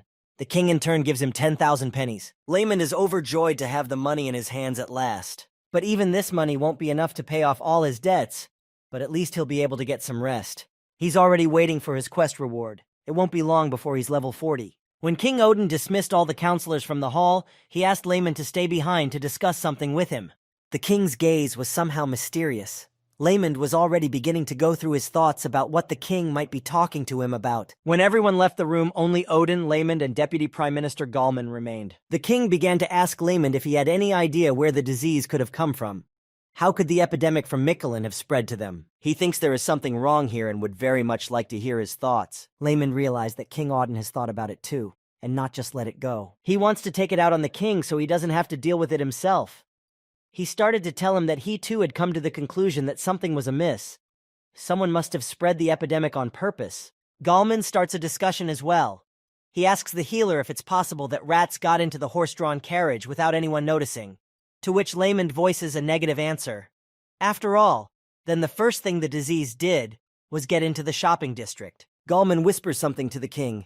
Layman tells everything, with the certainty that he will be alienated from royal affairs.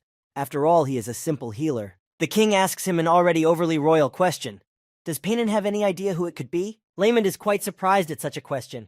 He is a healer, though he has thought about it. He thinks it's worth considering who might have benefited from the incident. If they find someone who might want it to happen in the kingdom, they can find out who the culprit is. The healer has gotten a taste for it.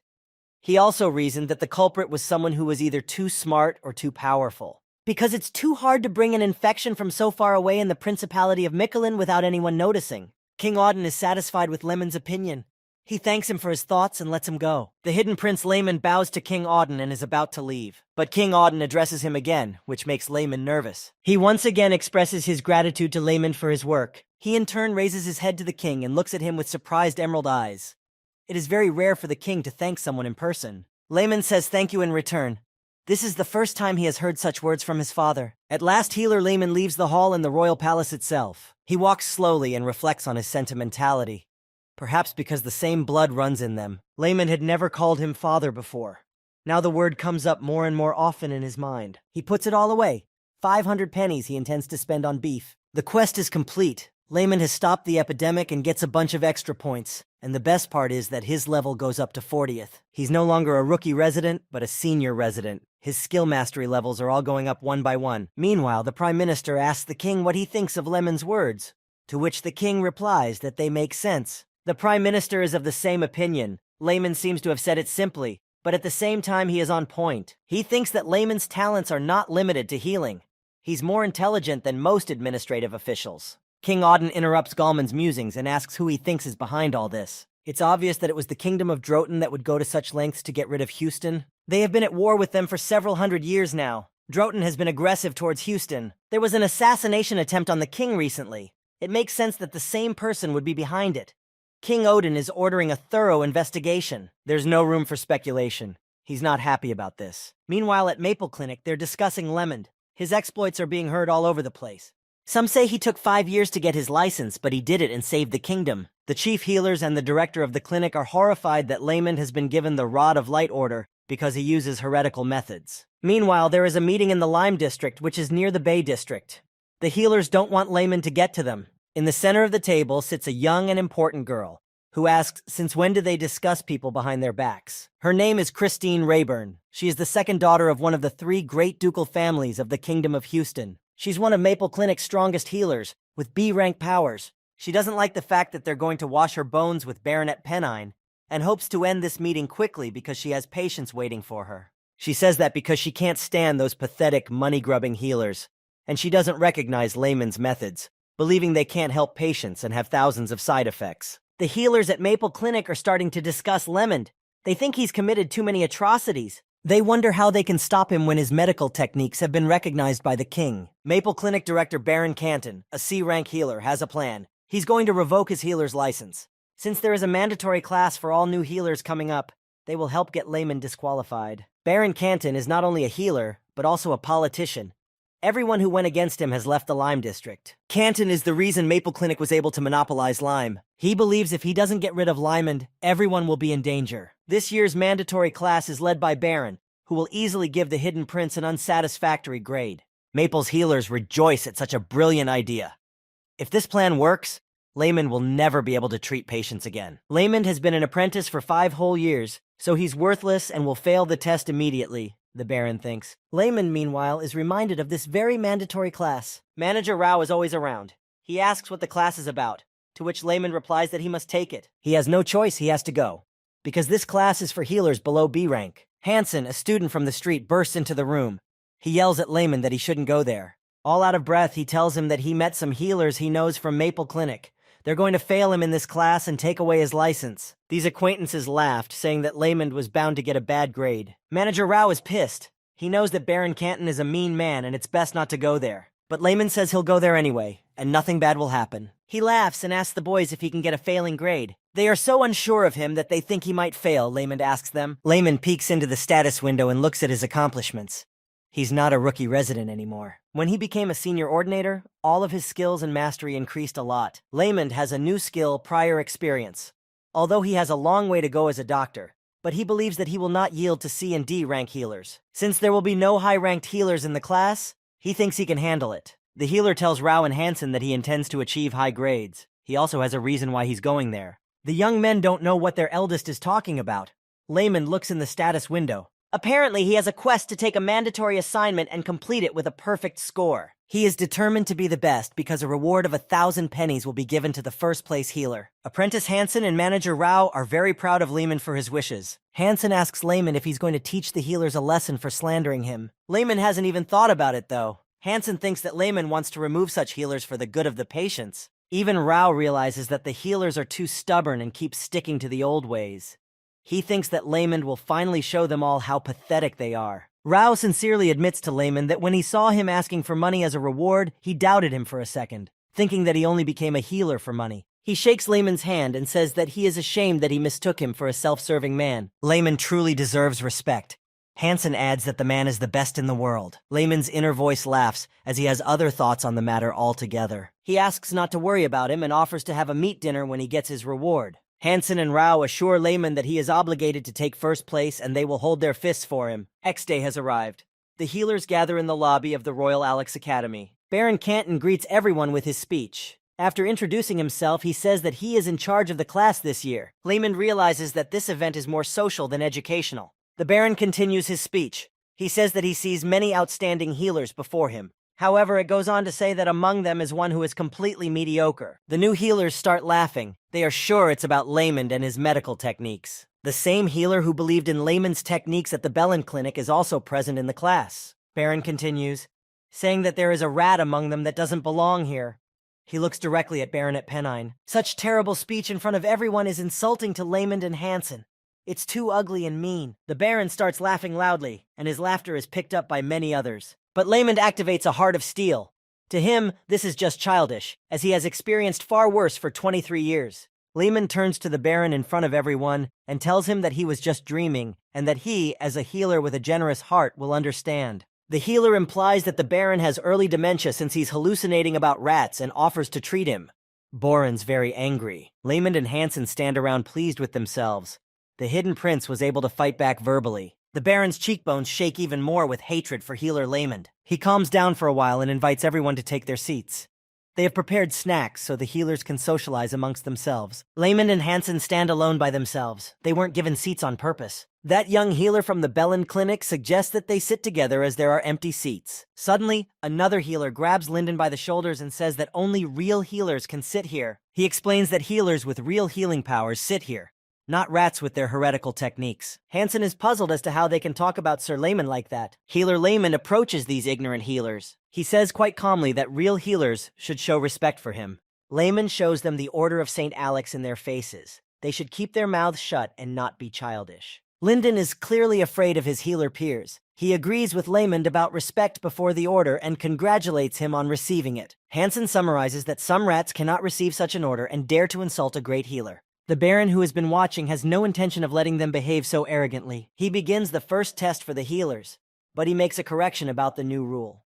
As there are other methods of healing, but the priority remains the ability to heal. And this year, they've decided that testing the power to heal will take up 50% of the tests, and if the score was below 60, the healer would lose his license. Hansen is very worried about Lehman. His chances of passing the test are 0. The Baron is confident he'll fail Lehman.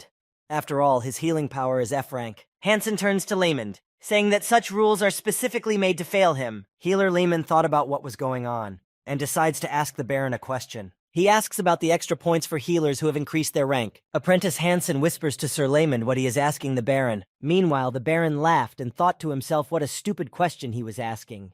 You can't increase a healer's rank if he was born with it. He thinks Lehman is ignorant because he doesn't know the basics, and he blurted out that there would be points. But Lehman knows what he's asking. His skills even surpass A-ranked healers. Healer Lyndon looks at Lehman and doesn't know what he's talking about, because hard work doesn't get you a rank. He began to wonder why he asked such a strange question. Obviously, there is some explanation for it. Lyndon even found it funny how hard it was for everyone to understand what was on Lehman's mind. The first trial begins. Boren Canton can't wait for Lehman's turn. Lyndon is taking the test now, bright green rays of healing power appearing in his palms. Baron Canton credits him with the test and gives him credit. Lyndon has a D rank. With a devouring gaze, Canton looks at Lehman. It is his turn. He addresses him by the title of Baronet Pennine and asks for a demonstration of his healing. Lehman agrees. The Baron is already all eager to see the disgrace. Suddenly, Lehman stops and asks to be allowed to clarify one detail. He reminds the Baron that he promised extra points to the one who increased the rank of healer. The Baron starts laughing and answers in the affirmative. But that has nothing to do with Lehman, he explains. Lyndon is very interested in Lehman, always trying to be close to him and watching him as he does now. Lehman is starting to use his healing power, but there is very little of it. He knows that originally he could barely get a D rank, however now. Lehman is activating his passive mana transfer skill. He gained this skill after awakening his mana veins. He also increased the number of mana units. Lehman closes his eyes and tries to concentrate. It's not long at all. He redirects all his mana to the upper energy core. The entire hall filled with healers falls silent and waiting. Lehman, gathering all his mana. The power of healing appears in his hands, and not a small one at that. The Baron is at a loss for words. He sees the power of healing, matching as it does his S-rangs. He closes his palms. He has succeeded. There is no limit to his joy. Baron is very angry. How is this possible? After all, the upper energy core is almost impossible to develop. Healer Lehman knows that his mana level is not C rank, but if you redirect all the available mana there and pretend it's C rank, it will look like a miracle. Baron is already screaming that it's impossible. It can't be done with hard work. And indeed, healing is an innate skill. Its rank is practically impossible to increase. But Baronet Pennon wasn't like the others. Lyndon was born with a D rank, and no matter how hard he tried to raise it, he couldn't. He's very clever. But if only he could raise his rank through hard work. The test results are starting to be announced. Lehman gets the highest score. He is presented with a certificate of honor for the dedication he has shown to the study of healing. Next up is a written test. A test of anatomy, herbology, and healing techniques. But Lehman is completely at ease with this. He's been studying it all since before he woke up. He had to study because his healing was not good. He combines all this knowledge with the knowledge of medicine. His intelligence is growing, but it doesn't make him smarter. This skill helps him use all the knowledge he already has more effectively. Baron no longer understands how this healer Lemon got so much knowledge. He gets the highest score again and is given a certificate of honor in front of everyone. The other healers are beginning to wonder what is going on, suspecting that something is amiss. Lemon begins his taunts. He addresses the healers, saying that they sleep less than 4 hours a night, and there are still only a couple of C ranks among them. The Baron doesn't even know what to say to Lemon. His knowledge really outstrips all other healers. If this keeps up, Lemon will definitely take the top spot. Now comes the next challenge. Lemon and Hansen are in high spirits. The Baron must do whatever it takes to get himself disqualified. Nothing is over for him yet. He's going to give such a wound to heal that there's no way he's going to make it through it. The final test is practical. The Baron brought in a medical gurney with someone. The creature or person is covered with a white sheet so no one can see what's on it. The Baron pulls it down sharply. From what they saw, many healers began to scream. On the medical couch lay a bound monster that looked like an orc. It was definitely an orc. Lemon wasn't even scared, but Hansen was shaking with fear as usual. But he thinks it won't hurt people. This orc has killed a lot of people, and now he's going to be a patient. The Baron pulls out his dagger and asks the healers not to worry, as the orc has been drugged with herbs that have an anesthetic effect. The only task is to simply heal the wound, and he calls Lemon first. Lemon clearly doesn't like all this. Some kind of savage bullying, whoever this creature is. The Baron swings his dagger to inflict the kind of wound that Lemon certainly can't heal. The orc begins to growl, but Baron aims straight for its chest. All the healers close their eyes in horror. They've never seen anything like this before. Unexpectedly, the orc suddenly gets up from the couch. Somehow the ropes have come undone and clearly the orc has been helped. Now he stands alone with Baron and growls at him. Baron is terrified. Huge, several meters tall, with strong and large fangs, he shows his strength. His huge green fist goes straight for Baron Canton's face. Everyone fears for the Baron. He shouts for the huge orc to be put to sleep immediately. The orc smashed the nose of Baron, who was already lying on the floor. His right shoulder is dislocated and a tooth is knocked out. While everyone is running around in a panic, Lemon stands silently behind everyone and observes. Strangely enough, he thinks about the fact that healing doesn't work for dislocations. To help, he needs to set his shoulder, not try to boost his vitality. Of course, there have been cases where the bones have popped back into place by stimulating regenerative processes, but it's too long and too painful. Lemon didn't feel sorry for the Baron because he was being a jerk. He was trying to make a mess of things, and he got caught like a fish on his own line. Lemon turns away, not even to look at the bad man, but he's still thinking about whether or not to cure Baron Canton. Linden tries to help, but the Baron pushes him away, causing him to fall to the floor.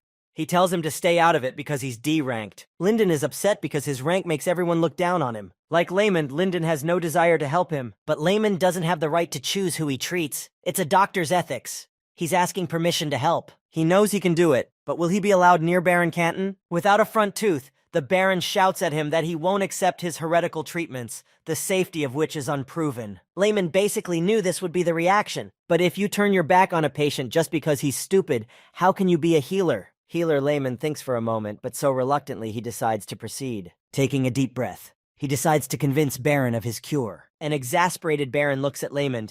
There's no one here to help him, is there? Lemon says it's a pity, because he knows just the method that will cure him in an instant. The Baron starts yelling at him to stay away from him, but Lemon goes ahead. He starts blackmailing Baron, asking if he's in pain. It's still an hour before the B-rank healer arrives, and Baron is in a lot of pain, and a B-rank healer won't cure him. Lemon keeps pushing him, saying that there are 3,600 seconds in 1 hour. The healers standing nearby have already started to ask Lemon what he is trying to accomplish.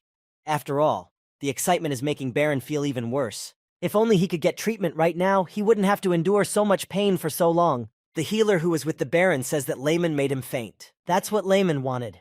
Now everything is ready to start the treatment. All the healers look at Lemon with excitement. They didn't expect such a turn. Linden opens his mouth and realizes that Lemon made him nervous on purpose to make the Baron faint. Everyone looks at him incredulously, but at the same time no one resists. While Baron is unconscious, he feels no pain. Lemon raises his arm 30 degrees and locks it. Then, with his other hand, Baronet Pennon grips the Baron's shoulder tighter, and then begins a sharp counterclockwise rotation of the shoulder. It's done. This method is used for shoulder dislocations by fixing the acromion. All that's left is to get Baron back to the clinic to rest. Some healers even started whispering how he cured his dislocated shoulder so easily and quickly without using a drop of healing. Healer Linden is absolutely delighted with Lemon. Dislocations are only treated with rank B healing. Lemon can't miss the opportunity to let everyone know about the technique used now. He began to tell everyone that, as they saw, his technique is not just baseless manipulation. It's just a traditional healing method that was used by an ancient prosperous civilization. What everyone around him has seen is just the tip of the medical iceberg. And Layman invites everyone to come to the clinic anytime if they don't believe it. Lyndon begins to wonder, if he goes there, can he learn all this stuff too? Lehman places his hand on his chest and bows to everyone present for their attention. One of the senior healers announces the end of the mandatory lesson. He also announces that the last practical test will not be counted in the summing up. Layman smilingly already knows that the winner will of course be him. At his clinic, Layman has put up a huge banner on his clinic informing that he has achieved the best result in the mandatory lesson for new healers. The status window has received a new achievement highest score, as well as skill points. Reputation continues to grow, and some people are reconsidering their opinion of medical technology. Thanks to a poster being put up, word spreads around the Bay Area. A new day at work begins. New patients come in to see Layman. A young boy and girl ask for advice on treatment. Layman is polite, asks what's bothering them. Finally, he's getting some commoners from another neighborhood. He thinks he'll start making money now. He's counseling the first girl, but he's dreaming too much about earning money. Sitting in his office, he's getting upset. The commoners from another neighborhood and the slum dwellers are all poor people. They all don't have money for treatment. You can only get rich by treating at least the nobles. His debts are growing very fast because of that, but what's strange is that the debt is increasing, but the debt collectors don't come to him. Aren't the credit card companies devils incarnate, he thinks. Why don't they come? No, the collectors are probably just fattening him up so they can charge him a lot of money. Layman wonders if he has to deny treatment to patients who have no money. Baronet Pennine is very upset. He doesn't want to let this happen, it's wrong. He decides he'll only do it as a last resort. Sir Lemon needs to raise his reputation as soon as possible, and preferably in one fell swoop, so that everyone knows of his abilities and treatments. Meanwhile, Baron Canton wakes up and is very angry with Layman. His guard with the scar on his face asks what to do to Layman for such an act. Bipron is going to destroy him completely so that no one can charge him with anything. He comes up with a very cruel plan. He orders the guards to send incurable patients to him, and after he sends them to him and he can't cure them, he has to spread rumors. Rumors that the Baronet Pennant has killed patients using his faulty treatment methods. The next day, a man runs down the street of the Bay District with an infant in his arms. He is desperate. The very young baby is no longer showing signs of life. An hour earlier, this man and his baby had come to Maple Clinic, but they told him if he didn't have the money, they couldn't help him with treatment. He's furious and asks to speak to Lady Christine. Hearing the conversation, Baron Canton immediately approaches them. He inquires about the problem. Meanwhile, the Baron's guard with a scar on his face whispers something in the ear of the woman greeting the patients. She eventually informs the man with the child that Christine is not in attendance and they can recommend another healer. And of course that healer is Sir Layman. The man and the baby go to the Bay Area. The baby's already unconscious. His father is crying his head off, struggling to get to the clinic as fast as he can. The man whispers to him, pleading for Sam, his son, to hold on just a little longer. Meanwhile, Lyndon arrives at the clinic. He decides to come and see. He decides to become Layman's second apprentice. Hansen tells him not to forget his pride. Apprentice Lyndon listens to everything Apprentice Hansen tells him. The D-rank healer decides to become Layman's apprentice after the events of the mandatory lesson. Hansen senses a mentor in him. He tells Lyndon to be extremely careful of his actions. Otherwise, one wrong move and he will immediately lose Layman's favor. Lyndon likes Hansen the apprentice, but the master himself scares him a little. But Hansen explains to him that when he sees the operation, he'll realize he's not exaggerating. The other apprentice suspects he's being brainwashed like some kind of cult. As they continue their conversation, they hear a man's voice yelling outside. A man with a child in his arms rushes straight to the clinic and on the way there yells for help to save his son. They enter the clinic and Layman immediately begins to examine the little patient. He realizes that the child is in a very critical condition. If they had come sooner, even this wouldn't have helped. Layman is very upset, because even if he performs the operation, the chances of survival are slim to none. The man says that he has been to Maple Clinic, where they demand an advance payment. He ended up saving money, so the baby didn't get proper treatment. And the bottom line is, if the baby doesn't get treatment, he's gonna die. And if you treat him, he'll probably die too. The man begs Layman to cure his son. After all, Baron Canton himself sent him to him. Healer Layman can't let the child die by simply doing nothing. On the blue screen appears information about the quest, at the end of which there will be a bonus in the form of unexpected luck. Layman's musings are interrupted by Rao's manager, who enters the room. Rao has something urgent to talk to the healer about right now. The manager informs Layman that the administration says that Baron Canton has a grudge against him.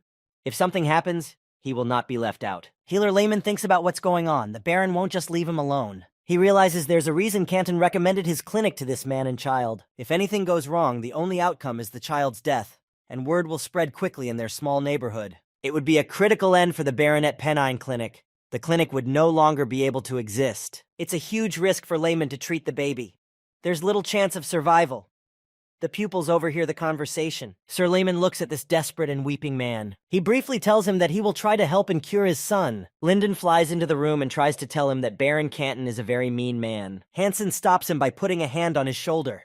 Explains that a master never turns his back on his patients. Even the manager, Rao Capran, looks at Layman with admiration and confirms this fact. Layman thinks to himself that the young men are wrong.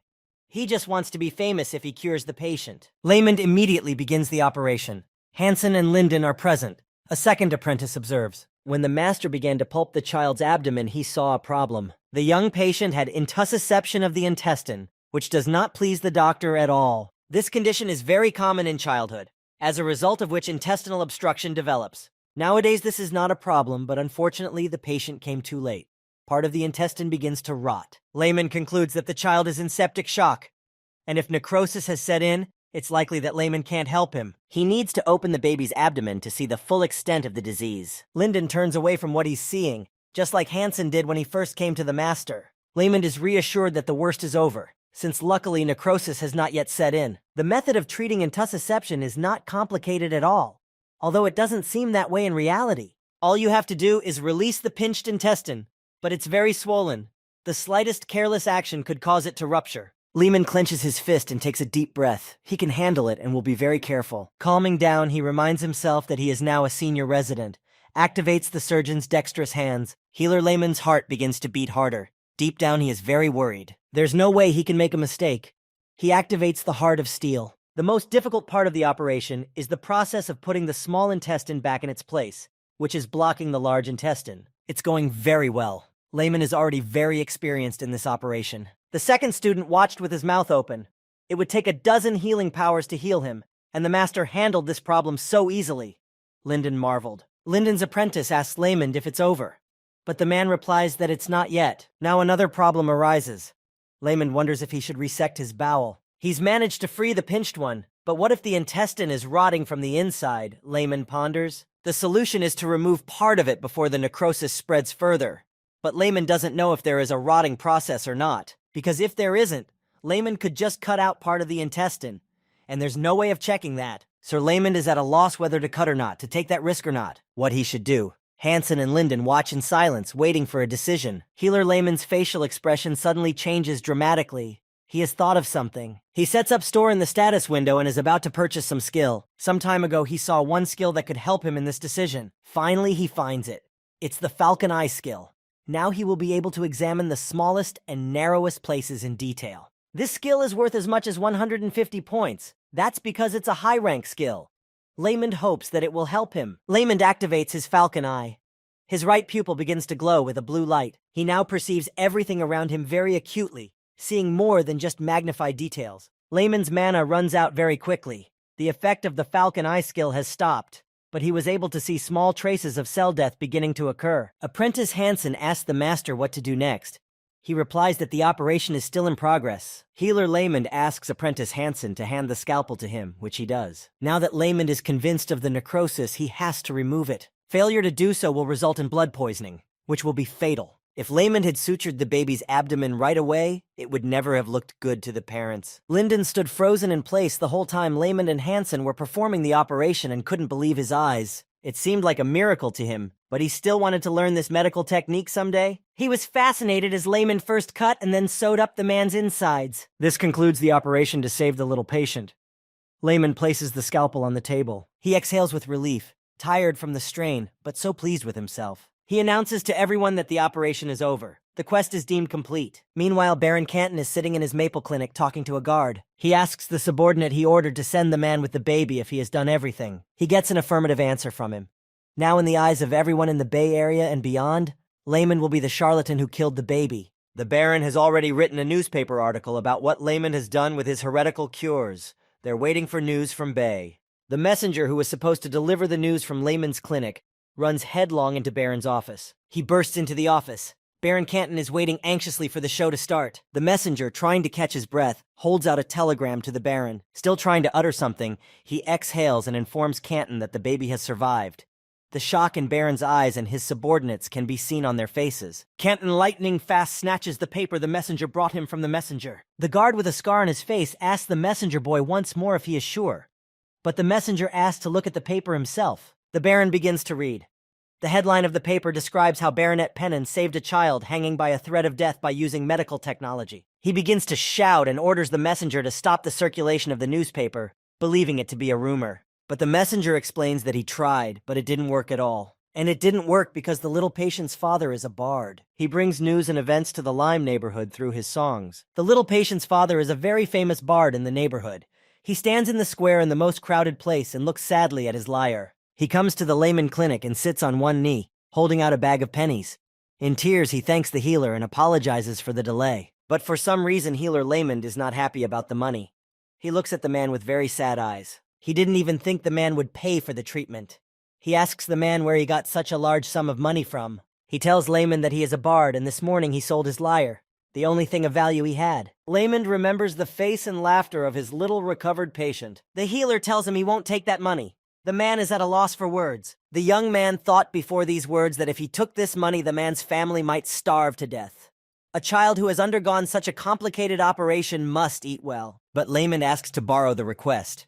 Instead of paying for the treatment, the man cheerfully asks what the request is about. Asks Layman not to be shy. Layman is shy and laughs. He asks him during the songs to spread good rumors about him. He tries to explain to the man that some people are prejudiced against him, even though he tries to do everything for the patients. The man is very surprised that there are such bad people, since all the people in the Bay Area trust and love him. Finishing their conversation, they say goodbye. The man will gladly fulfill his request, because he swore that if his son Sam survived, he would do good for the rest of his life. Now for the rest of his life he will sing for Baronet Pennine. He stands in the square and begins to sing a song. People passing by stop to listen. He begins with a preface, that he dedicates this song to events that have happened to him recently. The bard begins to sing his song. In it he tells that he went to Maple Clinic and they refused to treat him. But along the way, he meets him. People start talking about what he's saying. All the people in the Lime neighborhood begin to gather around him and listen to the song. The man goes on to say that he called the song The Great Layman. The satisfied bard honors Layman's request. Now rumors spread lightning fast through the neighborhood. There were journalists in the square who record all the news and print it in the newspapers. One of these journalists thought that lately all they've heard is news about Baronet Pennine. Soon people will start saying that an illegitimate is better than princes. And so the long-awaited paper came out. It has a picture of Layman in it. It describes all his accomplishments. A satisfied Layman reads it with a smile on his face. Thanks to the bard and his song, many people have learned about him. Now he realizes what the extra bonus of unexpected luck was after completing the quest. Meanwhile, Lady Christine is sipping tea and reading the newspaper. She comes across an article about the great Layman. Layman's reputation is on the rise. She realizes that he has done nothing wrong. Like she said before, she doesn't want to let Layman do as he pleases. If she lets him continue now, the patients will definitely suffer from side effects. Her intentions are similar to shutting down the Pennine Clinic. She has no intention of allowing him to work in her medical technique any longer. In the morning, Lady Christine is visited by a maid and informs her of an imminent breakfast with the Duke. She needs to start preparing for it. The maid begins to make Lady Christine look her best. She does her hair and helps her choose a dress for the meeting. Her jewelry box is full of diamonds. The incredibly beautiful Lady Christine is meeting the second prince of the Kingdom of Houston. She already knows he's going to talk about marriage. Lady Christine doesn't want to marry what she thinks is a psychopath. Her family is so rich, famous, and majestic that only princes are fit to marry her. She comes down from her resting place. She meets two sisters who look just like her. They start laughing at her again. They wonder when she will finally quit her job as a healer. Her sibling joins the conversation and thinks that she is playing games, even though she is an adult. She is no longer surprised by such talk. She decides to play a joke on her brother by asking him if he's sick. They're all so concerned about her reckless actions. Lady Christine is quite different from her sisters and brother. Her sisters do nothing but go to banquets, and her brother is a gambler. They're always trying to hurt her feelings, but they never succeed. Lady Christine doesn't care what anyone thinks of her, but she will never allow derogatory remarks about the healing of sick patients. She quickly turns and runs away from her family. Her brother shouts after her that her father will be here soon. Christine stops for a second and turns around to look at him, but doesn't say anything. With a smile on her face, she hastily replies that she is going on a trip. Great things await her. Meanwhile, at the Pennine Clinic, new patients have been arriving since morning. Lamond has waited until the NUM has been approached by commoners who can afford to pay above the cost of treatment. Suddenly, a status window pops up informing him that a jerk is approaching. His level of jerkiness is average. Lamond asks the patient he was bandaging his leg to wait a moment. Penine peeks through the window, trying to see who's come to his clinic, and sees the silhouette of a girl. He realizes that the status window meant her, as she looks like a high society girl. Lamond quickly hides and immediately recognizes Lady Christine. But why he wonders why she came? He doesn't realize. He already realizes that she's going to start a fight, and most likely charge for his medical equipment. Dealing with assholes skill activated. Christine is known as a healer with strong principles. Lamond doesn't think his words will hurt her. He's going to escort her out. Apprentices Hansen and Linden come running to Lamond to inform him that a guest has arrived at their clinic. As he continues to bandage the patient's leg, he asks her to tell him to wait. After all, nothing can distract a healer when he is busy with a patient. No guest can be more important than the patient. Apprentice Hansen tries to tell something cheerful to Lamond while talking in parallel with Linden. Lamond really likes these guys, and that they get along with each other. The master is already thinking of taking on a third apprentice, but first of all they have to share their experience with each other. There's just one problem, and it's money. The apprentices have to be paid a salary too. He's putting those thoughts on the back burner for now.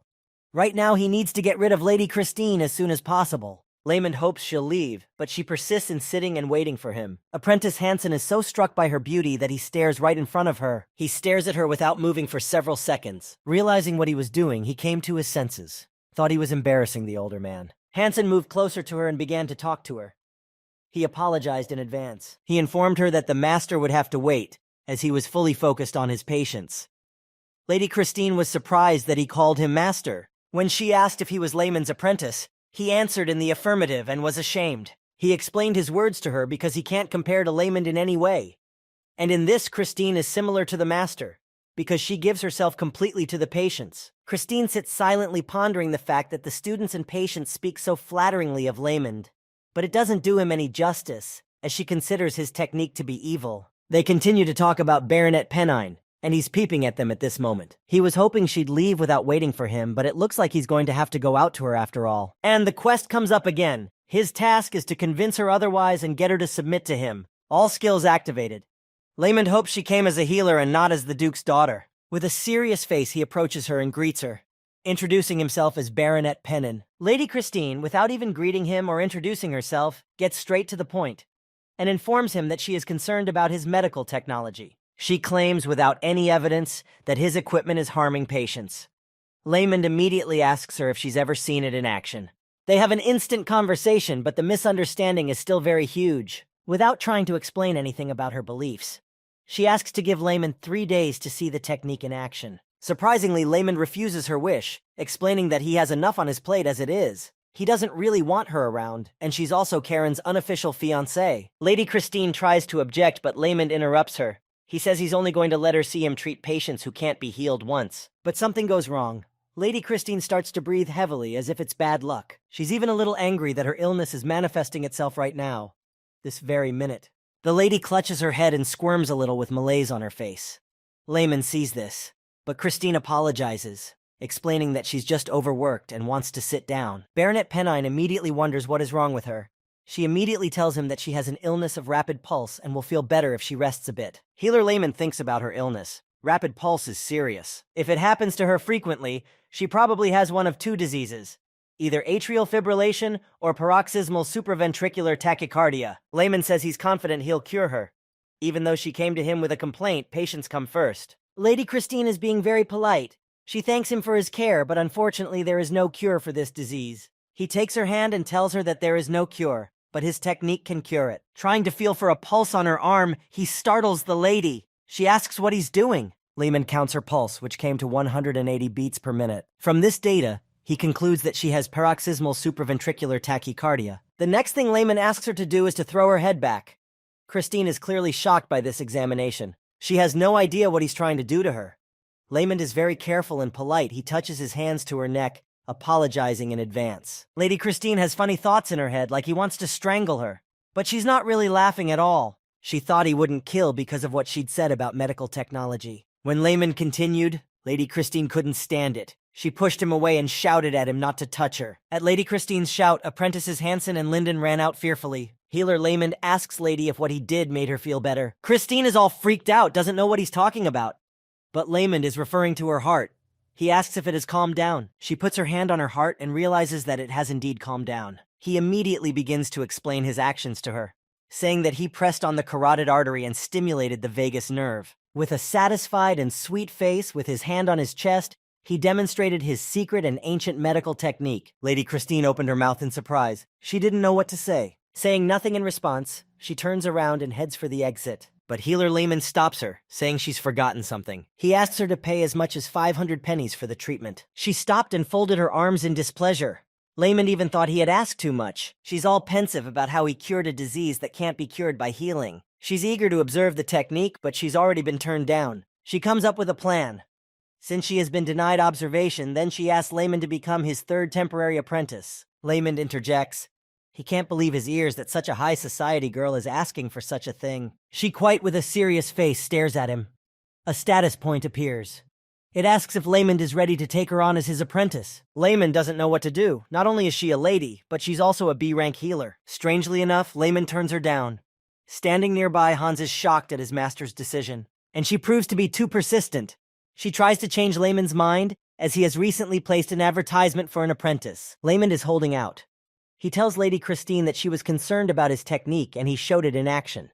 Now she can see that it does no harm to her patients. Christine continues to insist. Her rank is B+, but there are still so many patients she can't cure. She even says that she wants to become the best healer on the continent by learning this medical technique and wants to be able to heal all patients. Layman is surprised by her words because she has the same goal as him. She starts to praise Layman for caring about his patients and wants to work with him together. Layman tries to find an excuse not to take her. They're having some financial problems. They won't be able to pay her. But that doesn't bother her at all. Christine says she can pay his tuition herself if money is an issue. She offers him 500 pence a month for private lessons, which Layman will teach. Inadvertently, Layman thinks about it, because considering the new employee's salary, that's 1,000 pennies of income. Strangely, she doesn't use her title of lady at all. She also has patience. While Layman is thinking whether to agree or not, Christine is already asking about what little she may have offered. Without waiting for an answer, she offers 600 and then 700 pennies a month. The healer Layman agrees and welcomes her into the family. At the same time, in the castle of the Kingdom of Houston, the king has a secret conversation with his prime minister. He reports to the king that they are on the trail of those who have been spreading the epidemic in the Bay Area. As expected, Baronet Pennon's hunch is correct. It seems the Droton Kingdom is responsible and they're intent on destroying Houston. He goes on to say that the attempted assassination of the king is most likely their doing as well.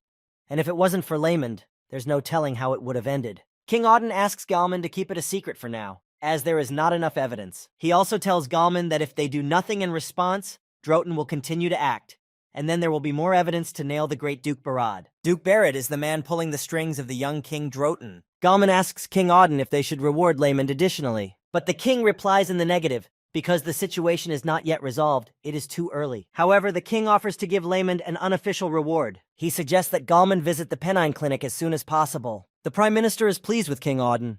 He likes the fact that he treats Layman well. He's sure the Baronet of Pennine would prefer a reward for his patients to any other. A few days later, a patient, a young girl, shows up at the Pennine Clinic. The students are always watching how Layman interacts with his patients. Linden says there are so many patients, and Layman is clearly having a hard time, but he doesn't show it, and he always has a smile on his face. Hansen and Linden are starting to fall asleep out of helplessness.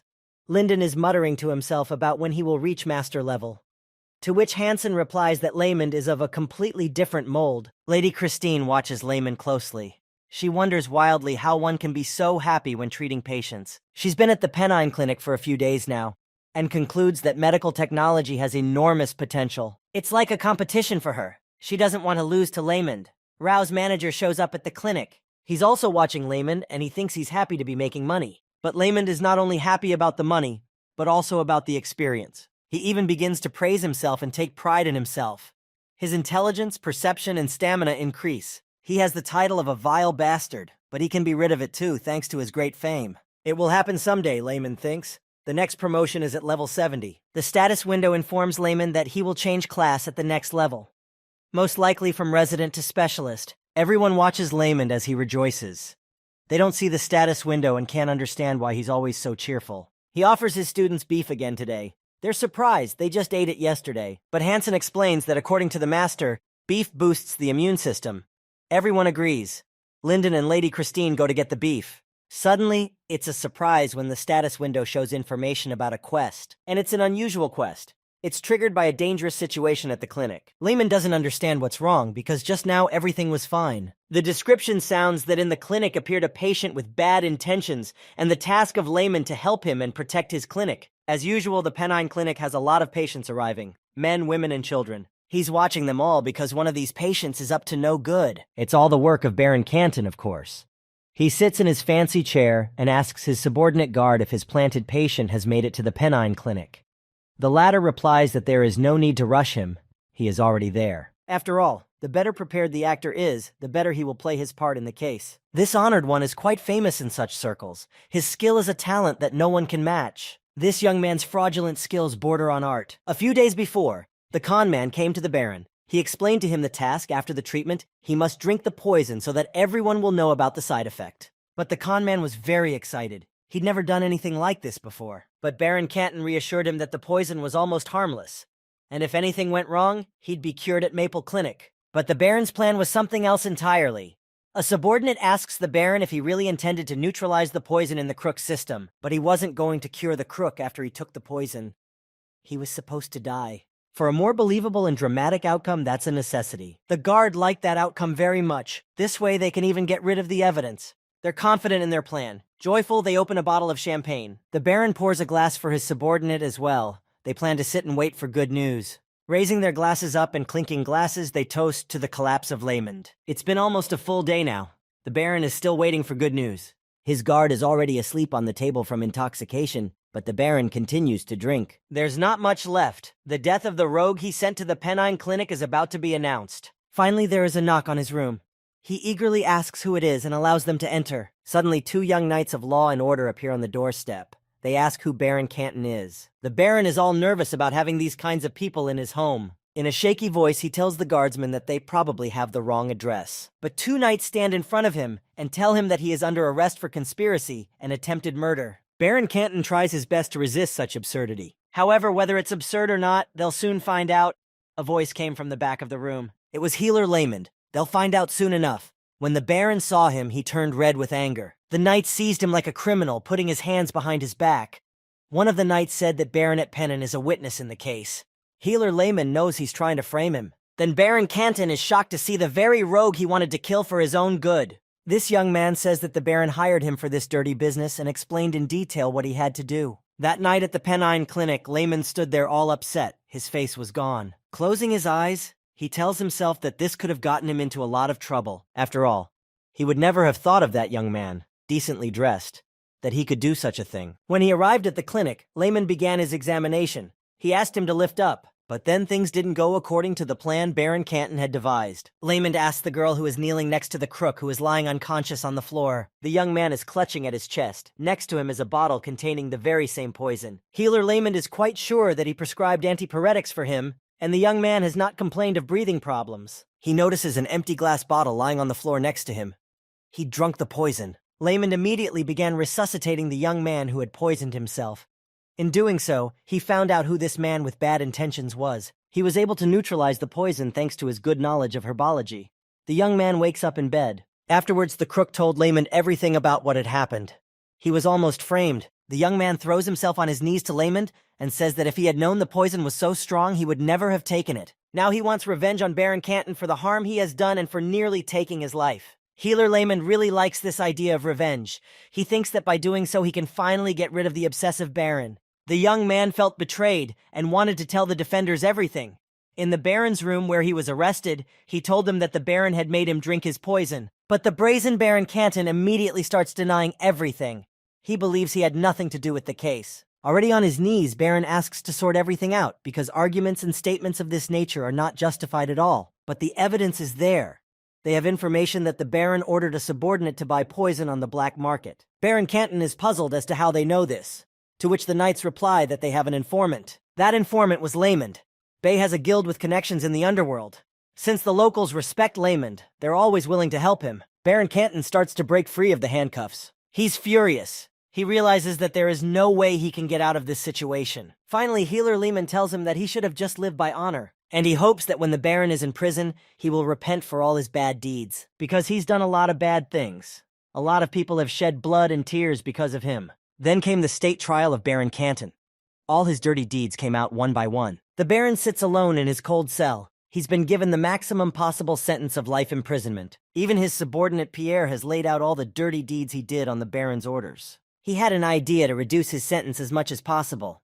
He's taken a lot of bribes from people. It might help him. Meanwhile, in the royal castle, King Auden is talking to Gallman. While taking care of paperwork of state affairs, King Auden asks Gallman to take Baron Canton's case seriously. The Maple Clinic has too many crimes on its books. Gallman apologizes to the king for not noticing this sooner. King Auden is very upset about this. After all, he can't even imagine how the residents and patients of the neighborhood have suffered under the tyranny of the Maple Clinic. Learning of the Baron's case, Gallman tells the king that thanks to Lamond, if it weren't for him, they would have remained in the dark like this. There's just one problem. If Maple's clinic closes, they won't have enough beds to treat patients. But King Auden doesn't see that as a problem.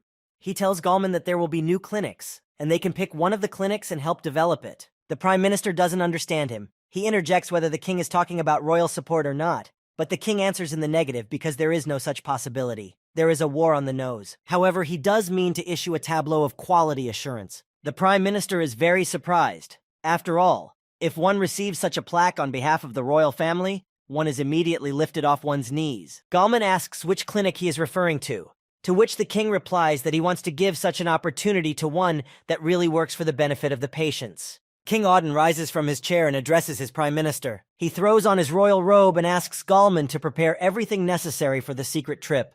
And with that, the matter will be decided when he sees everything with his own eyes. King Auden and Gallman again went on a secret trip to the Bay Area. Dressed as commoners, they sit on a street bench. Gallman tells Auden that Lemon's patients have increased, and that the faces of his employees and patients are glowing with accomplishment. King Auden throws his hood over his head and gets up from the bench. He reports that he has seen enough today. The king arrives back at his royal castle. All the king's nobles and advisors gather for a meeting. He intends to close Maple Hospital for good. The nobles and their advisors ask him not to do so. It will be hard on the sick without her. But King Auden is undeterred. He will not change his mind. Angry at such persuasion, he informs them that Baron Canton has bribed many nobles. All the names are contained in his book, which the king has not yet opened. Threatening them, if they do not stop interceding, he will look into it. The nobles were frightened. He slammed his fist on his throne in frustration. After all, that was not why they had gathered in the hall. This meeting was for the nobles to inform the king of the people's requests. All the nobles became nervous at the king's threats. They came to plead for the clinic to remain open, but were explicitly refused. King Auden bent over, holding his head. He is afraid to imagine what will happen in the kingdom after his death. Gallman reassures him that he is the master of the sword and will therefore live for a long time. But King Auden has a second thought. He's not even sure how many more years he'll live. He's worried about his cough. It has lessened after treatment with Count Gellian's healing, but it continues to worsen. Auden believes that even if one of the three princes were to take the throne, he could hardly keep the nobles in line. King Auden had a first son, Prince Peyton, who inherited the throne, but in an unexpected tragedy, he died. Gallman interrupts his musings to inform him that the accreditation mark is complete. On behalf of King Houston, Gallman travels to the Bay Area to present the badge. Gallman solemnly presents the accreditation mark to Healer Lamond. The accreditation mark is a very important and serious thing. It is the color of gold and bears the coat of arms of the Kingdom of Houston. Lamond bows to Gallman and asks him to thank the king on his behalf for such a favor. The Prime Minister will be sure to tell him. He asks Lamond to work hard for the good of the people. Baronet Pennine's face changed. His gaze became upset. Gallman noticed this and asked Lamond what was wrong. He replied that everything was fine. Healer Lamond was clearly not expecting a mark of accreditation, but at least some money. He didn't consider this mark of quality as a gift. He didn't need it at all. But the Prime Minister explained that things were not going well in the royal family, so they could not offer financial support, but there would be a small reward. Gallman left, slamming the door behind him, much to Healer Lemon's dismay. He tells his students that he was very excited when he learned that he would receive a seal of approval from the king. But that's it. In reality, the Kingdom of Houston has never been wealthy, and now it's preparing for war. The students look at the seal of accreditation smiling. They like it. And Lamond ponders that 10 pennies isn't enough to get the clinic off the ground. He had so hoped that the commoners would be profitable. But as it happens, the influx of patients has forced them to move. The house that was supposed to be the family home started falling apart, and rent in the capital is very expensive. The Prime Minister told Layman at the meeting that the only buildings left in the capital were public buildings that couldn't be used for clinics. Things have not gone according to plan. Even Lady Christine said she had nothing to pay Layman's tuition. He had hopes for her. But Lady Christine was the black sheep of the family. She had no money. She was going to pay her tuition from the wages she got at Maple. But unfortunately, it's been closed down. Layman has no choice but to start paying her wages. He can't leave a man penniless and work for a favor. Because of these aristocrats, there's not a building left in the Houston metropolitan area. He promises himself that when he becomes a better healer, he will definitely buy himself buildings, so that he will never be sad about not having a place of his own. A status window appears in front of him. A new achievement is obtained, healer recognized by the royal family. Layman gets a new title, one who is liked by the commoners. But their support is very weak. He proofreads all the information on the screen. Because of his low rank of the title, the effect is limited to the terrain. But it's not all bad. He got a new title after all, as well as a bonus level increase. Layman's a bit downcast. He's glad, but it won't do him any good. He decides he'd better go get some meat. Suddenly, a furious and angry manager Rao runs into the clinic. Layman greets him with a smile and offers to join him for meat, to which he replies that he has nothing to eat at the moment. This is not the first time Layman offers him meat, but he always refuses, as if he doesn't like it. But Rao explains his excitement. He hands him a white envelope. This letter is an invitation from Solen. Everyone is gathered around the table, impatiently waiting for Layman to open the envelope. Layman doesn't even want to open it. He stares at Solen's red seal. Solen is a devilish loan shark from the capital of the Kingdom of Houston. Layman was even upset that he had received a letter from him. I wonder why he sent it. Solen invites him to a meeting to offer something that will definitely interest Layman. No damage is guaranteed. Solen is a very famous man who scams naive people out of money.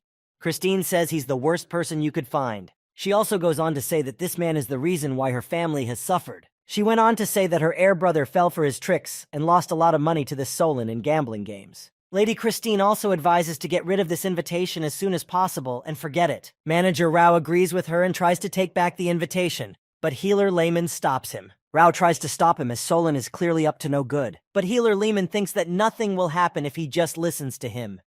Things are going badly for Lehman, which is why he can't ignore his invitation. Everyone in the clinic continues to debate. Hansen enters in defense. A confident Hansen explains to the others that they have misunderstood something.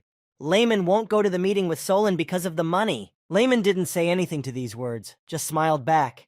He knows why he's going there. Hansen's words that the master was going there to avenge the patients who had suffered at Solen's hands surprised everyone. Rao, Christine, and Lyndon clearly don't believe it. They laughed at Hansen and his naivete. And healer Layman himself was very surprised at his apprentice's wild imagination. Solen himself is a very famous moneylender. He finds people who can't pay for treatment and lends them money at high interest rates. And when they can't pay, he exploits them. Healer Layman recalls hearing something about this man. Solen is also known as the patient loan shark because of his profiteering from sick people. And it's no secret that he and Baron Canton have been helping each other. Healer Layman is wondering whether or not to go to this meeting. Hansen goes on to say that the master is thinking about the patients so that they never fall for Solen's trick again. He wants to heal their broken hearts. He wants to fill them with happiness. Baronet Pennine doesn't know what foolish thoughts are in their heads anymore. A new quest appears in the status window. We need to bankrupt Solen and cancel the patient's debts. Layman is angry because he can't handle his own. The quest is medium difficulty. He has no idea how he can bankrupt Solen. Layman has already memorized the dynamics of the difficulty. On low, the quest can be completed without much effort. When the difficulty level is medium, then you have to try, but there should not be any big problems. At a high level of difficulty, we'll have to go out of their way. So this quest is quite possible to pass. Also, in this quest, you can upgrade one of Layman's skills to A rank, but the best reward is Solen's possessions. Layman could really use it right now. It's very tempting. He really wants to finish this quest no matter what obstacles appear, at any cost. Layman puts a hand on his apprentice Hansen's shoulder. He can see how much the latter admires him. The healer says he can't just stand by and watch what happens. Hansen thought Layman was going to sit something like this down. Now everyone is in agreement for Layman to go. Manager Rao will help him with that. Lady Christine's ready too. She's not going to sit on the sidelines. The boys are calling it an operation to seize Solen's fortune. The wagon and all of them move together to meet the famous loan shark Solen. Healer Layman is silent the whole way, pondering all possible outcomes. Lady Christine puts her hand on Layman's shoulder and admonishes him that if anything goes wrong, to stop the dialogue immediately. But most importantly, not to sign any contracts under any circumstances. Layman, before he left, offered to throw a beef party when he got back. Now he wonders if Hansen can handle it. Baronet Pennine arrives at the estates of the moneylender Solon. His house is so huge, it looks like a small palace. Inside, all the furniture and finishes are very expensive and beautiful. He has prepared a table for the meeting with Laymond, a huge number of dishes. When the healer sat down at the table, he drooled at the sight of all the treats. Solon sits on a chair so important and confident. There are 2 guards by his side. Laymond asks him why he invited him, but he smilingly suggests we discuss it over a meal. The quest begins at this point. Laymond already realizes that if he passes the quest, he'll have the same fancy meal. All of Laymond's skills are immediately activated. The method of dealing with jerks is also activated. Solon starts from afar. He says he was very nervous before their meeting. He suggests they start right away with a glass of wine. He called him to offer something to Laymond. Solon asks for clarification if Laymond has really encountered financial difficulties in running his clinic. Laymond immediately replies that it is true. Solon then decides to make him an offer that he cannot refuse. Solon offers Laymond a loan at a lower interest rate than he currently has. He adds that it's even interest-free. Laymond was ready for such an offer, only it is unclear to him why such a generous offer would be made. Solon is very touched by Laymond's noble deeds, and he wants his hard-earned money to go to a good cause. He starts treating Laymond, saying that it is difficult for him to make a decision right away, but Laymond immediately agrees to the offer. All the people standing around him were surprised at such a quick decision. Laymond asks them to give him 100 pennies at once. Solon agrees. They begin to celebrate such a joyous occasion. They raise glasses of red wine. But Solon has his own plans. He's not going to give a penny to Laymond. He plans to rob him blind.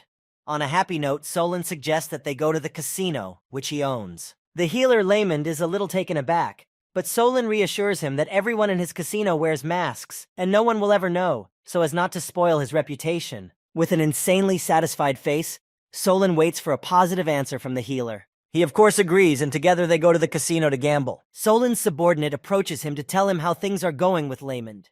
He asks how much money to start with, as Laymond is playing for the first time and is very enthusiastic about it. Solon replies that he should start the game with all the 100,000 pennies they had promised to lend him. The subordinate even surprised himself.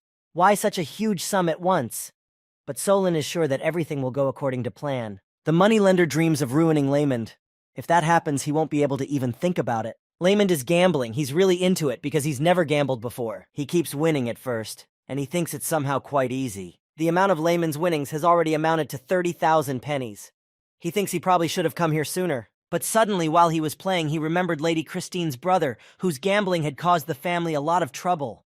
It occurs to Laymond that this is all on purpose. Something interesting is about to happen. Strangely enough, he sees a girl who looks just like Lady Christine, just as important. But Laymond is so caught up in the excitement that he tries not to be distracted by anything. If he doesn't deal with Solon, he'll be a fool himself. Solon's plan begins to take effect. A young casino worker comes up to the healer and tells him about a game for the VIPs. If he is lucky, he will be able to increase his earnings by up to 50 times. She keeps going on and on about making money and the jackpot. If he gets lucky, then the winnings are guaranteed. Lehman's eyes light up. He is new to this business, but such a chance to earn money has never met before. He of course agrees without a second thought. A casino employee takes him to a room. In the room for wine customers sits Solon and greets him by saying that they are waiting for him. He asks the guard to bring the chips and cards for the game immediately. Solon also gives some signs of his own to the waiters. The game begins. Laymond and the moneylender sit down at the game table to begin. Laymond is all excited. Solon can already see how these cards will be the undoing of healer Laymond. After all, they're kind of special. He compliments him on them and asks how much money he wants to bet on the winnings. Laymond hesitates, looking at his cards. Solon expects him to bet the full amount. As it happens, the healer intends to bet all his hard-earned money. The moneylender asks again to be sure, to which he receives a positive answer. His inner gut feels and already knows that Laymond will lose, because Solon has everything under control. It's mine at X. The hall worker announces that the cards have to be opened, but Laymond stops the game and asks him to wait a moment for details. He asks Solon if he's sure he'll get 50 times his winnings if he hits the jackpot.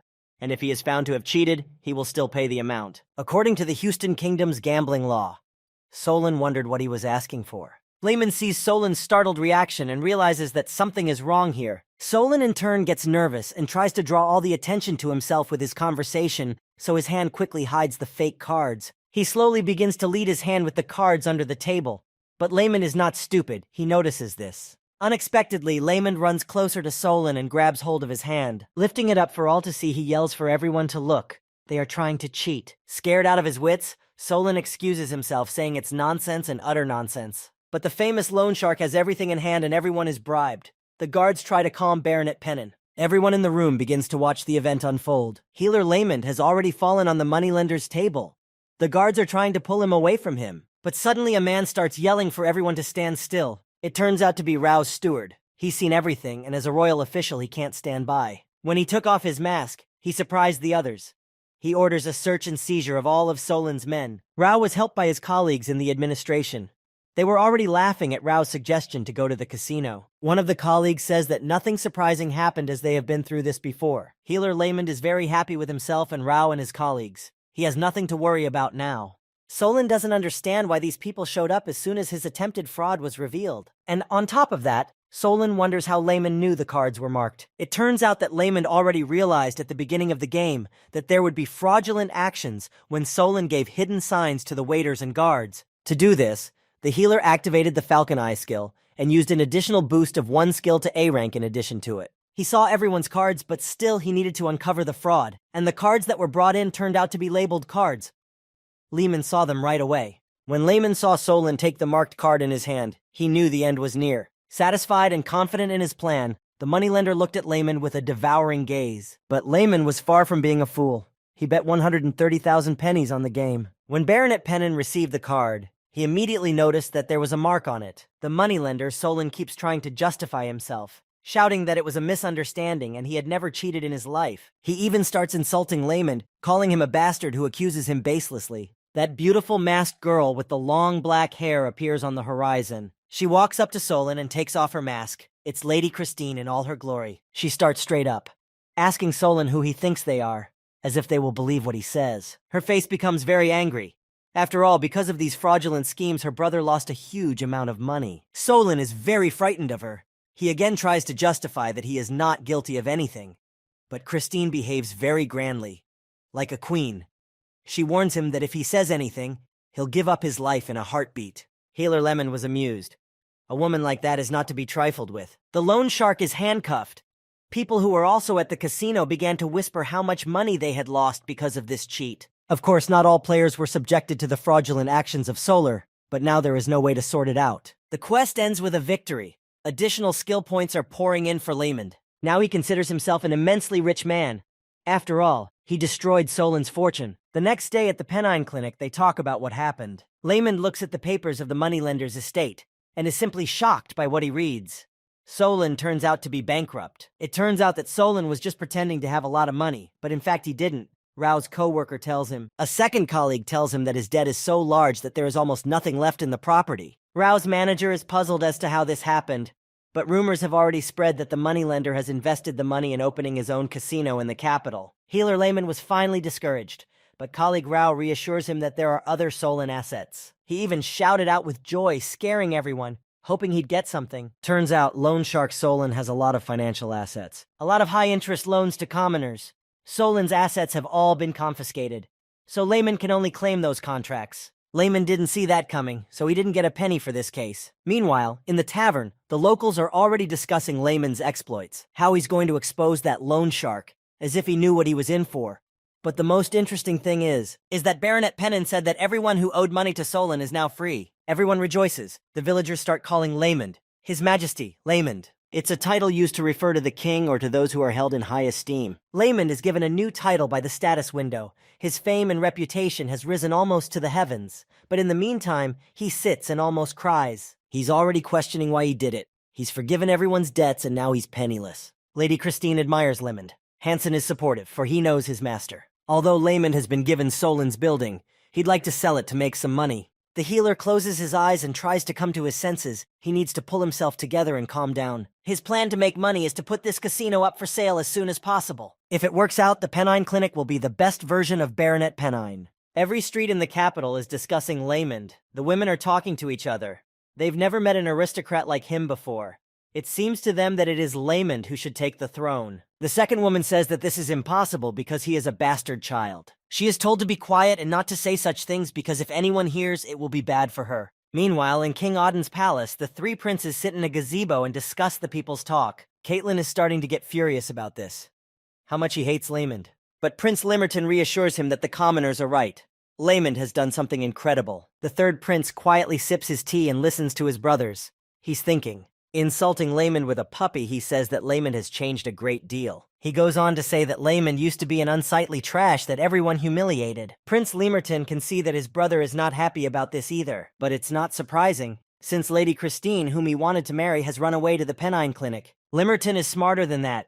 He realizes that if his brother considers Laymond a rival, he's putting himself on his level. But Karen thinks quite differently. He wants to thank Laymond when they see each other again. Since he's the eldest, he considers himself the future king, and he has no right to ignore someone who does so much for the Kingdom of Houston. Lemerton and Satay have shown their displeasure to their brother. After all, their war for the throne continues. Prince Lemerton, too, has a claim to the throne. And if it weren't for the strongest family in the kingdom, the Duchy of Rayburn wouldn't be on Kieran's side. But Lemerton is sure this isn't the end of it. With war with the Kingdom of Droton looming, relations are deteriorating. Lemerton has studied war strategy since childhood, and this war could be his opportunity to claim the throne. Prince Lemerton believes he can win back his father's favor with this action, but Prince Karen is also not going to give in to his brother, because he is older than the others, so he has a better chance. The war for the throne is mostly between the two brothers, although the third Prince Sathiel is also looking for the throne. The princes continue to talk while sitting in the outdoor gazebo at the palace. Karen decides to play a joke on his red-haired brother Sathiel, as he always does. He tells him that he might be getting another brother. Caitlin doesn't know what he's talking about. He explains that Laymond might be recognized as an official member of the royal family. Caitlin turns red with anger. He starts yelling at brother Karen to stop talking such nonsense, but he just keeps on mocking.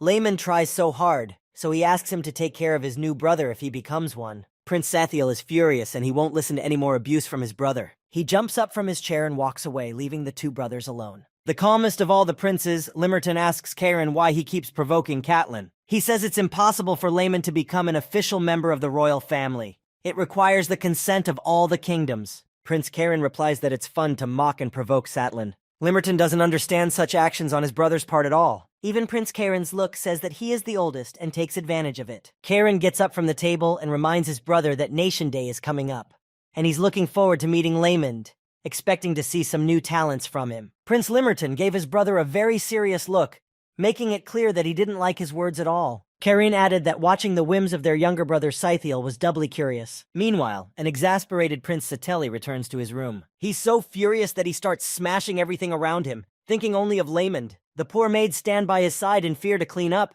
They don't even look up. Prince Scythiel keeps repeating in his head the Prince of Karen's words that Laymond will be his brother. He asked me to take good care of him. Caitlin is getting hysterical and laughing, because he knows perfectly well it won't happen. But the very fact that his brother has brought it up makes him furious. He orders the maids to call his uncle immediately. His uncle appears on the doorstep, the red-haired healer Earl Harrison. Prince Satael tells him that he needs to talk to him immediately about Laymond, to which he replies that he knows what it is. They begin discussing Laymond over drinks.